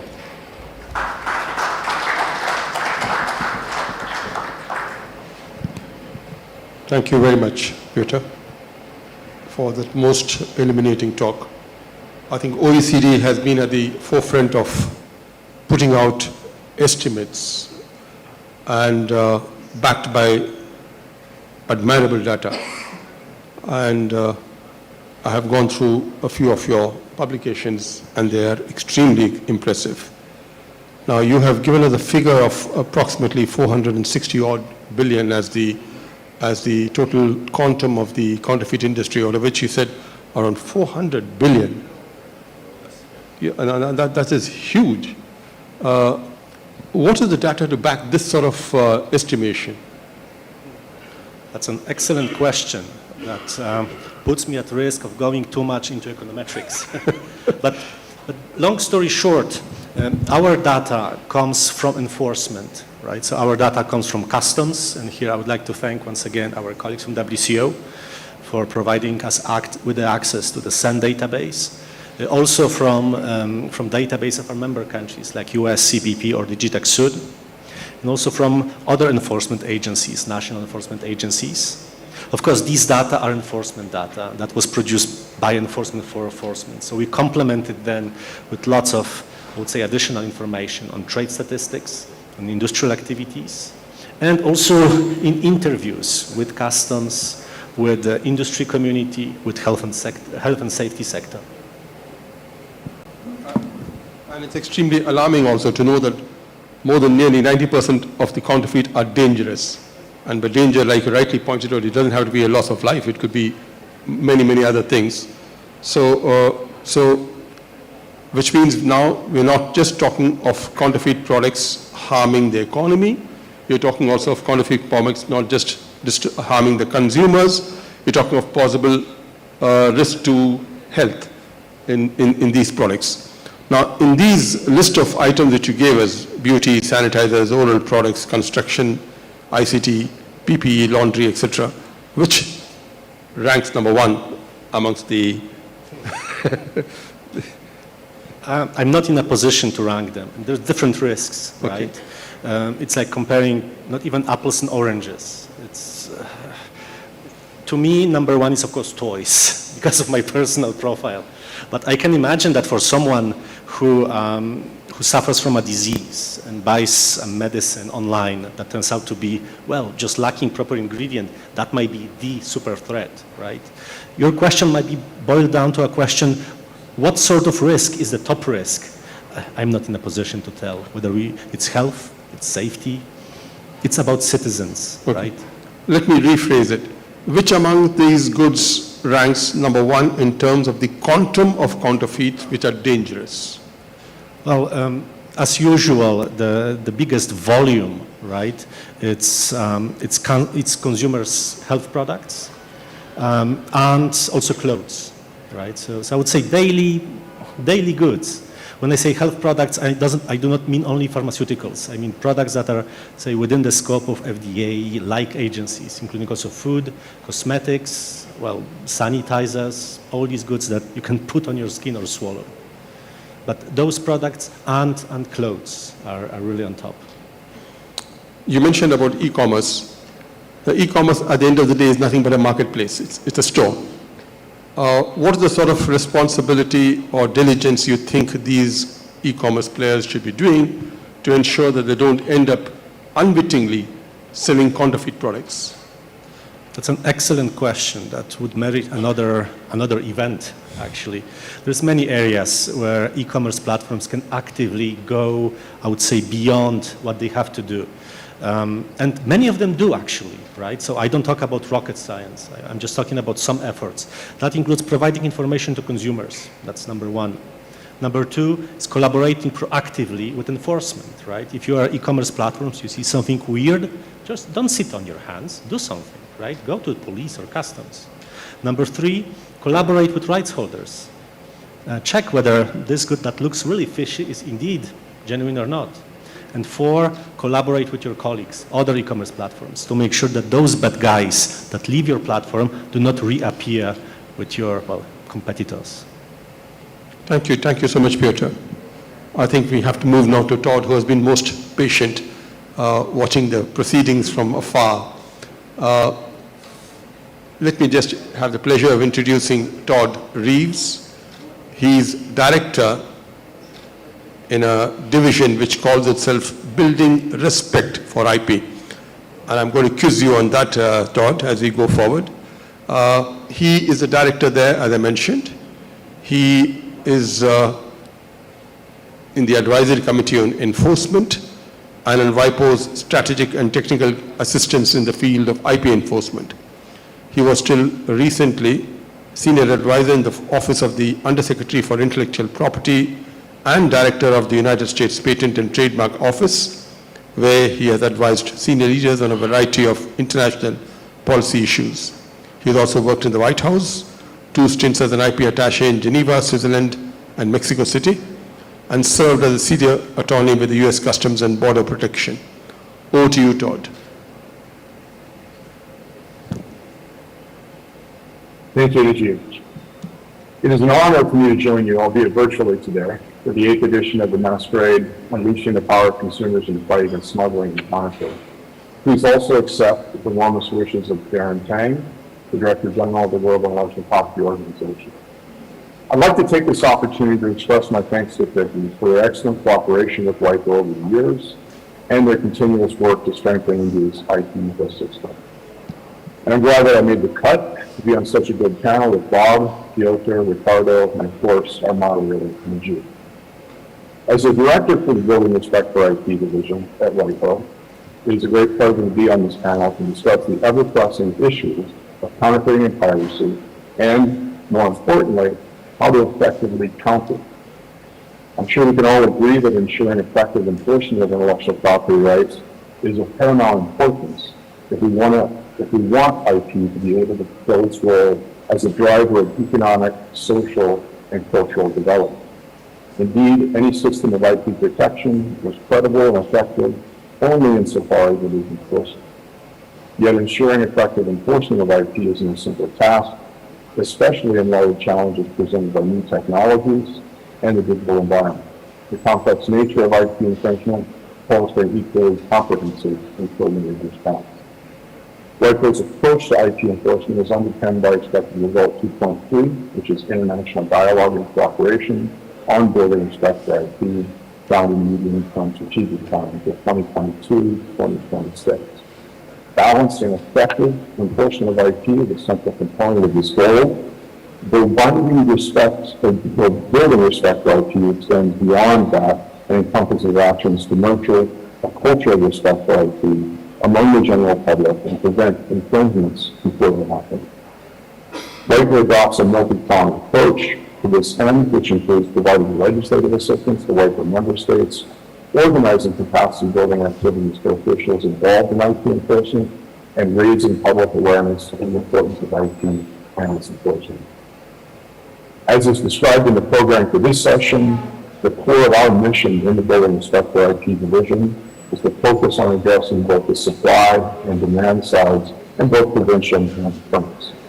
Taking the demand side first, we assist member states in developing effective awareness-raising materials and campaigns, which I'll go through in more detail shortly. On the supply side, we assist member states in building capacity to enforce their administrative, civil, and criminal IP law. We also work on the front end by providing legislative advice in revising existing laws and drafting new laws. A few points on the structure of the Building Respect for IP division, and I welcome the future question on why my division is titled that way. I'll break down 4 main components or major components of what we do in the building inspector activity. First was international cooperation. We all recognize that we cannot effectively combat counterfeiting and piracy in our own individual silos. We must work together, and I think the other speakers on the panel have highlighted this earlier. This is why we collaborate, why LIFO collaborates closely with various international organizations such as WCO, UNODC, Interpol, ITU, WHO, WTO, and several more. We're also working on an international conference on building respect for IP, which is planned for 2023. This is something that we were doing on a regular basis before the pandemic, but of course that's an in-person rather than self-work, so we're restarting that process very soon. And also something new, which I think some of the other speakers kind of highlighted a bit, is kind of building trust with the rights holders. So in the very near future, we're going to be hosting a private sector associations meeting, and this again is to build trust. I mean, a lot of times we focus so much on governments, consumer groups, other types of NGOs, that we fail to really hear or listen to, the concerns, so to speak, of the rights holders groups. Another major component that we undertake, that we focus on, is in the area of fostering cooperation and policy dialogue at the international level. Indeed, reaching the common objectives that I believe all participants present will share in the effective and balanced IP enforcement requires regular and open channels of communication and exchange of information.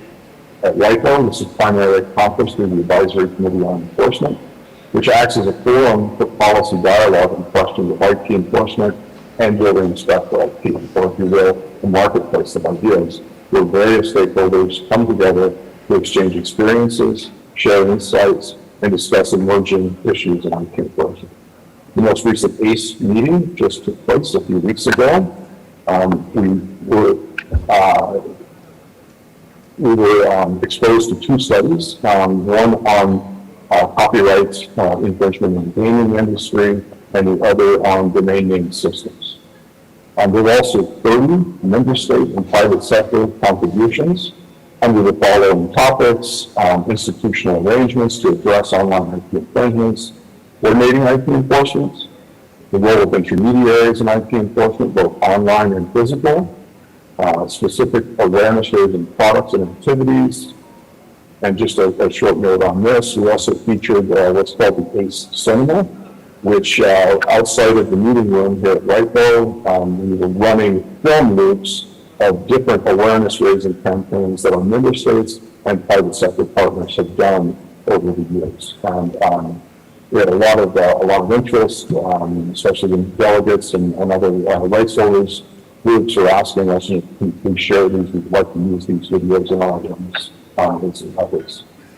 We also took up adjudication of IP infringement cases, heard some very interesting presentations on dynamic injunctions and on other things. And then, of course, we took up LIFO support for capacity building in the area of building respect for IP. I kind of gave an overview of what we've done over the course of the last few years, albeit a lot of it is going on. The third component is capacity building and legislative assistance, and this is focusing more on addressing the supply side than it is on the demand side. And what we do is we tailor programs to the needs of the different audiences that are national, regional, or sub-regional. So we do a lot of training with customs, police, market inspectors, prosecutors, and judges. Also focal points for awareness raising. Although we don't produce a lot of the awareness raising campaigns, we help our members develop those through various tools. We also developed capacity building training tools to supplement our programs, such as we have a handbook on investigating and prosecuting a repeat crime, which we're in the process of finalizing all the translations. We have a case book on the enforcement of intellectual property rights, like a French book, if you will. And finally, a handbook on private international law issues and online intellectual property infringement disputes with cross-border elements. And then a few words on our legislative assistance. We typically average around 10 to 12 requests from member states per year. We provide confidential advice upon demand by member states, so we don't say we don't publicly disclose who we're providing the legislative advice to. If a member state decides they want to publicize that, that's their option, but we hold this request and our output on a confidential basis. So we do this, using Part 3 of the TRIPS agreement. The enforcement section is kind of our framework to kind of work with them. We require a thorough analysis of the national legal enforcement framework, including other relevant legislation, for example, administrative, civil and criminal laws and the procedures, as well as consumer protection law. The fourth and final component is strategic assistance and awareness. So all that we've been discussing here before. LACO's current focus under the, I wouldn't say the new Director General, he's been in place for 2 years, but our current Director General focuses on the youth. So we still have a very strong focus on the traditional customers or clients, if you will, the users of the IT system to the masses. So the people that don't normally hear or know about intellectual property, the benefits that they can provide. So again, focuses on youth, starting at the very young, kind of working our way up to more university age young people. So we provide communication tools for member states, such as Parallel, the Little Penguin cartoons. We've translated these into 10 languages, and since 2012, there have been over 19 million views. That may not seem a lot, but we're talking about an international organization's website and partner websites, their websites. It's quite a large number. We also have live action videos for older children and respect for IP websites in English, Spanish, and Portuguese. So kids can go online and learn kind of the basics of IP and why it's so important to protect and enforce it. We also produced the LACO Consumer Survey Toolkit on respect for IP. This was funded under a funds and trust that we have with the Republic of Korea. And the objectives are to enable member states to measure consumer behavior and attitudes, design relevant communications campaigns, and evaluate campaign effectiveness. The Philippines was the first member state to use this toolkit in 2021. And in fact, we kind of condensed the toolkit into a shorter version, which will hopefully be a lot easier for the member states to administer. So a few things that the toolkit looks at is, or kind of focuses on, is respondents recruited randomly, the ability to learn. So more face-to-face interviews, plus computer-assisted interviews. Total sample size around 2,000. One panel or one part of that is on digital goods, the other one is on consumer goods.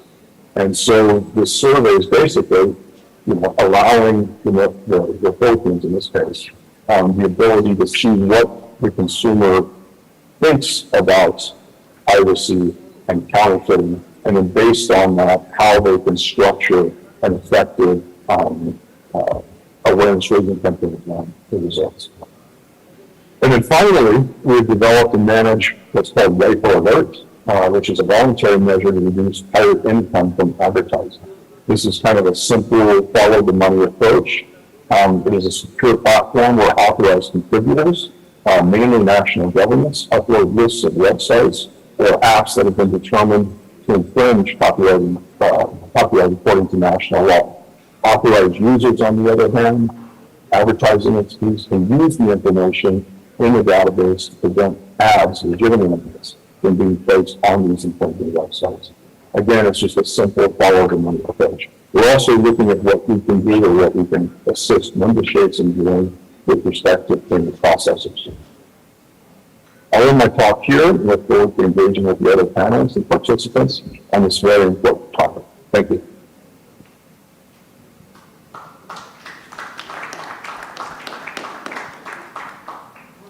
Thank you. Thank you very much, Todd.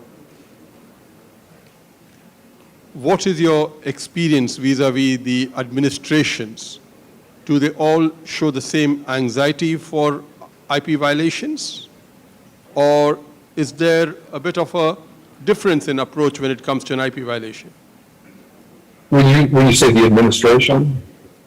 I'm sorry? I mean the national administrations of countries whom you have to deal with, do they all have the same anxiety regarding violations of IP, or they look at it as less serious than, say, a violation of heroin and cocaine coming into the country, and hence, in effect,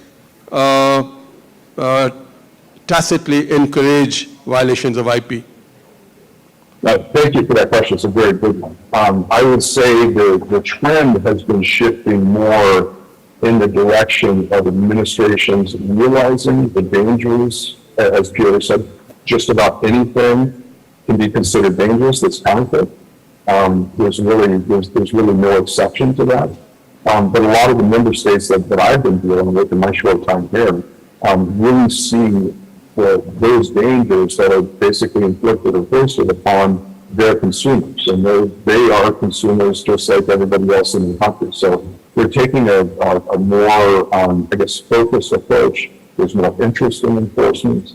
And I think even, our Director General is hearing that in a lot of his conversations, that, this is not just an economic issue, it's a health and safety issue.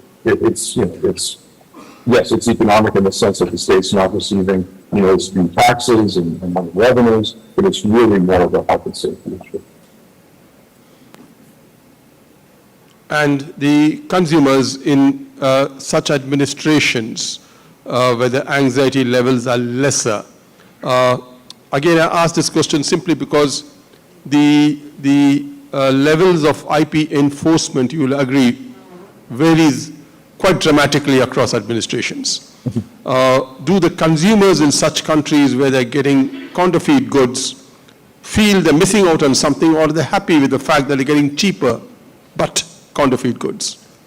A lot of that just depends on the type of commodity that we're talking about. And there might be less anxiety around a counterfeit pair of Nike shoes than there is around counterfeit medicines. And I think it's really kind of a sliding scale. If you look at some of the earlier studies, the ones that were done before we released our toolkit, and I think you saw this. Again, they were less likely to want to buy counterfeit food products or counterfeit medicines, but counterfeit Nike shoes or Adidas shoes. What is the harm? It's not going to catch fire. It's not going to give me some exotic disease.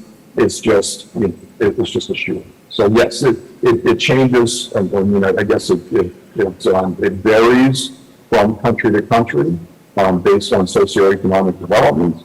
But I think for the most part, there's less, less fear of purchasing something that's counterfeit, other than consumable, something that we put in our bodies. Any questions from the floor, please?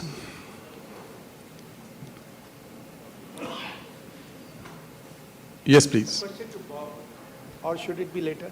I beg your pardon? Question to Bob. Yeah, please. Yeah. Please. Okay.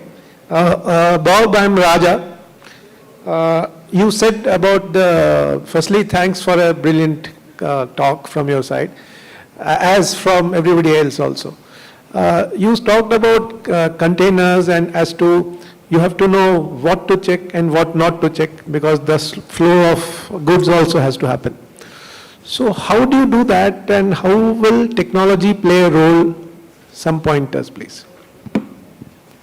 No, thank you very much for your question. And clearly what we do as a program, in fact, we train the people, meaning it's the human factor, analyzing, profiling, in fact, let's say, all documents that are at your disposal, and how to recognize the risk indicators. But clearly, if you're working in a maritime port, an international airport, as a customs officer, you need to know which tools you have at your disposal to support you into your work.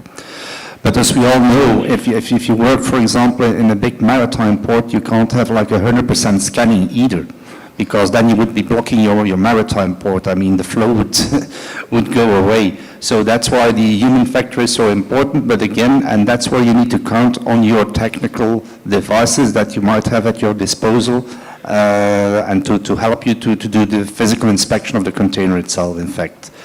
talking about, and maybe if you will allow me, Chair, just to build quickly on what Todd also said on the legislative framework, in fact, and the policies, which is so important.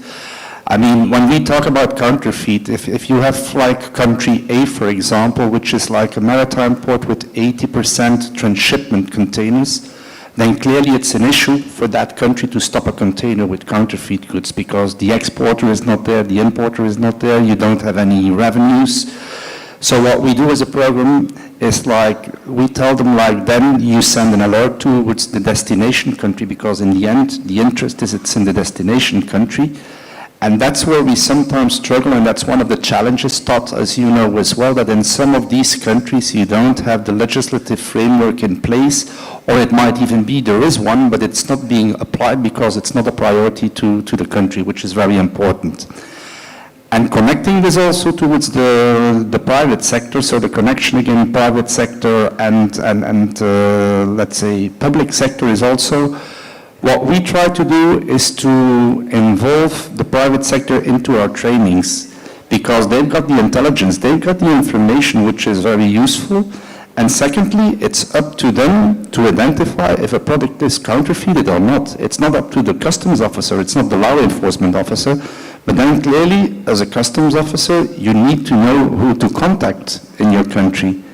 And also we count on the private sector at that point also to go and file a complaint at court because otherwise, as a law enforcement officer, of course, you cannot go any further in this. Thank you. Thank you. Any further questions, please?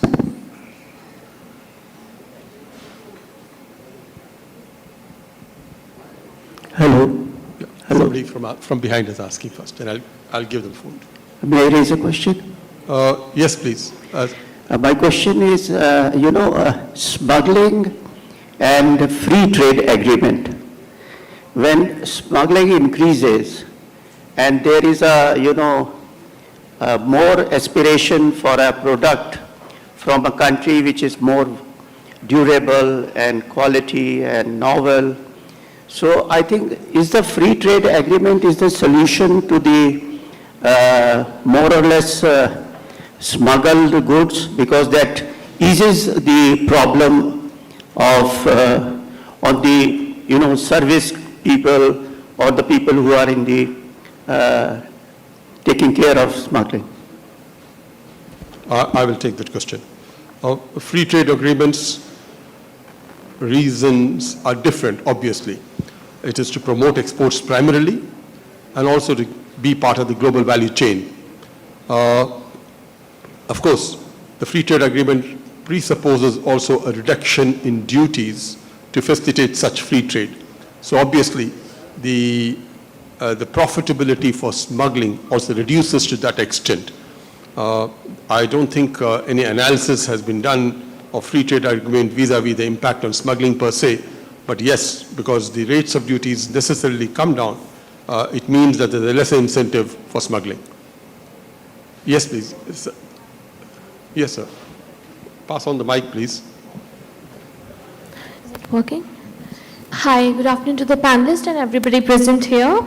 Sorry. We all know that the problem of counterfeiting does exist, and I think the best way to tackle that menace is to empower the consumers. When we talk about empowering the consumers, I meant to say the methods and means by which the consumer themselves can, scan some items and distinguish between the counterfeited products and the original ones.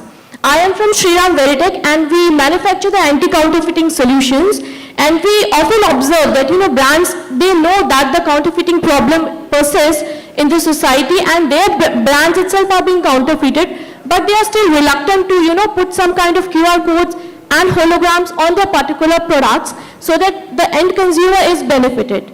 So they are turning a blind eye towards this issue which is the world is facing right now. So do we have any kind of enforcement or law which can ask the brands to put those security solutions on their products so that the end consumers are benefited?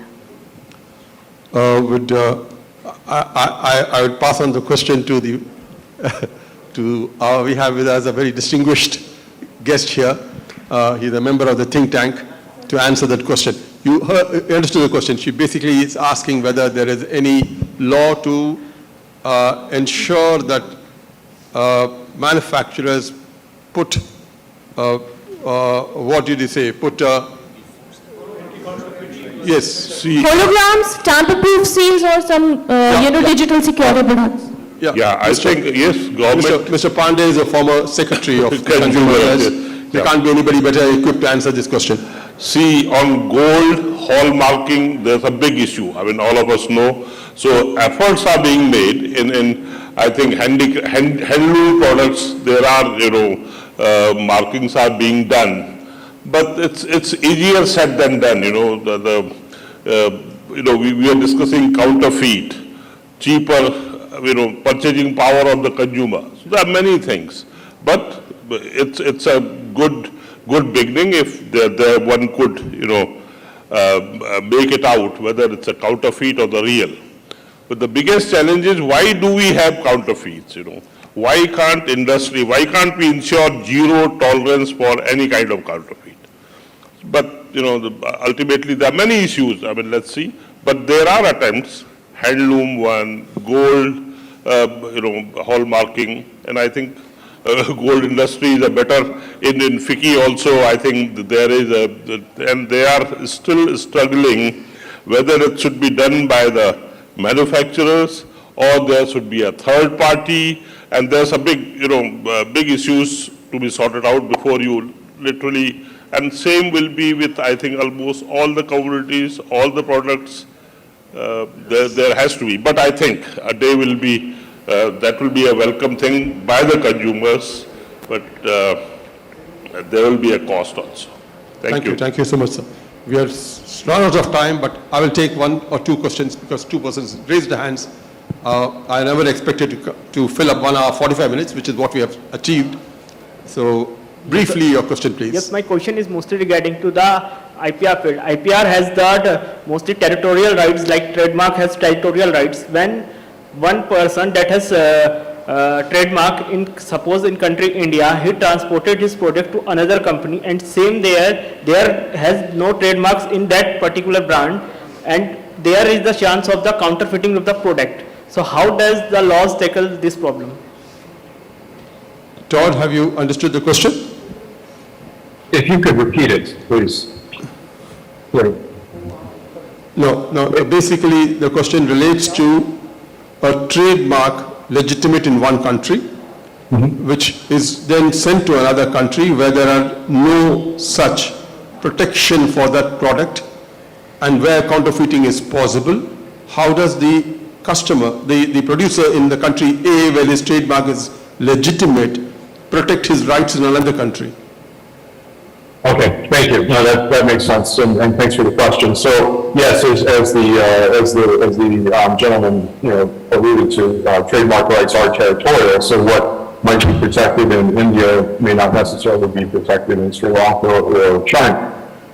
That's why it's really important for the right holder to be able to protect consumers everywhere, to register those trademarks in as many jurisdictions as they can, where they export to, where there is rampant counterfeiting, where they may be, deciding to move into the market eventually, or even a transit company. So it's really important to do that. Here at WIPO, we have the Madrid system, the important tools that we offer. But lacking a trademark registration in that third country, perhaps there might be some other laws that the authorities can pursue. Consumer protection, unfair competition, something along those lines. But unfortunately, without a trademark registration, there's not a lot that they can do on the east side. Thank you so much, Todd. Yes, please, sir, you are to ask a question. You could. We'll take the last question. This question is again to Bob regarding some tactical aspect of container control. Do we have any study or estimate on the false positives or false negatives? For example, if you don't check, because you said it's a selective kind of a checking, you don't check and it turns out how many traders have been profiled, have been targeted, how many have been killed, and that we say, okay, there is less follow-up needed in that country, but we do keep the statistics. Thank you so much, Bob. Thank you very much, my co-panelists, Bob, Pietra, Todd, and in absentia, Ricardo, for what has been a most stimulating session. Thank you very much for the audience for being so patient. It was a 1 hour, 45 minutes plus session, and we have overshot the time. My apologies to the next group discussions and the panelists there for having eaten into your time. Thank you so much, everybody. Thank you very much indeed. And ladies and gentlemen, round of applause for that wonderful session we had. Once again, thanking Mr. Najib Shah for wonderfully chairing the session and all our eminent panelists, including those who had joined us virtually. Thank you very much indeed for sparing your time and being here with us. And ladies and gentlemen, with that we straight away move to the next session, that is plenary session 2. I would request you all to kindly remain seated. Just give us a few minutes while we arrange the top table for the next session. So the next session is on reining in the threat posed by the online bad actors to your business and its consumers. And in this session, we will be talking about the extent of trade in counterfeit, spurious and contraband over the internet, discover and dismantle bad actors' business model through business strategies and effective collaborations, and leveraging blockchain using big data and automation to detect, illicit and manage investigations.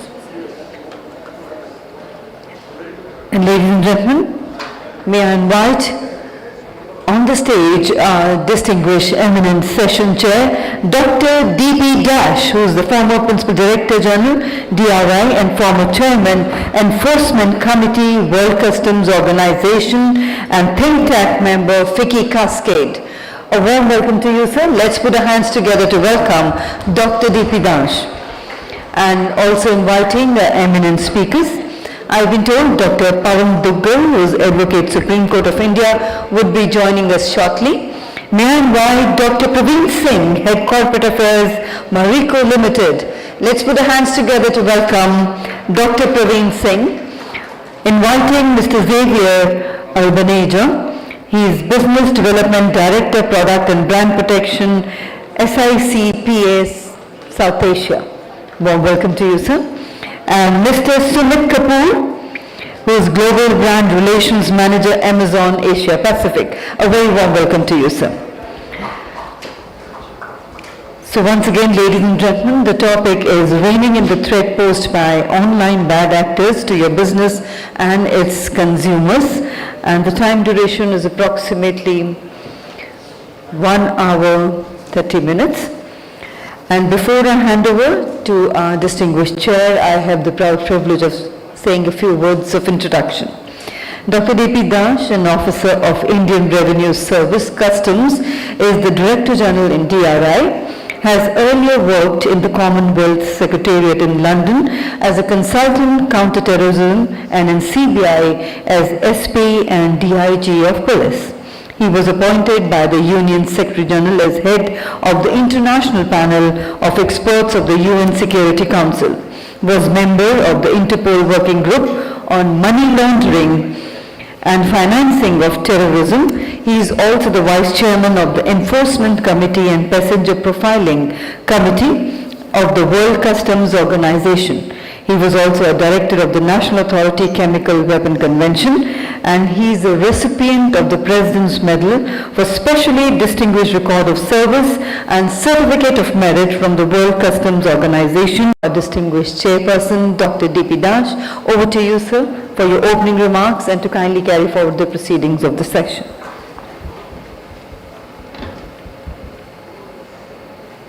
Good afternoon, everyone, and welcome to Masquerade 2022.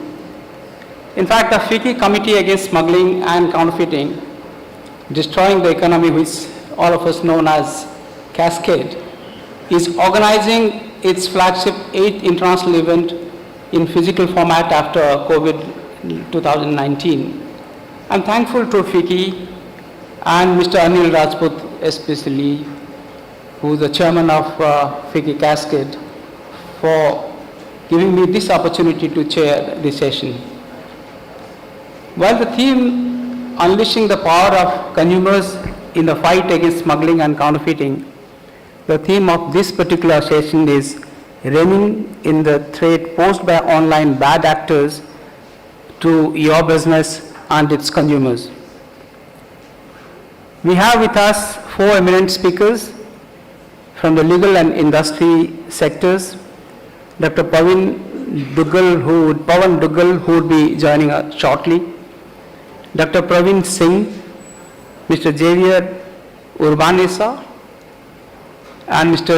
Sumit Kapoor. I will be introducing them as and when they speak. With such distinguished speakers, I think my job as the chair has been made very simple, thanks to FICCI Cascade. Each speaker will have 15 minutes each, and I request them to stick to the allotted time. Afterwards, we will have a question and answer session of about 15 minutes. As you know, the digital and social platform have become an integral part of our society and arguably the most important development in the history of the internet. They have transformed the way we live, work, play, and connect with each other. Internet has heralded an economic revolution in the entire world, and it's now being called apps economy. Thanks to COVID-19, the consumers are buying more online nowadays. In July 2020, online sales were 55% higher than July 2019. It's a huge jump.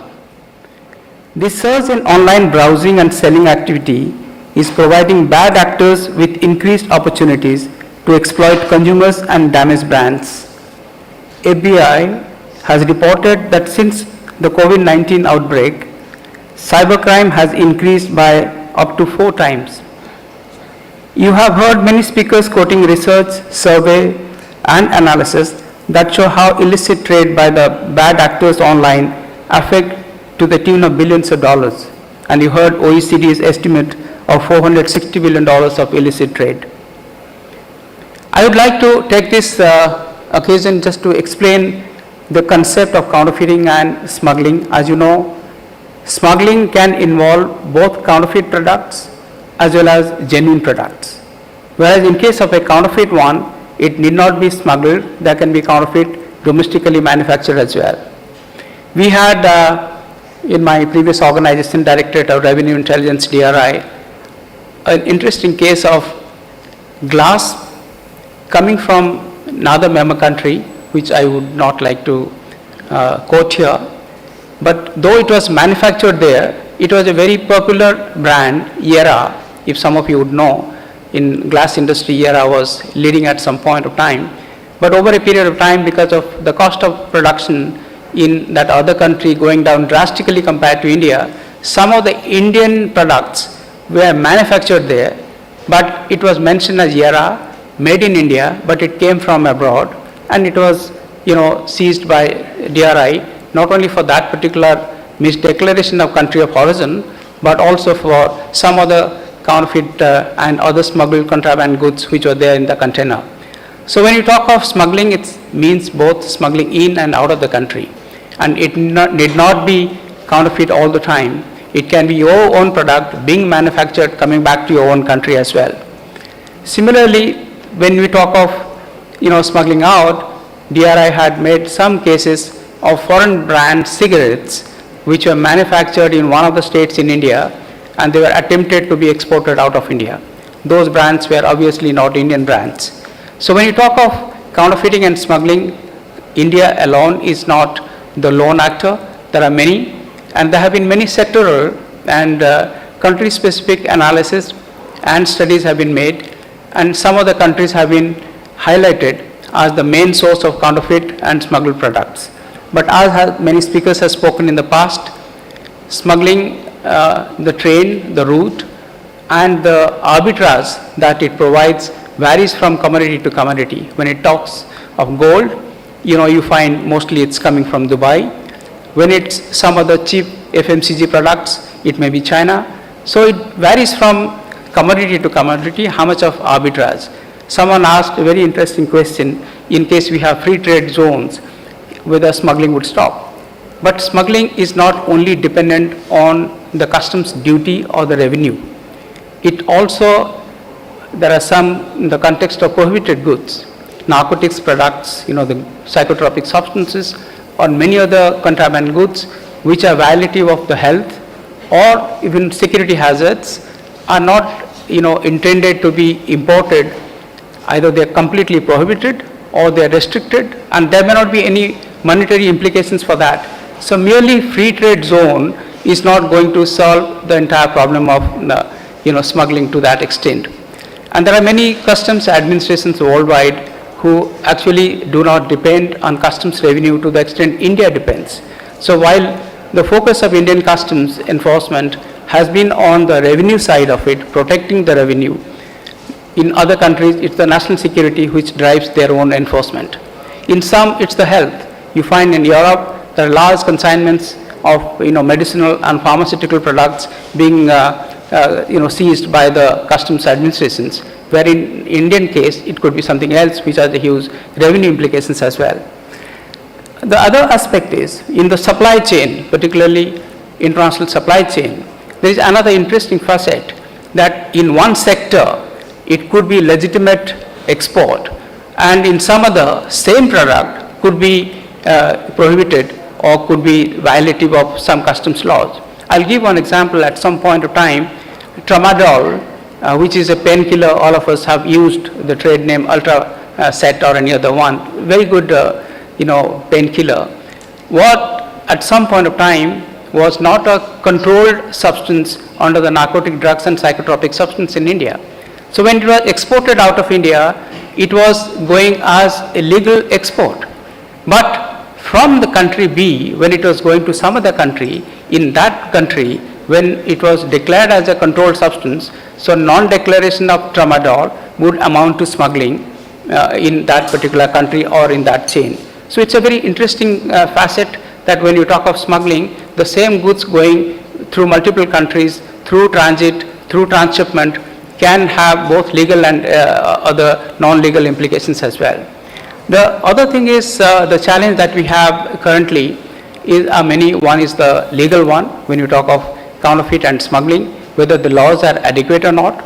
The second one is in the context of jurisdiction, because when the fact is there may not be proper collaborative arrangements between the two customs administrations for effective investigation or collecting evidence to bring the culprits to the books.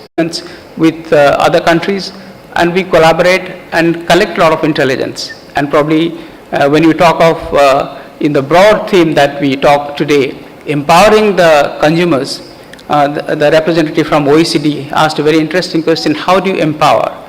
Now, in the context of smuggling, let me tell, some of you may be aware, some would have forgotten over the period of time, that in India we have a scheme of rewarding informer to the extent going up to 20% of the sale proceeds of the smuggled goods. So in case any individual or anybody for that matter has any information of any smuggling taking place, they can pass on that information to customs. Their identity would be kept secret, and in case that results in seizure and finally that's disposed of, the sale proceeds, whatever comes, up to 20% of that can be given to that person who has passed on the information, which is absolutely free from income tax. So this is something where we try to elicit information from the people who know about it, but they don't have the mechanism to do that. It could be someone who's a part and parcel of that smuggling gang, who's disaffected or he's to some extent dissatisfied with whatever, and then he passes on. We do get a lot of cases coming from those own cartels who are insiders. Apart from that, there has been huge use of data analytics over a period of time. Indian Customs have a container security initiative. You heard about the container program of UN Odyssey, though India doesn't fall part of that particular scheme, but then India has its own container security programs, and we have own risk management system. So when you talk of smuggling, there are two important aspects which I want to highlight here, particularly important in the context of India. It could be someone bringing in, to India physically by a person. So we have a passenger profiling system. Every passenger coming to India by air is profiled by the Indian Customs before he arrives. So we know who's to be picked up, who's to be examined, who's to be arrested, who's to be detained, or who's to be interrogated. So the entire thing happens only by risk management of the profiling information that we have. And currently, India has introduced the PNR, which is a global practice in some of the developed countries. And in the cargo side, there's a complete risk management system. But as you know, because of the need to have ease of doing business and free trade, and to facilitate trade, there has been huge demand to decongest the ports. So as a result of that, almost about 95% of the containers, they go without inspection and examination by the customs. So that leaves a huge scope for smuggling. So it's very important that post clearance there has to be some audit, and also information coming in from various sources, including the consumers. And last but not the least is the data analytics, which has to be very robust. And then we need to have mutual cooperation between not only the customs to customs, but within the country, customs and the police and various other law enforcement agencies. So that is a broad framework in which the overall theme for this masquerade has been chosen. And in this session, when we are talking about the bad actors in the context of the internet or the online, I would just like to say, in the wake of COVID-19 really changing our behavior, the most important development being the return facility. When you buy online, earlier you were scared that if something is bad and you want to, can't return it, then you are totally at a loss. But the way the industry has taken, without much questions being asked, if you are not satisfied, you change and you return, and that has really picked up the confidence and trust of the people, and that's how it's growing rapidly, not only in India, globally. Now, in this, we have with us eminent speakers from the industry and from the legal field. They would be discussing what can be done. But one interesting and important point which I want to say, that in the internet or e-commerce field, it's very important that when people do talk about a review, because everything as we discussed, whether it is a ticket, whether it's a hotel, whether it's travel, whether it's anything for that matter, you're going to the hotel, you certainly would like to know what kind of reviews about that hotel or that product or that company has. And a lot of bad actors, they are now buying these reviews. I mean, they offer a lot of commissions and a lot of other offers, like they say, if you give me a 5-star, then you will get a total refund of what you have eaten or you have bought. So that, has brought in other bad elements of some bots coming in, and there are many other groups who deliberately practice in this kind of thing. They get a commission and give a wrong review. And let me tell you, there have been some studies and some reviews where have been competitions amongst the business. If one particular business competitor wants to spoil the business of another one, he can use bots, he can use many other persons to give negative reviews. And the impact of negative reviews in some countries, in US and UK, and in Australia as well, has been found to the extent of about 25%. So with some bad reviews, one can lose business to the extent of 25%. At the same time, one extra, a star or a 5-star rating given by somebody can certainly increase your business to the extent of 25-30% of that. So this is very interesting development, how the reviewers do, and there have been studied that almost about 4% of the online reviews are fake. But when you translate that to the economic impact, it has been found that out of 3.2 trillion online business, about $152 billion impact is because of the wrong or bad or induced reviews which are not genuine. So in the context of the online bad actors, it's very, very important that the review mechanism also needs to be seen with a greater perspective, not only by law enforcement, by the brand and those who provide digital platforms, but more importantly, it's the consumers. You shouldn't be lured to give a wrong review for some other product, but you could be a victim tomorrow. So when you talk of empowering, there is a very important need to sensitize people about the impact of all these products.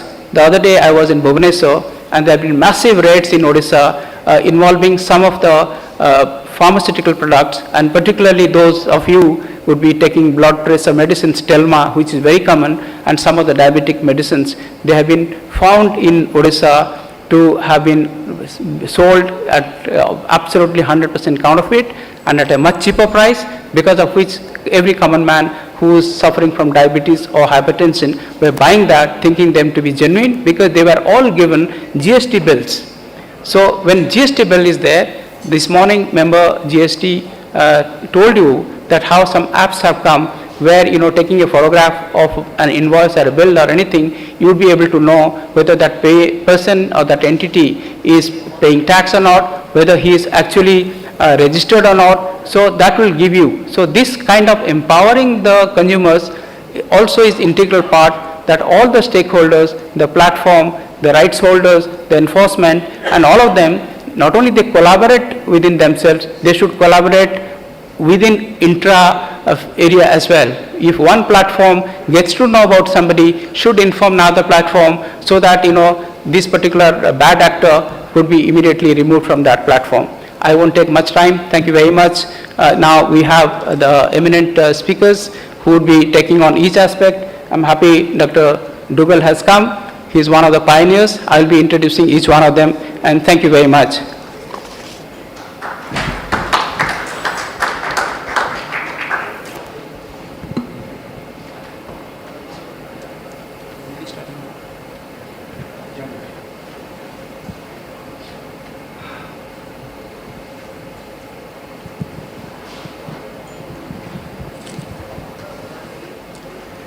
We have with us Dr. Pawan Dougal. He is an advocate, Supreme Court of India, an expert and authority on cyber law, cyber security law, artificial intelligence law, and e-commerce law.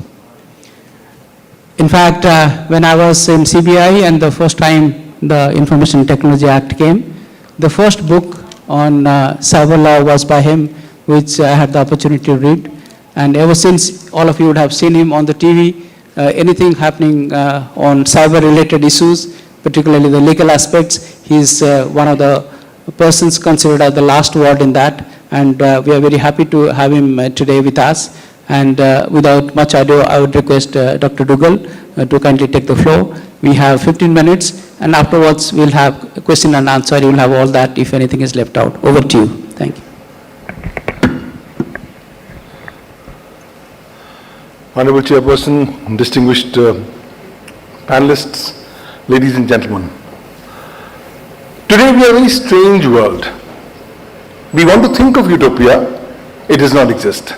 What we see is completely new diaspora that we are actually going forward. So I wanted to come across and show you certain things that I see on the horizon which should inform our thought processes. Recently, RBI has tightened the digital lending norms to curb scams. Why? Because these online loan frauds have been now taking lives of people. Now, 24 notices have been issued against e-commerce firms for fake reviews. Why? Because fake news is all around us, and therefore fake information about fake products, fake services, spurious products is obviously the norm of the day. Recently, we actually found that the Delhi High Court in a matter directed Amazon to deposit a penalty of 1 lakh imposed by the CCPA. So clearly some action is happening. Consumer protection appears to be on the mind of the government, and that's why we find the government issuing guidelines regarding sales of Ayurvedic drugs, and of course Center is even going ahead and warning various other broadcasters about their role in relationship. Now, Centers even going forward and saying to player platforms, tell us how are you selling non-ISI products, and how can you stop these at the earliest. So thumb rule is very clear. There's massive spurts in the counterfeits, spurious items, and contrabands over the internet. Sorry for the spell check about contrabands, but basically it's lack of awareness. It's a chalta hai attitude. If I get something for free or very less, I don't mind being taken for a ride. But the fact is there's lack of effective legal frameworks to protect consumers at large. Because if you are putting all your eggs on the Consumer Protection Act basket, you would actually be disappointed. It is not adequate. Most of these digital providers are located outside the territorial boundaries of India, lack of effective legal remedies to consumers, and of course, no dedicated law on protecting these online consumers against these so-called spurious products or contrabands. I look at 1986 Consumer Protection Act. I'm gladdened to find that as a consumer, I have a right to safety, the right to information, the right to choose, the right to be heard, the right to seek redressal, and the right to consumer education. But come now with the Consumer Protection Act 2019, and we see some more advances. Any consumer who buys any products or goods or hires any services, which includes both offline and online, are now specifically included within the ambit of the Consumer Protection Act. For the first time, the law comes up with the concept of product liability, as it's going to be the responsibility of the product manufacturer or a product seller of any product or service to compensate for any harm caused to a consumer due to the defective product manufactured, sold, or deficiency in services relating thereto. Looks very nice. That's 2019. We are at 2022. Ask yourself, how many compensations, how many of these fines have been actually ordered? Very, very few. Further, the concept of electronic service provider under the Consumer Protection Act is good because it includes all these spurious manufacturers and platforms who are providing these counterfeit products as a whole. So any product seller, if I'm selling online, I not only become an intermediary under the Information Technology Act 2000, I get covered under the Consumer Protection Act. Even if I'm an online marketplace, an online market aggregator, I get covered under the law. But then, while I'm covered under the law hasn't gone that far ahead as I would expect the law to form. Why? Because consumers feel unsafe. The survey says 1% of consumers, though they back e-commerce rules, but they want clarity on service-based businesses. We all have to realize that when we are today in the online ecosystem, there is one legal framework that applies to all of us, which is the Indian Information Technology Act 2000. This is India's mother legislation. Mind you, 22 years back, we formed this law for promoting e-commerce. It still continues to be the mother legislation, but over a period of time, the IT Act, the Indian Cyber Law, has become India's mother legislation for everything digital. So in India, if you are using computers, computer systems, computer networks, computer resources, communication devices, as also data and information in the electronic form, you are covered under this law. But guess what? This is completely silent on consumer protection per se. Even the rules and regulations that have been made under the IT rules, under the IT Act, do not specifically deal with the counterfeits, spurious products, and contrabands. So, good news, everybody who sells these counterfeit products online becomes an intermediary and network service provider. Once you are an intermediary, under Section 79 of the IT Act, you are required to exercise due diligence while you discharge your obligations under the law. Now, these various parameters of due diligence have been given, first under the IT Rules 2011 and now under the IT Rules 2021. But specific due diligence in the context of consumer protection have not yet been so stipulated. Even the IT Rules 2021 are completely silent. Good news is, CERT is also waking up. India's nodal agency of cybersecurity has now mandated the mandatory reporting of cybersecurity breaches, and that also could ultimately help us fight these contrabands as we actually go forward. But the IT Rules 2021, I believe, have been changing the landscape. Why? Because these rules, which have been upheld by the Delhi High Court in the case of X versus Union of India, where I was appointed as the amicus curiae. So these rules are very much in place. It's only the portion pertaining to OTT platforms that's currently under challenge in different laws. Good news is that all these network service providers are now mandated to implement and maintain reasonable security practices and procedures while they handle with third-party data. The game-changing element comes under Rule 7. Rule 7 of the IT rule says, you don't comply with my rules, no problem. be prepared for two things. Your statutory exemption from legal liability is automatically snatched away from you by operation of law. And number two, you become liable for being punished for offences under the Indian Penal Code and under the Information Technology Act. So good news is that these guys have to maintain due diligence, have to at least follow these parameters. Let's look at Rule 314, which says that any intermediary, including social media intermediary and significant social media intermediary, shall have to follow the following due diligence while discharging, that they will not have any product or information on their platform which infringes any patent, trademark, copyright or other intellectual property rights. But the law has stopped up to there. It hasn't told you what happens thereafter. Yes, you become liable, fine. How many people actually get punished? Not at all. So I think these parameters are still not sufficient when I'm talking in September 2022, because the government needs to come up with distinctive new parameters for fighting the menace of counterfeits, spurious items and contrabands. Today, we are at a unique policy vacuum space. India, when I talk with you, does not have a dedicated law on data protection, nor a law on privacy, nor a law on data protection. Even a dedicated law on online consumers and its protection are not yet in place, though the minister has now announced the government is working on 4 comprehensive laws to cover the digital space. This morning, the Ministry of Communications has actually unveiled it for public comments, the Indian Communications Bill 2022. 1 month period has been given to the Indian public to go ahead and comment on the same. But I think that alone, when I was reading this draft law this morning, I was disappointed, because again, in the telecommunications sector, this law did nothing to protect consumers at large, even the draft proposal. And I think there's a need for the government to come up with specific rules under Section 87 of the Information Technology Act 2000, because online consumers ultimately and the online ecosystem are going to be governed under the Information Technology Act 2000. Further, I think time is moving very fast.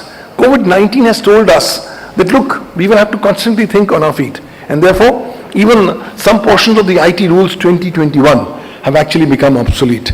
We need to update them specifically in the context of online consumers. The IT rules say you are an online consumer, you have a grievance, please go and file your grievance petition with the grievance officer under Rule 3.2 of these rules. But you find a majority of these spurious or contraband selling product platforms neither comply with Indian cyber law, nor do they have any kind of a grievance mechanism, nor a grievance officer. Further, majority of them are located outside the territorial boundaries of the country. So getting hold of them becomes a big challenge. Further, internet jurisdiction will be a much, much bigger challenge, getting these guys to India to face the music of the law or to prosecute them under the law. Further, how do we attribute these counterfeit activities or infringing activities to specific cyber actors becomes a challenge. This afternoon, before coming here, I was visiting the darknet, and I could see so many of these spurious products out there being sold on anonymous platforms by anonymous entities with no way how we can actually attribute this to a particular physical cyber actor across the world. So going forward, it will have to be a more holistic approach for protecting consumers against counterfeits, spurious products and contrabands. Copyright Act has been amended, but I think amendments are not adequate. You still are not finding this law in sync with the ground realities. Extensive use of the darknet is making life more difficult for the legitimate manufacturers, for law enforcement agencies, and even for governments of the world, because you don't know who's who on the darknet and how do we actually catch hold of them. So lack of enforcement of even existing laws, whether on the darknet or on the superficial net, is actually making things far more complicated in today's scenario. And mind you, these cyber criminals are not sitting pretty. They are constantly innovating. So they have started using artificial intelligence as a means, as a kind of a USP for selling these contrabands or spurious products. And therefore, they want to create an arm's length relationship. They said, even if I get caught, I'm not the one who's selling it, it's artificial intelligence who's selling it. Go and punish artificial intelligence if you actually can. So that's going to be a big hurdle for from the perspective of law enforcement agencies and the stakeholders and also the government, that how can the misuse of artificial intelligence be stopped in the context of these constant availability of contrabands. Further, a majority of these spurious elements are using huge big data sets for their sales of their spurious contrabands. We somehow have to deal with this particular aspect as well, because if potentially their supply to big data sets can be scuttled, then to a large extent you can be effective in the fight. Cloud is a default normal, but on the cloud there's so many of these spurious products being made available, yet no accountability from cloud service providers at large. And mind you, if you think blockchain was only for electronic governance, I've now begun to start seeing cases where blockchain is also being used for purposes of disseminating spurious products or contrabands in the context of the internet per se. And mind you, who pays for this? It's the bitcoins, the cryptocurrencies of the world who pay for such illegal activities. And because India has still not made up its mind as to whether crypto assets or cryptocurrencies are legal or not, we are now finding a gray zone. Everybody wants to go ahead and indulge in such criminal activity, which extensive use of bitcoins and crypto assets and currencies. You thought Internet of Things had got nothing to do with spurious things? You're mistaken. Today there's so much of these spurious and contrabands which are being funneled through the Internet of Things and Internet of Behavior without us even realizing it. Currently they're coming under the nomenclature of cyber security products and services, but it's going to open up a Pandora's box. Quantum computing is still a big time away, but imagine if we can actually use the benefits of quantum computing for the purposes of targeting the algorithms of these cyber criminals. That could be a good way, innovative way to deal with this. And mind you, Metaverse has already arrived. This is the next new avatar of the internet, and spurious products are already now being sold on the Metaverse. So we are finding various avatars selling spurious or counterfeit or pirated products of actual good brands on the Metaverse. So we are now beginning to see a new kind of an arms race that's happening on the Metaverse. But the fact is, somewhere down the line, you will have to make a connection between cyber security and these online bad actors. If we can break into the cyber security of these online bad actors, that could be a good starting point. But we haven't even begun waking up. We don't have a dedicated law on cyber security. And the lack of these dedicated laws is effectively helping them as bad actors, not us as consumers. Further, the fact that India doesn't have a law on cybersecurity complicates the scenario. The National Cybersecurity Policy 2013 has not helped, despite it being a good document. And the fact is, the lesser we are giving significance to cybersecurity on the pedestal of the digital ecosystem, the more you're actually giving encouragement to counterfeits and pirated activities. So, good news, 28th of June 2022, the Indian Computer Emergency Response Team has now come up with the Information Technology Directions 2022, which mandate a mandatory reporting of any cybersecurity real or suspected breach within 6 hours. You don't report, it actually becomes an offense under Section 70B of the IT Act. Hopefully that should help, but we will still have to deal with the challenges of electronic evidence. Because ultimately, if we want to get hold of these bad guys, we want to punish them, we'll require the relevant incriminating electronic evidence. And for that, you will have to also make sure that your homework on electronic evidence is adequately done, because the law has been constantly evolving. Because any kinds of courts dealing with these matters will be dealing with a variety of computer resources, smartphones, storage devices, hard disks and the like. So the courts have to be made more sensitized, the law enforcement agencies have to be sensitized, and you have to now follow the constantly changing target of evolving legal jurisprudence on electronic evidence. First, in 2014, Supreme Court in Anwar PV versus PK Bashir came up with one particular set of legislation of legal interpretation on electronic evidence. And now finally, in Arjun Pandit Rao Khotkar versus Kailash Ghorantial, the law on electronic evidence has been extensively laid down, which has reiterated the law of Anwar PV versus PK Bashir. But mind you, for all prosecutors who are prosecuting these bad actors, they will have to mandatorily do their homework and follow the directions of the Supreme Court. Because Section 65B of the Indian Evidence Act has become a distinctive code in its own self. And if you don't give the appropriate certification, howsoever brilliant your electronic evidence, It's a waste paper basket material in the eyes of law. So I think in this regard, I want to compliment the remarkable work that FICCI Cascade is being doing in terms of creating more awareness. Intermediaries, I think going forward, have much more work to do. So my wish list would include intermediaries need to be made more accountable for counterfeiting and pirated activities on their platforms. India needs to have a look on intermediary liability, relook, and you make them more accountable and responsible to fight the menace of counterfeiting and piracy-related activities on their platforms. We need to encourage people to stop adopting counterfeits, spurious items, and contrabands on the internet as a way of life. That's going to take a long time. Today, get any Indian, put him any kind of a cheap product, and he's more often than not even willing to sell his soul so long that he can get this particular cheap product. But somewhere down the line, we'll have to make a beginning. Why? Because we've already entered into a new age. The new cyber world order is already coming, and therefore, if you're not changing with times, we will have this immense problem. Look at the countries who have already come up with very strong laws during COVID-19 times, which are ushering in this new cyber world order.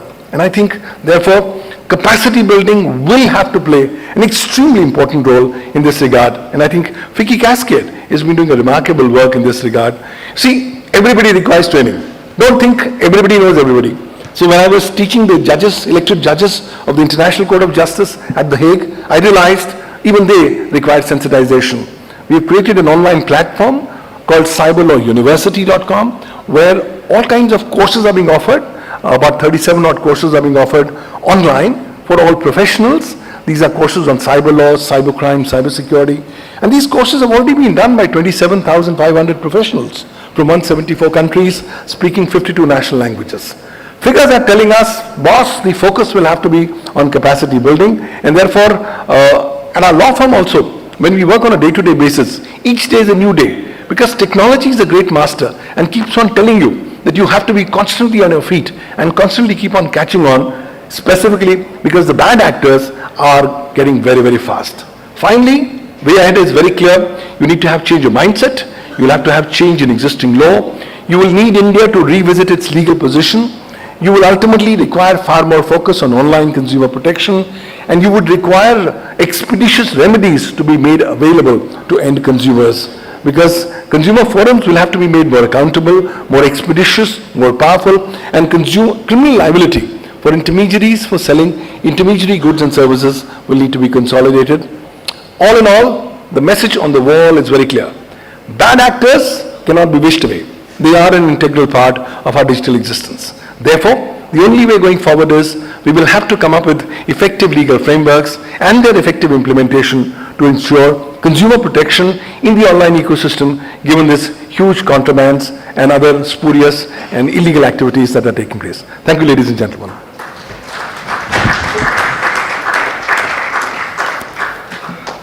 Actually, that's a place people forget, and it's pretty risky. So I would request the next speaker to be careful of any finesse. Thank you, Dr. Dugal, for a very fascinating talk. I know that you need even half a session to speak about the legal aspects, the various lacuna, and what needs to be done. We'll have the questions, I think, after the end of all the presentations, so you can relax. So our next speaker is Dr. Praveen Singh. He is the head corporate affairs at Marico. Dr. Singh, in fact, had a master's and PhD from IIT Delhi.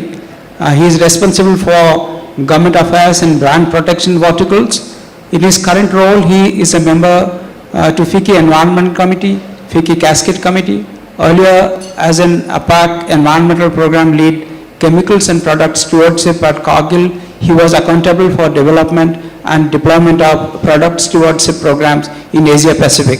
In fact, he was also responsible for coordination of activities related to responsible care, and he was a co-chairman of Sustainability, Responsible Care and Safety, Health and Environmental Expert Committee in ICC. In DuPont, he started his career as intellectual property specialist and have also held additional role of environmental competency leader. So, Mr. Singh, the floor is all yours.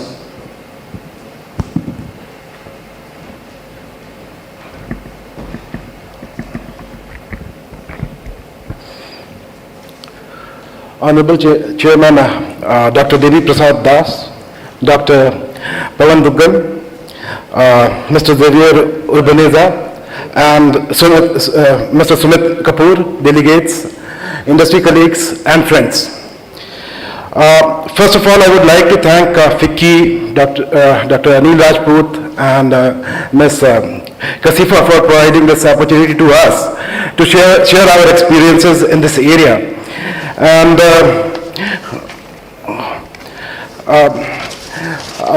about Malco, if you ask, it's a consumer products company which started operating in 1990, and it got listed in 1996, and since then it has been providing a shareholder return of around 23%. It's not only double digit, it is double the double digit. So, and couple of portfolios that we are working is beauty, wellness, and hygiene.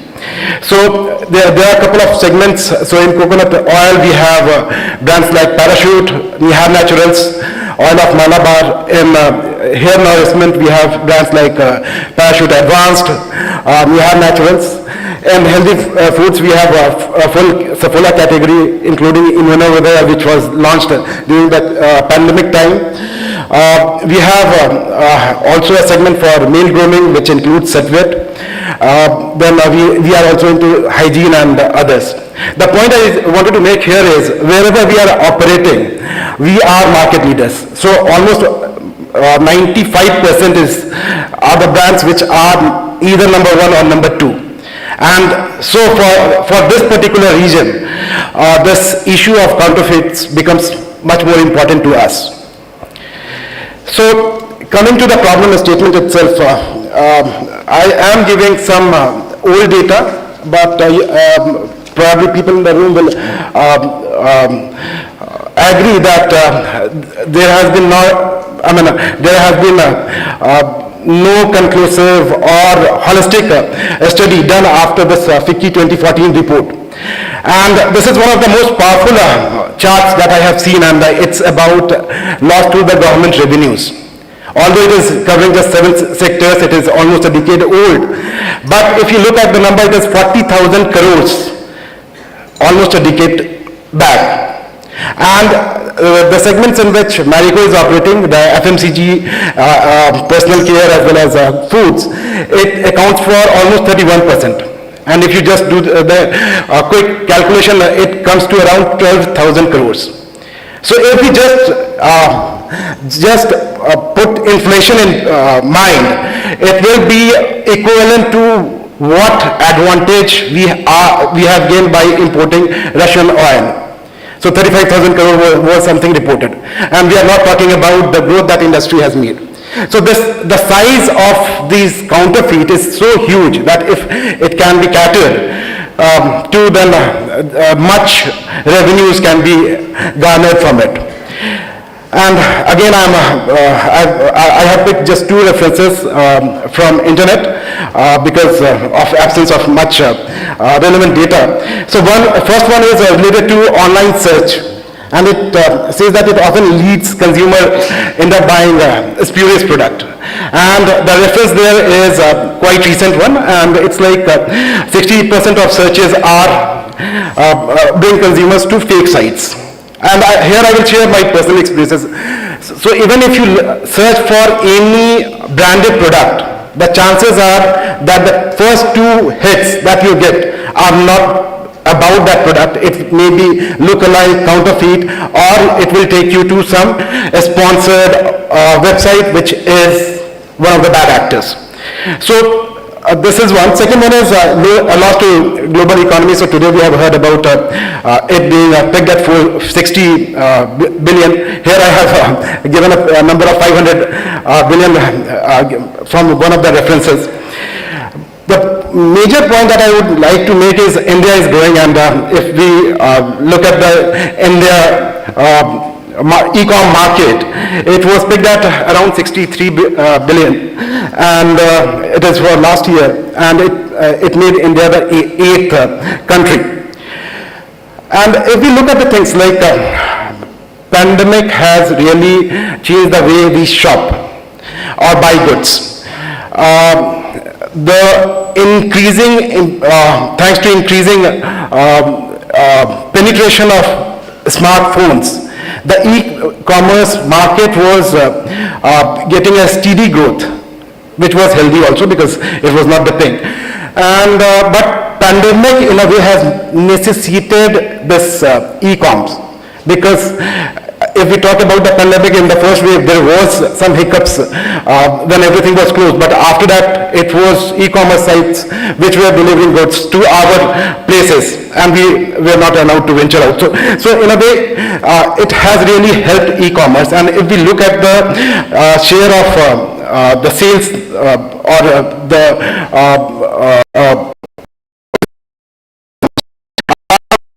was there prevalent, tier 2, tier 3 and even rural is getting a bigger share. And because of this movement, it has really attracted interest. And by attracting interest, I am talking about three things. One is the traditional businesses. So in traditional businesses, if you ask about our company, so we are vying for creating total digital brands worth 450 to 500 crores in next 2 years.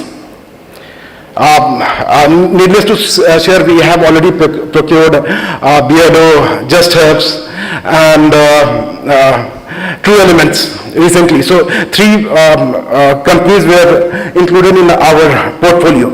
So it is just to show that even traditional companies are becoming interested in this area. Second one is the startups that we are talking. And if you look at the startups in FMCG, I think without the e-commerce platform or digital platform, probably there will be no startups. And why startups require e-commerce or digital platform? I think the reason is simple. First one is about budget. You do not require a big marketing budget to create a brand. Second one is you do not need money to create sales force, on-ground sales force or complex supply chain. Only thing you need is a decent product with a nice story which can convince the customers or resonates with their aspirations, and then you have a good brand. So investment is reduced because of this. So second one is the startups in this area, and you can make analogy for other sectors as well. I am just commenting on FMCG. The third one, which I think is most relevant, is the counterfeiters. So as shared by Dr. Duggal and as well as Chair, so we have seen that that counterfeiters have quick turnaround for their products as well as low traceability. Regulations are being made, but low traceability, and I will talk a bit more when we are talking about platforms. So that's the reason the counterfeiters are entering into this area. Another factor is the pandemic. And during pandemic, people have gone through a very, very bad phase, and it has also pushed people in that area, and this has grown. And if we talk about the size of this problem, so I'm just sharing my personal feeling and what we have done. It's not based on research. So if we talk about the traditional products which were there in the market, the ratio will be similar to what the percentage of e-com market is there, right, or digital market is there. But if we talk about the newly launched product or digital products, the size or the issue is much bigger, right? And last point that I would like to cover in problem statement is about enforcement action by regulators. And here I would like to share two things. One is the welcome step, the actions that regulators do take on their own and confiscate the bad products. Second one, which I would like to talk about, is the market pickups. So we know that there are regulated industries, cosmetic is regulated, food industry is regulated, and to maintain minimum standards, these authorities are picking up product so that consumers do get the proper or whatever is written on the back of the panel, those products. So the challenge here is, what if a counterfeit is picked up? And we have listened about the quality of these counterfeits. We have to establish that it is not our product, otherwise there can be penalties and prosecutions also. So that is the second one, but luckily I'm sharing one experience.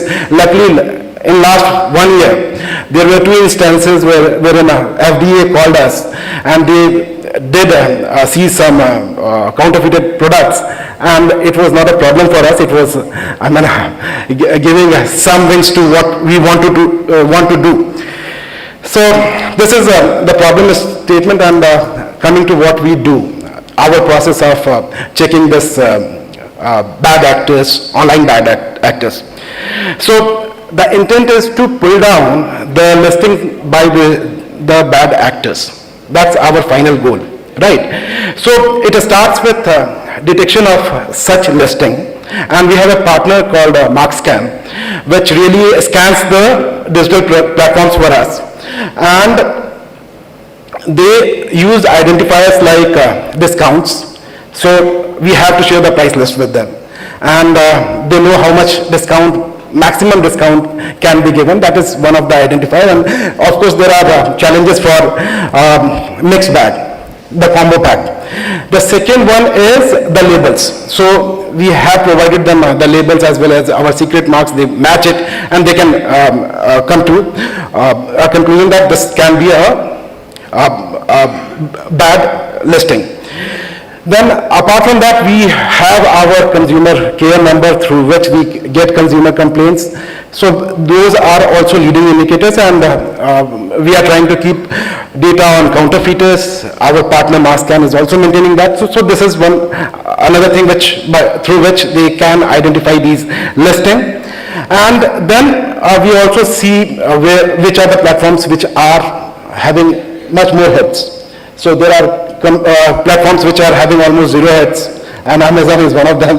And there are some platforms which are having much more bigger hits, and we are going after them. I will not like to name them. Second step is validation. So pulling down these kind of links, we have to verify it. We have to prove it to the platform that this is indeed a bad link. So for counterfeits, we have to really order the product, then do the quality testing, and then submit the report to platforms. For lookalike, we can do it online as well. So, and then third one is we give notice to the platforms, and yes, sometimes relationship works, sometimes there are issues. So that is another thing, but these are the 3 steps we do. But in addition to these 3 steps, depending upon our feeling that the counterfeiter can be a manufacturer or is maybe a big player, we also try to do some physical action or on-ground action. And the most important thing for that is address. And trust me, maximum time, we really have to spend energy and time to find that address. The address given on invoices are wrong, the GST numbers are not correct, and these are a couple of things that we do. There are 5 things that we try to utilize for deducing or finding the address. But this is a tedious task, and after that it is the general one, what we do for typical counterfeits, whether it is civil, criminal, or by just giving C&D notices. So after that, I think I will just share what are the solutions to ponder and some observations. So some of the solutions that I think are there starts with anti-counterfeit tech, and Mr. Xavier will talk much more about it. But as a consumer industry, I think our ask is simple. Any technology, any cost will be borne by the consumer, right? So our ask is simple. It has to be cost effective. Second one is simple, easily implementable. And third one is with not copyable. At least it should give us some time that people are not able to copy over it. And these anti-counterfeit technologies can be as innocuous as a simple change in font of a letter or any secret mark that we may put and others are not knowing. So that may be one of the way. And the reason why I have talked about this is, we have seen evolution of 2D, 3D holograms, and so you have answered for that. So it's like for some time 2D and 3D were really a potent weapon in our arsenal or in brand owner's arsenal. But after some times the counterfeiters know how to copy it. I still remember a case around 10 years back when people started using some numbers. So what counterfeiters started doing was they will use a single number for a lot, and for next lot will then again pick up the most recent number. So it was really difficult to really catch them. And as the price of these technologies increases, the value of bottle increases. The refilling starts happening, and we have seen it in many industry. So that is something which we have to be cognizant about. Second one is we can use analytics to plug in leakages in supply chain, leakages due to unused materials because of packaging change or labeling requirements. There are many unused materials also. They can also be utilized by the counterfeiters, because the first thing that we typically use is the packaging, right, for identification of the counterfeits. And sometimes we have seen that there are expired materials, we have taken it back from the market, we have then sold it off to some scrap bidder. There are leakages from there also. The digital infrastructure on ground in India is very less. Coupled with illiteracy, blockchain may be answer for a couple of things. It may be a platform provider for doing counterfeiting, but implementation wise, probably it is, the time has not come for blockchain. So what I think is we would require concerted efforts. So concerted efforts by industry. So if we can do this concerted effort by industry, the cost of actions will typically reduce, and we can divide it between industry. There are many roadblocks, speed breakers for it, and that's the reason why it has not materialized even today. But as of now, we have started working with one or two companies, and we are getting some positive results. Second one is by platforms. So there are many established platforms as of now, and I would like to take name of Amazon again, sir, because the kind of interactions that Amazon is doing, or the outreach that they are doing for industry is great. And I really appreciate it. For others, we have to really follow up. But Amazon is reaching out to us. They want to understand our case. And on platforms, I will just show one slide which was prepared by our partner, because I asked them what are the things that, if implemented, can resolve this issue from platform. And Sumit, you may like to look at this slide. So four things are there. One of the things can be avoided. First one is validation of seller as an individual entity. So I talked about getting the address of the counterfeiter. So if we do this step properly, probably the chances of anyone doing counterfeiting on platforms will reduce drastically. Second one is related to what we have been talking about in blockchain. So self-validation certification, supply chain validation certifications, these things will really help us. Third one is quite, this is not totally related to counterfeiting, but it is about the capacity of the supplier, and whenever there are pressures on capacity, chances are people do try to take shortcuts and supply something else.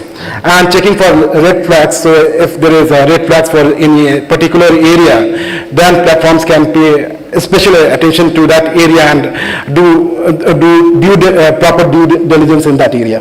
So these are a couple of things that are suggested, and I think these are very good suggestions, so I have included it, and I would like to thank our partner MarkScan.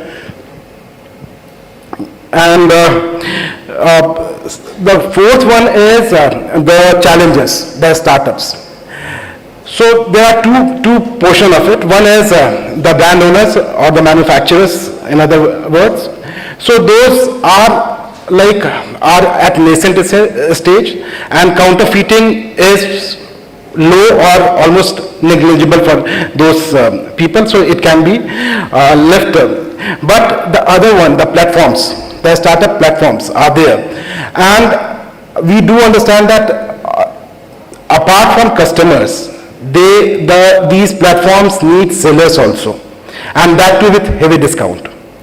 So to impanel them, they many times take shortcuts. And I'm sharing my personal experiences. If we find any kind of bad actors and we report it to them, they take time to even pull down those listings. So this is something where we need to handhold these new platforms, because apart from the regulations, this kind of discussion will really help. And regulators. So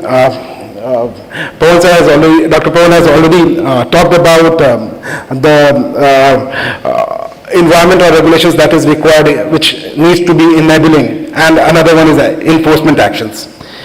On takeaways, sir, I would like to just share a couple of things, or these are observations. So one is about rehabilitation or providing alternative employment to people who have been involved in the counterfeiting business. So I'm not talking about the top ones, the owners of counterfeiting business, but the people who have been working on ground.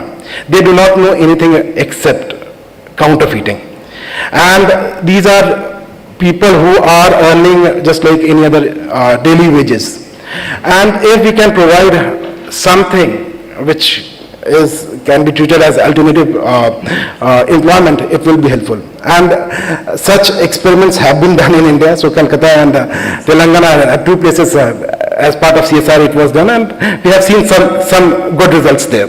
Second one is availability of authentic reference data. So I may request FICCI again to do some studies, because 2014 was almost a decade old, and the ASPA annual reports are not very exhaustive.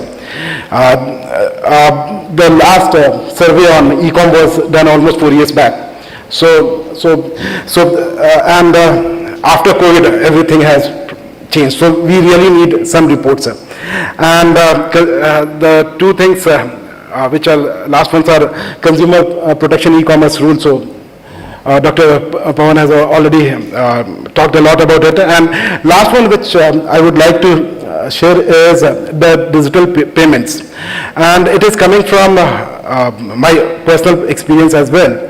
So if there is an entity which is based out of the Indian geography, then it is easier to it is easier to track them and make them liable. So we can try restricting it as such. And to conclude, I would like to say one thing, that collectively we can put a lid on this menace. Otherwise, as single companies or entities, we will be putting up efforts. We have to be on our toes every day with a cost center, big cost center, to just restrict the counterfeiting to single digits. So collective efforts is required. Thank you. Thank you. Thank you, Mr. Singh. In fact, you have shared a lot of your personal experience of your company. I'm sure that would benefit other business entities present here. I think you wanted some more time, but sorry, because we have to give time to other presenters today. And the end theme that you said, united we stand and divided we fall. And that's very important. All the stakeholders need to come together to fight this menace. Thank you very much. We'll have questions at the end of it. Our next speaker is Mr. Javier Urbanesa. He holds a PhD in chemistry from Spain and an executive MBA in entrepreneurship and innovation from Switzerland. With a technical and business education, he has over 15 years of international experience in creating and capturing value from technologies, from research to commercialization. Mr. Javier joined FICCI in 2012, and since then, he has held different management roles from R&D to product management and strategy. Today, as Business Development Director, Mr. Urbanesa helps companies protect their products and brand value while fighting counterfeiting, unauthorized overproduction, and grey market trading. Over to you, Mr. Urbanesa.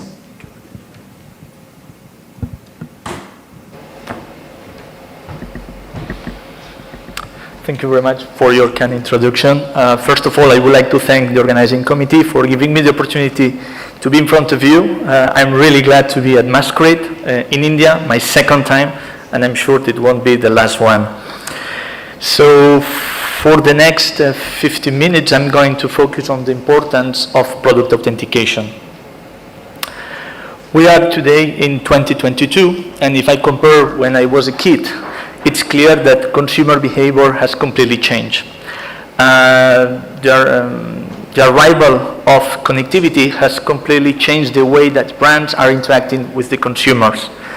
E-commerce has brought new shopping experiences, and the convenience, a very important topic as well, not only about individual size, big size, how heavy, how light, but also the variety. So basically, what is the outcome? Today, much more choice and much more SKUs to manage.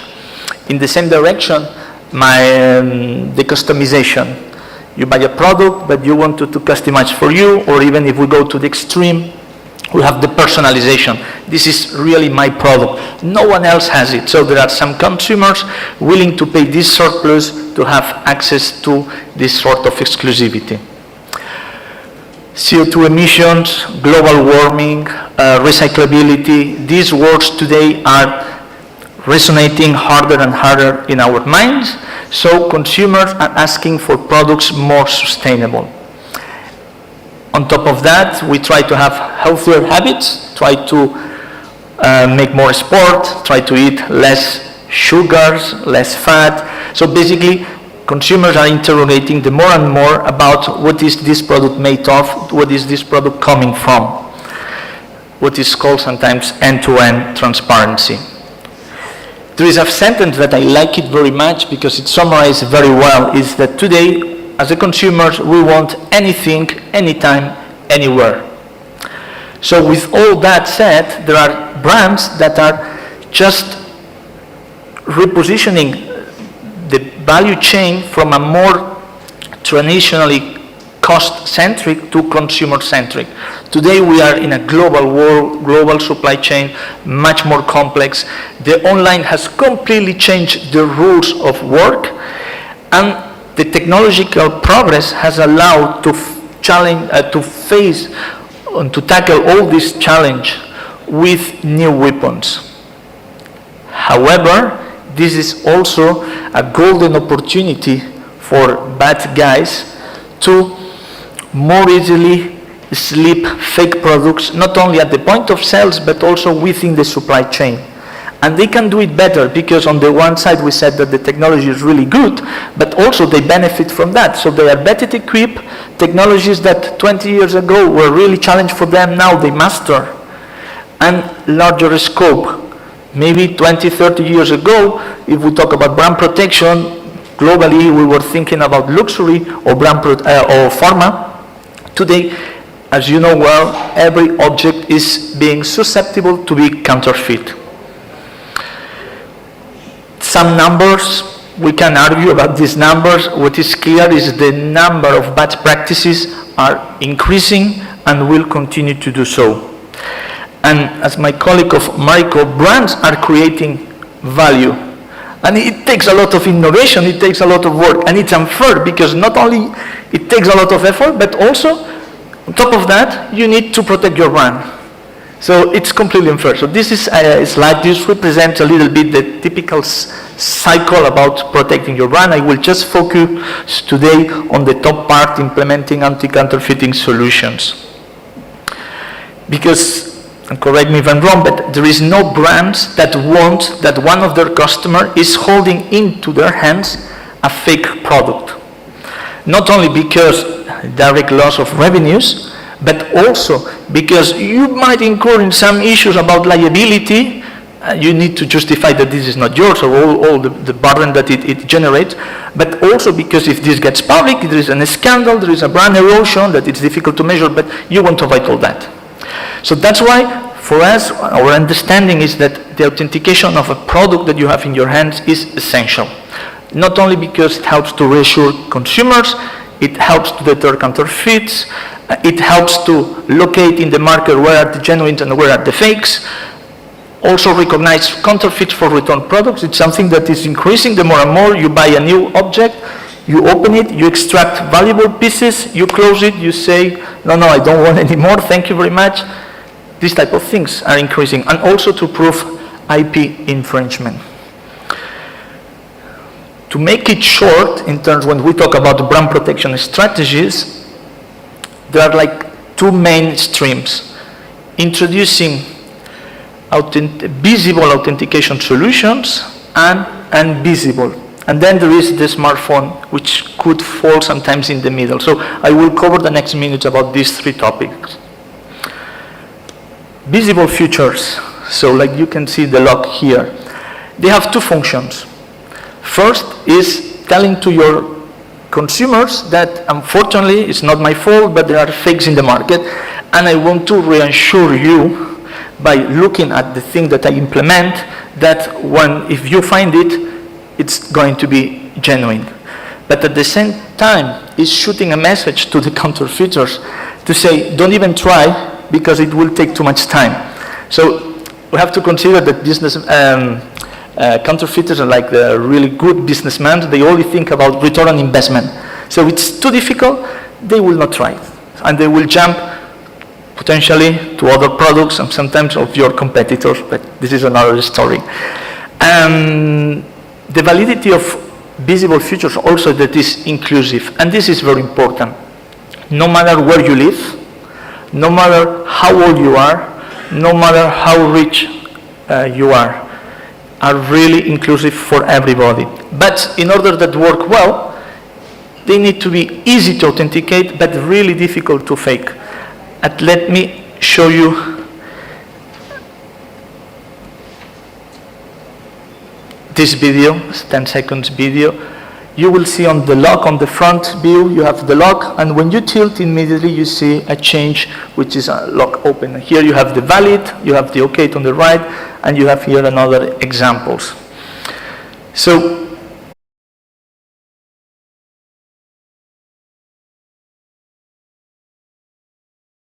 printers distributed around the world to ensure that everything is under control, because as I said before, the more public or the more open to everybody, the more difficult to ensure that it's not going to fake. And the other point was easy to authenticate. And here I will just put emphasis on the design. The design works as a trust anchor.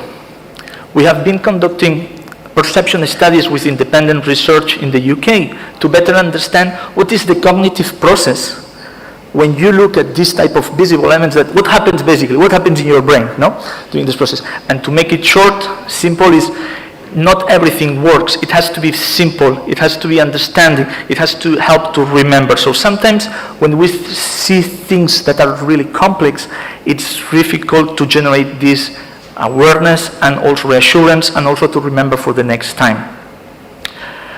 Just to illustrate with the use case, we are talking about cosmetics in China. There were plenty of fakes in the market, but the worst even is that even the retailers could not make the difference. So total chaos. So in discussion with the brand, we decided to implement one of these question labels because this was reassuring not only the consumer but also to the distributors. Since then, no more issues. One single place, it maybe makes no sense, but when they go to a big country with different locations, with different investigations, this type of inspection platform that is connect via Bluetooth with a smartphone or a tablet and keeps track record of all the activity that you did, it can be very helpful. Use case, we are talking about the spirits. In India, big mess again, but in this case was the brand saying we have a lot of issues at the point of sales, and there was, of course, a problem not only with what I was mentioning before on liability issue, potential liability issues, but they wanted to say in that case, and it makes perfectly sense, no, we want to manage and we want to go to the point of sales and to investigate. So somewhere in the bottle, it was proposed it was introduced this SIGPA marking solution with the FICCI platform. From that, they could benefit of identifying genuine versus fake, stop the fakes, and also with the inspection platform, they have to do a better job. Finalize with smartphone authentication. Now also very important. In our case, about the smartphone authentication is that we talk about a secure QR code. So you must think about like two functions. One is authentication, but the second is we are putting a variable data. So every single item is having a unique identifier, so you can associate data to this.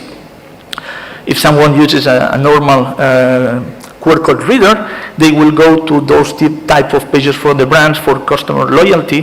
However, if you are using a smartphone, the smartphone application, you will be able to do either the successful verification in case it's genuine, or the verification will fail in case of it's fake. Top of that, you can imagine that all data is recorded, is traced, so you are putting a lot of data to take the best decisions.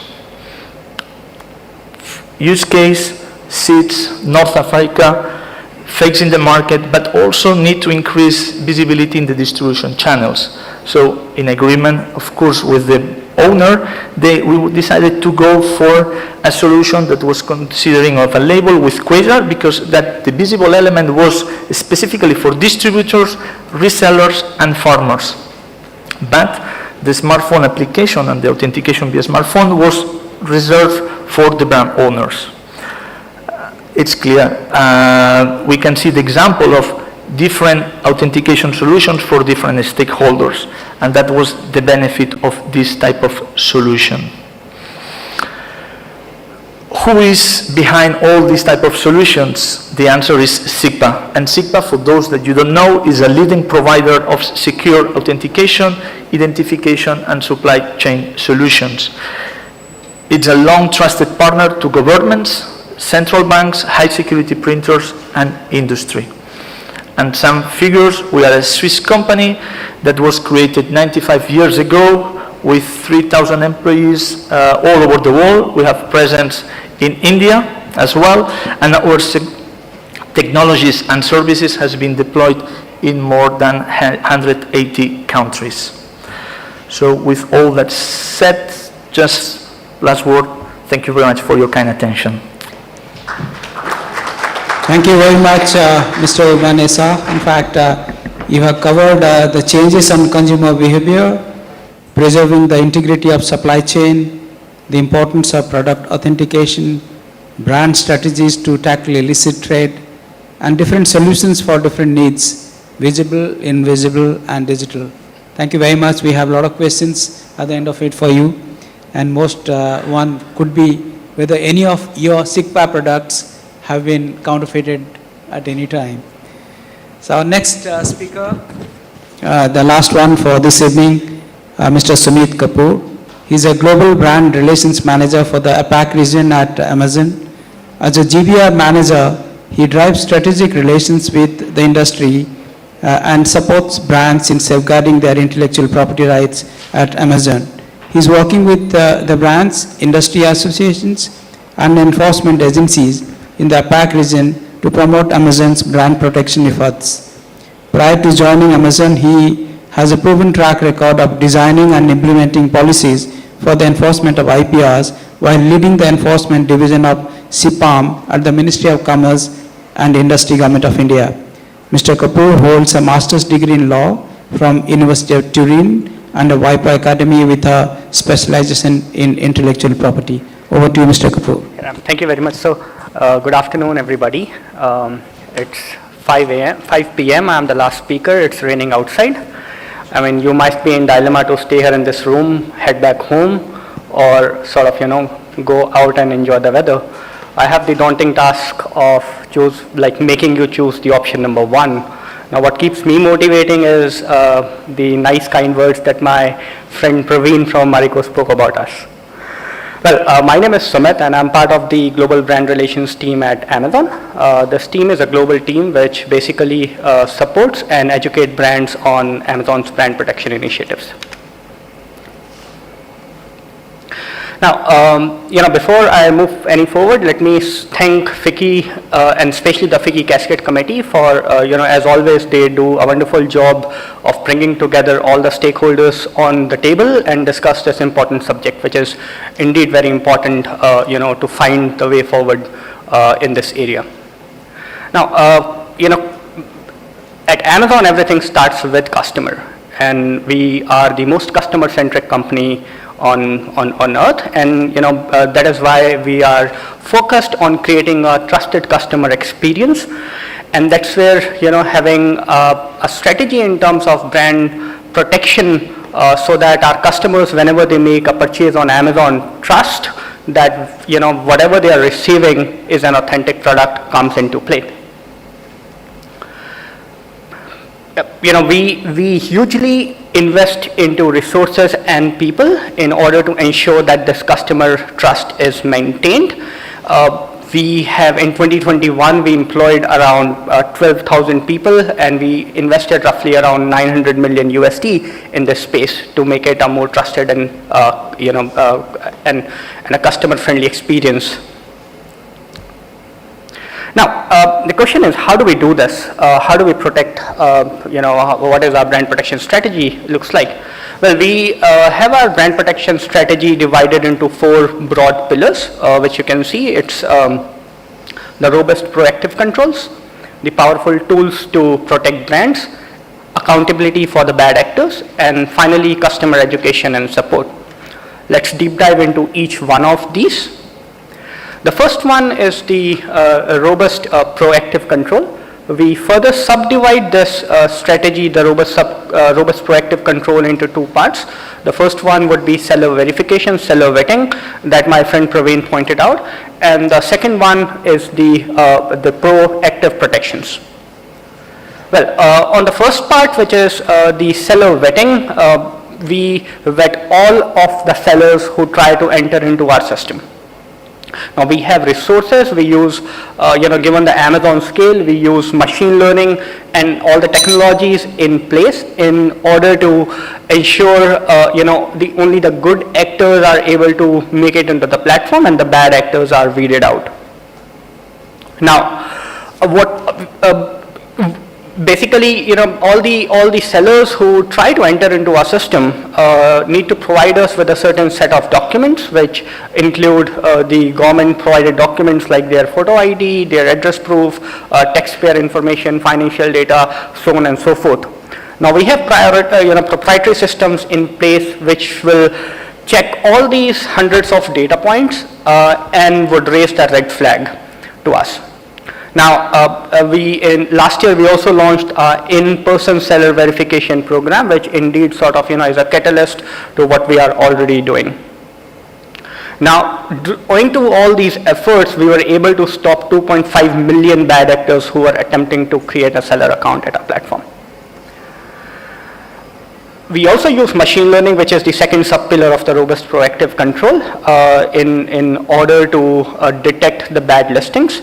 Now, given the Amazon scale, and just to give you some idea, there are around 8 billion listing updates that happen on the platform every day. Now, given this huge number, we ought to rely on tech tools, on machine learning, coupled up with the human, reviews to basically find these bad listings. And owing to this strengthened machine learning protections and the tech tools which are in place, we were able to stop around 4 billion bad listings to make it to the platform even before they were, they were actually published.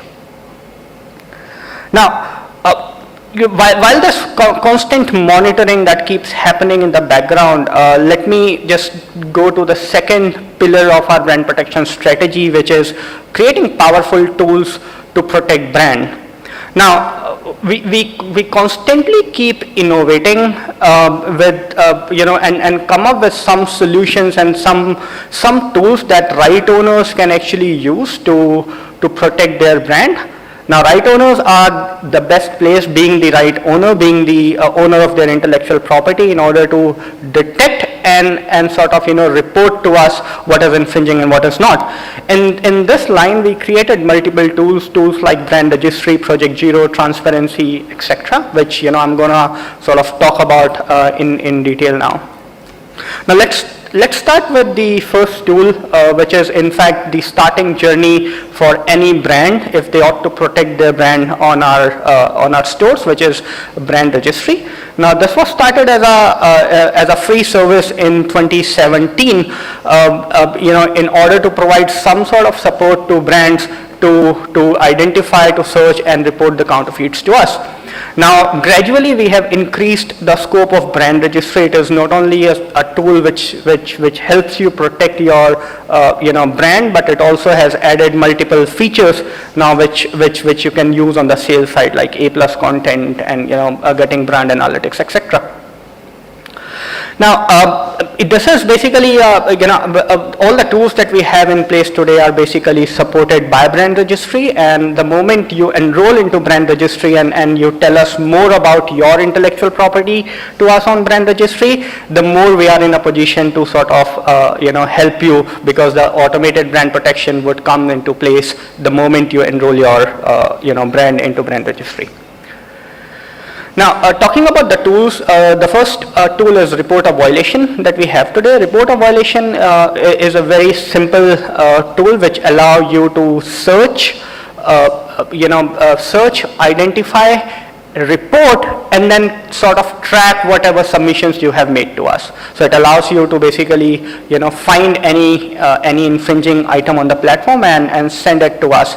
And then, the teams at the back end would basically check into these infringing complaints and see whether, these were actually infringing claims or not.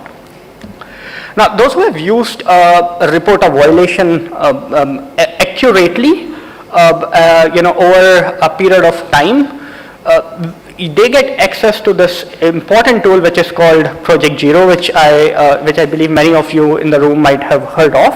Now, Project Zero is basically a higher level of, or rather an unprecedented level of trust that we place into brand, because this is a self, removal counterfeit tool. So basically, you can go onto the on a platform. If you find a counterfeit, you can take it down on your own on real-time basis without having it to, without sending it to us.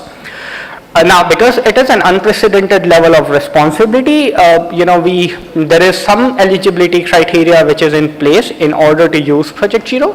This is very simple. Like, first, you need to be registered with brand registry, and two, you need to have a proven track record of using report a violation correctly. So you need to have a 90% plus of accuracy rate if you ought to use the Project Zero. The third tool is transparency, which is also somewhat similar to what Javier spoke about just before. It's basically a product serialization service that we introduced some time back. Now, this is a set of unique code that we would provide to brands who would then apply it to their product. And whenever this product enter into our fulfillment center, or whenever it is shipped, it would be scanned for authenticity.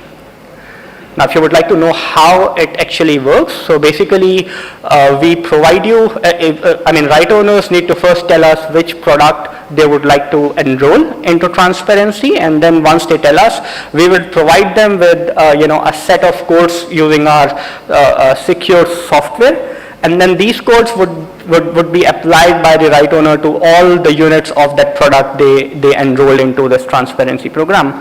Now, whenever this product is being shipped, the code would be scanned, and if the code is not there, the product would not be shipped. It's as simple as that. Now, we wanted to make it an interactive tool, so we made it like a customer-focused tool as well. Now, customer can also scan this tool to check the authenticity, whether this product is transparency, authentic or not.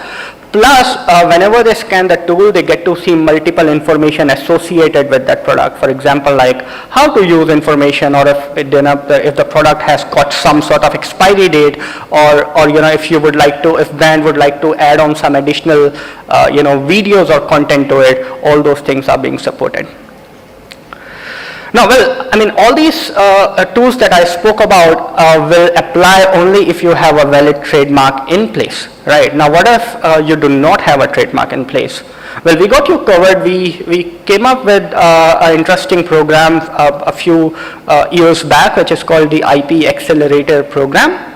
Now, IP Accelerator Program is very simple, where we connect the potential or prospective people who want to obtain an IP with a curated network of law firms that we have in place today.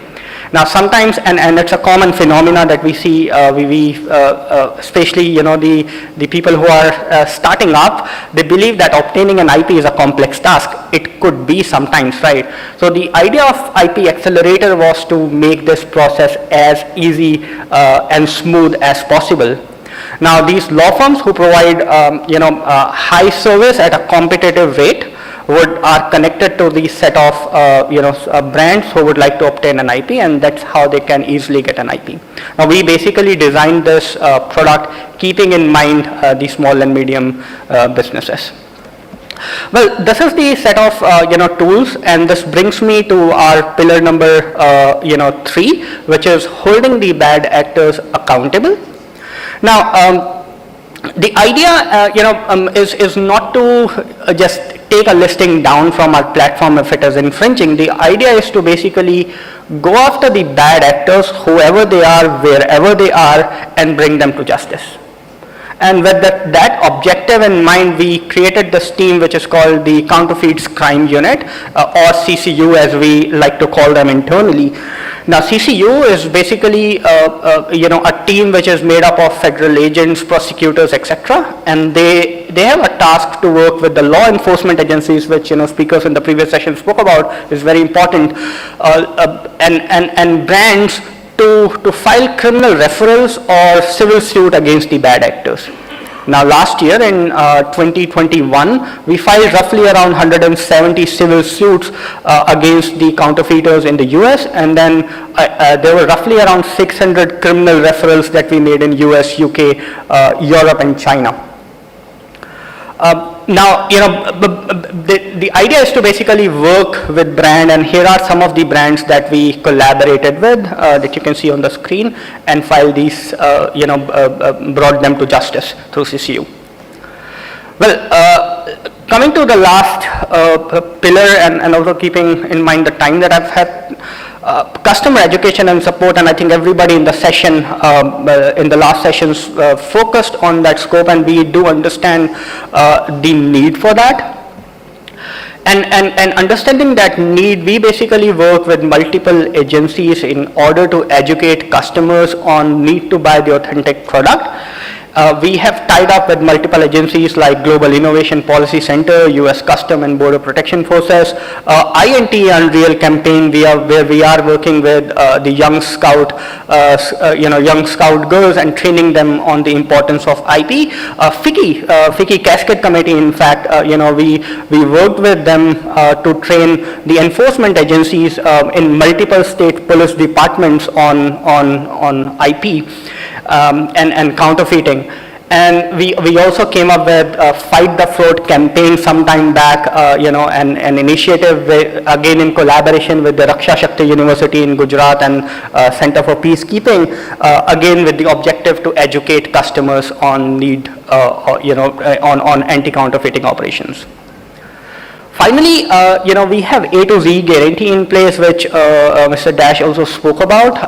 The A to Z guarantee is like whatever you purchase on platform, if you don't like it, if it is not the same product that you actually ordered, you will be refunded.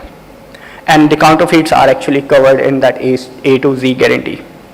Now, with that, we are proactively working in this space. We also understand and also acknowledge the fact that we are not perfect. There are rare incidences where the counterfeits would seep in. We are happy to sort of collaborate, work with brands, and also keep constantly improving until and unless we bring this counterfeits to zero. With that, I'll leave you with some numbers here. And thank you. Thank you, Mr. Kapoor. It's really been very enlightening. Now, since we are short of time, we have in fact overshot, I would now take this opportunity to ask each of the presenter one question. After that, if there is anything, we'll make it open to everybody here. My first question to Dr. Dugal. You said about the Consumer Protection Act of 2019, but in the context, as you know, ever since we had the legislations in India protecting consumer rights, the real problem is the huge backlog of cases in the different courts and different fora. So do you see anything through any legislative means this particular problem can be sorted out so that actual protection is there for the consumers? Thank you, sir, for that question. The fulcrum and the foundation for getting consumers' effective redress is that they must get expeditious redress. So when the Consumer Forum was actually founded, we thought 4 or 5 months and you get a judgment. Today, it's 7 or 8 years and you still don't get a judgment. So there's a huge backlog of areas of cases that have to be done. Summary trial, time-bound manner has to be the approach, and that can only happen if we create specific courts for online consumer disputes. Number 2, we back them up with specific summary procedure trials by legislation. Alternatively, the government can also pass specific rules under the Consumer Protection Act and provide for more expeditious remedy. I order for some product online, I either get it, I don't get it, or it's deficient product. I don't want to wait on for the next 20 years to find out whether I'm going to be successful in getting damages or not. I'm only interested in getting my product back or my money back. Very few people will be interested in getting damages or getting costs, because in a country of India, getting damages is such a tall order. The law of damages is so poorly developed. You can litigate for 20 years and still not get damages. So I think the remedy has to be, if the government comes up with specific summary trials for specific online consumer courts or redressal mechanisms, need be, we can create a separate unit under the consumer redressal forums and say online disputes from the day they file, within 120 days or 150 days, they have to be finished come what may. Now once you start doing that, that can actually help you not only reduce your pendency of cases, but more significantly restore the confidence of the people in the intrinsic ability of the system to provide them effective remedy. Thanks. Thank you very much. My next question to Mr. Singh. You mentioned that you have engaged some partners for scanning the digital platforms to find out in case you have any counterfeit products being sold on any platform. There are two aspects. One is, do they also check the darknet? Because the darknet is the place where a lot of counterfeit products are also being sold. And number 2, once you know that on any particular platform, something of Marico products are being sold which are counterfeits, then do you also inform the consumers about it? Do you also inform other platforms that similarly that such and such person was found, and then be watchful and careful so that this doesn't happen in future? So coming to the first part, you asked about the darknet, whether our partners are searching it or not. So I think right now the capability is limited because with everything cost increases. And we have given the mandate to search for particular platforms. So there are 43 as of now. So that's what they are searching, and that's the mandate. And they do their own due diligence. So that's the first part of it, sir. And second part, sir, second part was... Once you know that something is being counterfeited, yeah. your partners are reported. So, yeah, so once we know that something is counterfeit, we try to take down the listing first from that particular platform. And there is variation in the time taken to bring down that listing. Talking about consumers, so consumers typically will be complaining us. So we are not very much proactive and going to them because we do not have access to the sales that these platforms have made. Right? We do not have access to that. So whenever there is a consumer complaint, and I can tell it publicly also, in 99% cases, we do replace the item without taking any time. And after that, we have found that those products were, some of the times, were not counterfeits, those products were good, even after testing. So the quality team is doing that. But if you are asking if we are proactive in approaching the consumers, so we do not have a way for that. Thank you very much. In fact, that's the need of the hour because, as you know, counterfeiters, they do platform hopping. So if they fail in one or they are pulled down, the normal consumer won't be knowing that something has been pulled down, being counterfeit. So they keep trying different platforms. So it's important that whenever you, with your efforts, your money, resources, you found out something, merely just pulling down is not enough. You may be proactively through separate on your website or anything, try to reach out and educate and enlighten the consumers so that, you know, they get an opportunity not to be duped in future. Thank you very much. Can I, just to add on one thing, sir, I missed out. So we are trying to maintain a database of such counterfeiters. So we have whatever details we get, we try to maintain that database. And in my slide, I did share that. Through those databases, we try to find out if some of the bad actors are reappearing in any of the platforms. So that is something which we are doing, sir. So, thank you very much. My next question to Mr. Urban is, is there a silver bullet solution to protect against the attack of criminals? Okay. And number two, whether any of the SICCPA's products have been counterfeited? Thank you for your questions. I will start with the first question. As a SICCPA, it's clear. The answer is no, there is no silver bullets. I mean, if, as a solution provider, and if you hear from someone that is telling you that they exist, don't believe them, please. It's like there are different type of issues. Sometimes it's counterfeit, sometimes it's diversion, sometimes it's return flow, and also the dimension of the implementation. Sometimes it's a very simple supply chain, sometimes it's very complex, sometimes there is packaging, sometimes not. So it's like, I will do this parallelism. Sometimes you go to the doctor and I have pain here and they say, he says, take the red pill. Next week, I have pain on the other in the head, red pill. Another, I have pain on the foot, red pill. It will not work, or you will start to not believe too much. Thank you very much. My last question to Mr. Kapoor.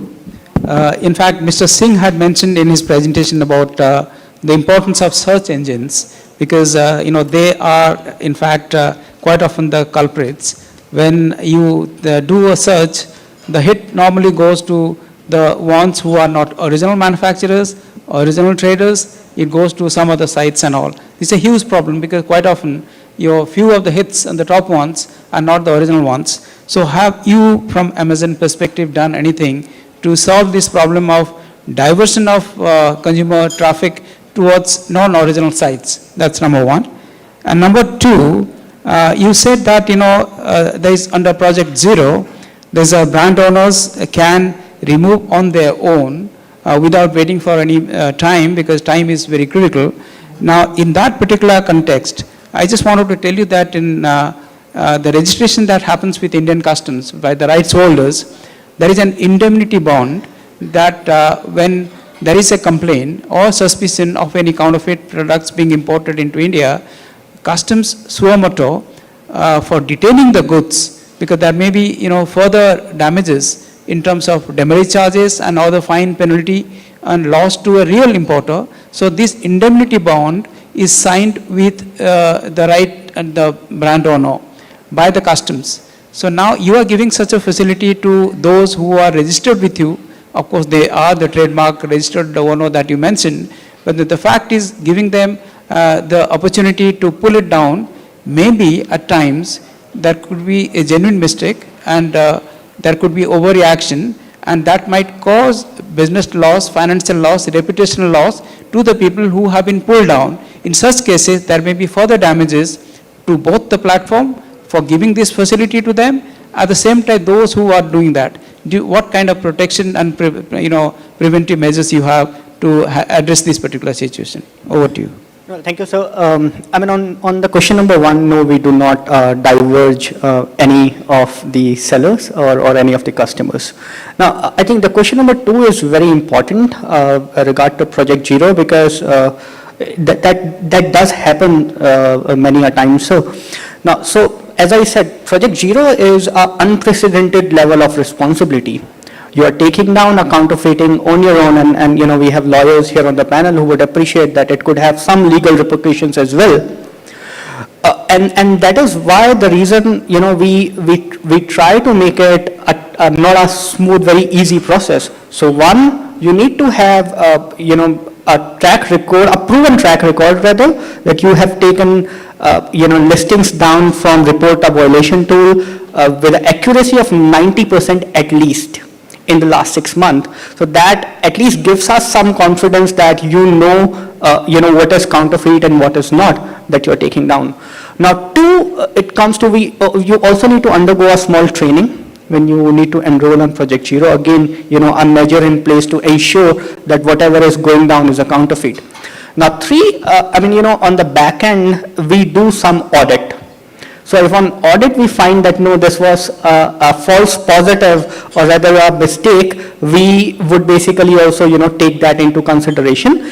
And the moment these false positive increases, the Project Zero access can be revoked. So and lastly, we also have an appeal mechanism in place. So if the seller against whom the notice has been filed feels that this was not right, can always come back and appeal against that particular notice. So these are some of the measures in place. So. Thank you very much, all the panelists. Now we have what we call happy hours. So now it's all open to you. If you have any questions for any of the panelists, feel free, please. And can I request to pass on the mic?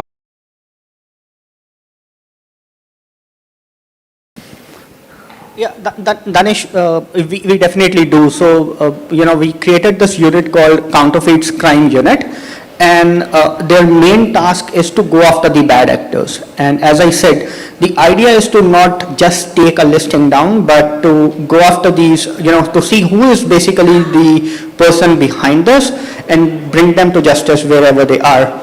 We do file civil suits, and we do file criminal referrals as well. Right now I think we have expanded this team to, this is a global team, but what we have done, our majority of the actions have been focused on US, UK, Europe, and China. But we do, just to answer on US, UK, Europe, and China. But we do, just to answer your question specifically, yes, we do file criminal referrals. Thank you. Okay, Sumit, my question is for you. I am here. Here, Sumit. Currently, just you saw in your presentation that the work you are doing that is you are counterfeiting the persons. Do you feel that they are counterfeiting? You are removing them from your system.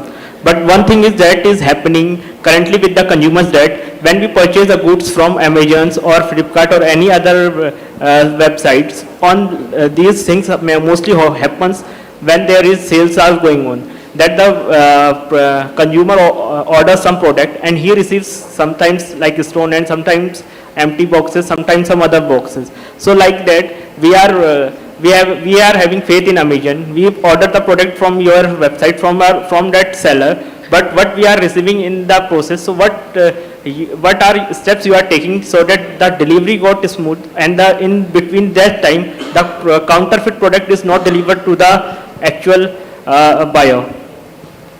No, well, that's a very good question. Well, there is no one-stop solution to answer. It's basically a combination of multiple things that we put in place. Now, first and foremost is the automated protections. We try to put in, use technology as much as possible so that such incidences does not happen. We constantly monitor the sellers and their account health, so that to ensure that the sellers are genuine and whatever product they are sending are genuine. And then finally, and just to be brief, we have A to Z guarantee in place. So whenever as a customer you find that, look, this is not the product that I ordered, or this to me looks like a fake product, or this is destructive product, you are covered by A to Z guarantee. Just send it back to us. Now, irrespective of the fact that it was an Amazon fulfilled order or fulfilled by any of our sort of partner sellers, you are covered by A to Z guarantee, and you get the refund back for that. Thank you. Thank you. Yes, please.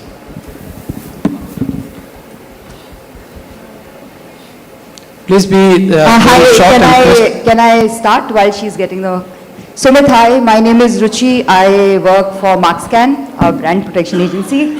Very quick question. So you did mention something about proactively taking down the listings, millions, rather billions on your own.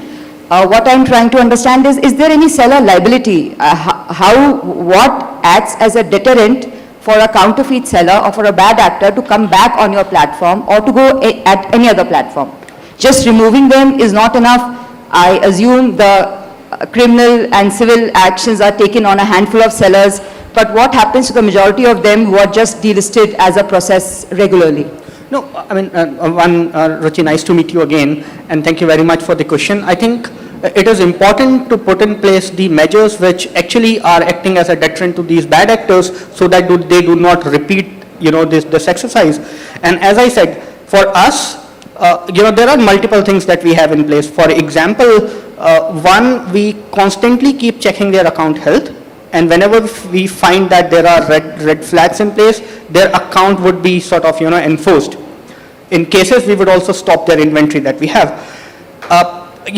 Again, as I said, the idea is not to just limit our action to our online platform or to our store. We would basically go after these bad actors, file civil suits, and we are collaborating with the law enforcement agencies globally so that we can sort of, bring them to justice, and we are working with brands like Marico and others in doing that. Well, I mean, I also don't want to dominate the discussion. I'll also, open to seek suggestion from the fellow members on what best we can do and how we can even improve to make it a better customer experience for, for our millions of customers when they make a purchase. Thank you. One last question. I think you wanted, yeah. So, like Mr. Singh said that, tracking the addresses is very, very difficult when especially you are doing the online businesses. And, I am also a lawyer, and I've seen most of my clients complain that, things are the exact replica, the counterfeits are the exact replica, and you won't get any lead. In such cases, what do? You go to intermediary, ask them for the certifications, and I know it's again coming back to Sumit probably, because everybody's asking him the same question, like different questions. So what do? You are, because it's very difficult, I understand, how do you get hang of a criminal who is not there by face or the physical address? You go, and the addresses are fake. I know, even if you get hold of Sumit's company and get the address, like, is there any way? I would like to, because I sometimes am clueless what to tell my clients, because there is no way you can get those addresses. You go to police, sorry, I'm on the wrong table probably, but they won't help. They wouldn't help. Criminal actions, my clients ask me, civil, criminal. I say civil, go for civil. Always civil, you'll get remedy. You go to police station, it has happened with me. You go to police station, cybercrime. It's not an accusation, I'm just telling you my experience. You go to police station, madam, अभी ये वाला धरना चल रहा है, madam, अभी ये चल रहा है, हमारी jurisdiction नहीं है, हमने 4 साल cyber crime cell में काम कर रहे हैं. I think you will address. Yeah. Police won't listen, but he would. No, sir, definitely police does listen. We have worked with police in the past. And Shilpi, you and I have been on conferences with the police. They do listen to us. In fact, guide us. Perfect. But to answer your question, and I think Praveen can definitely add to that, what we do is, as I said, the idea is to ensure that whatever, just to check the seller right at the starting stage itself.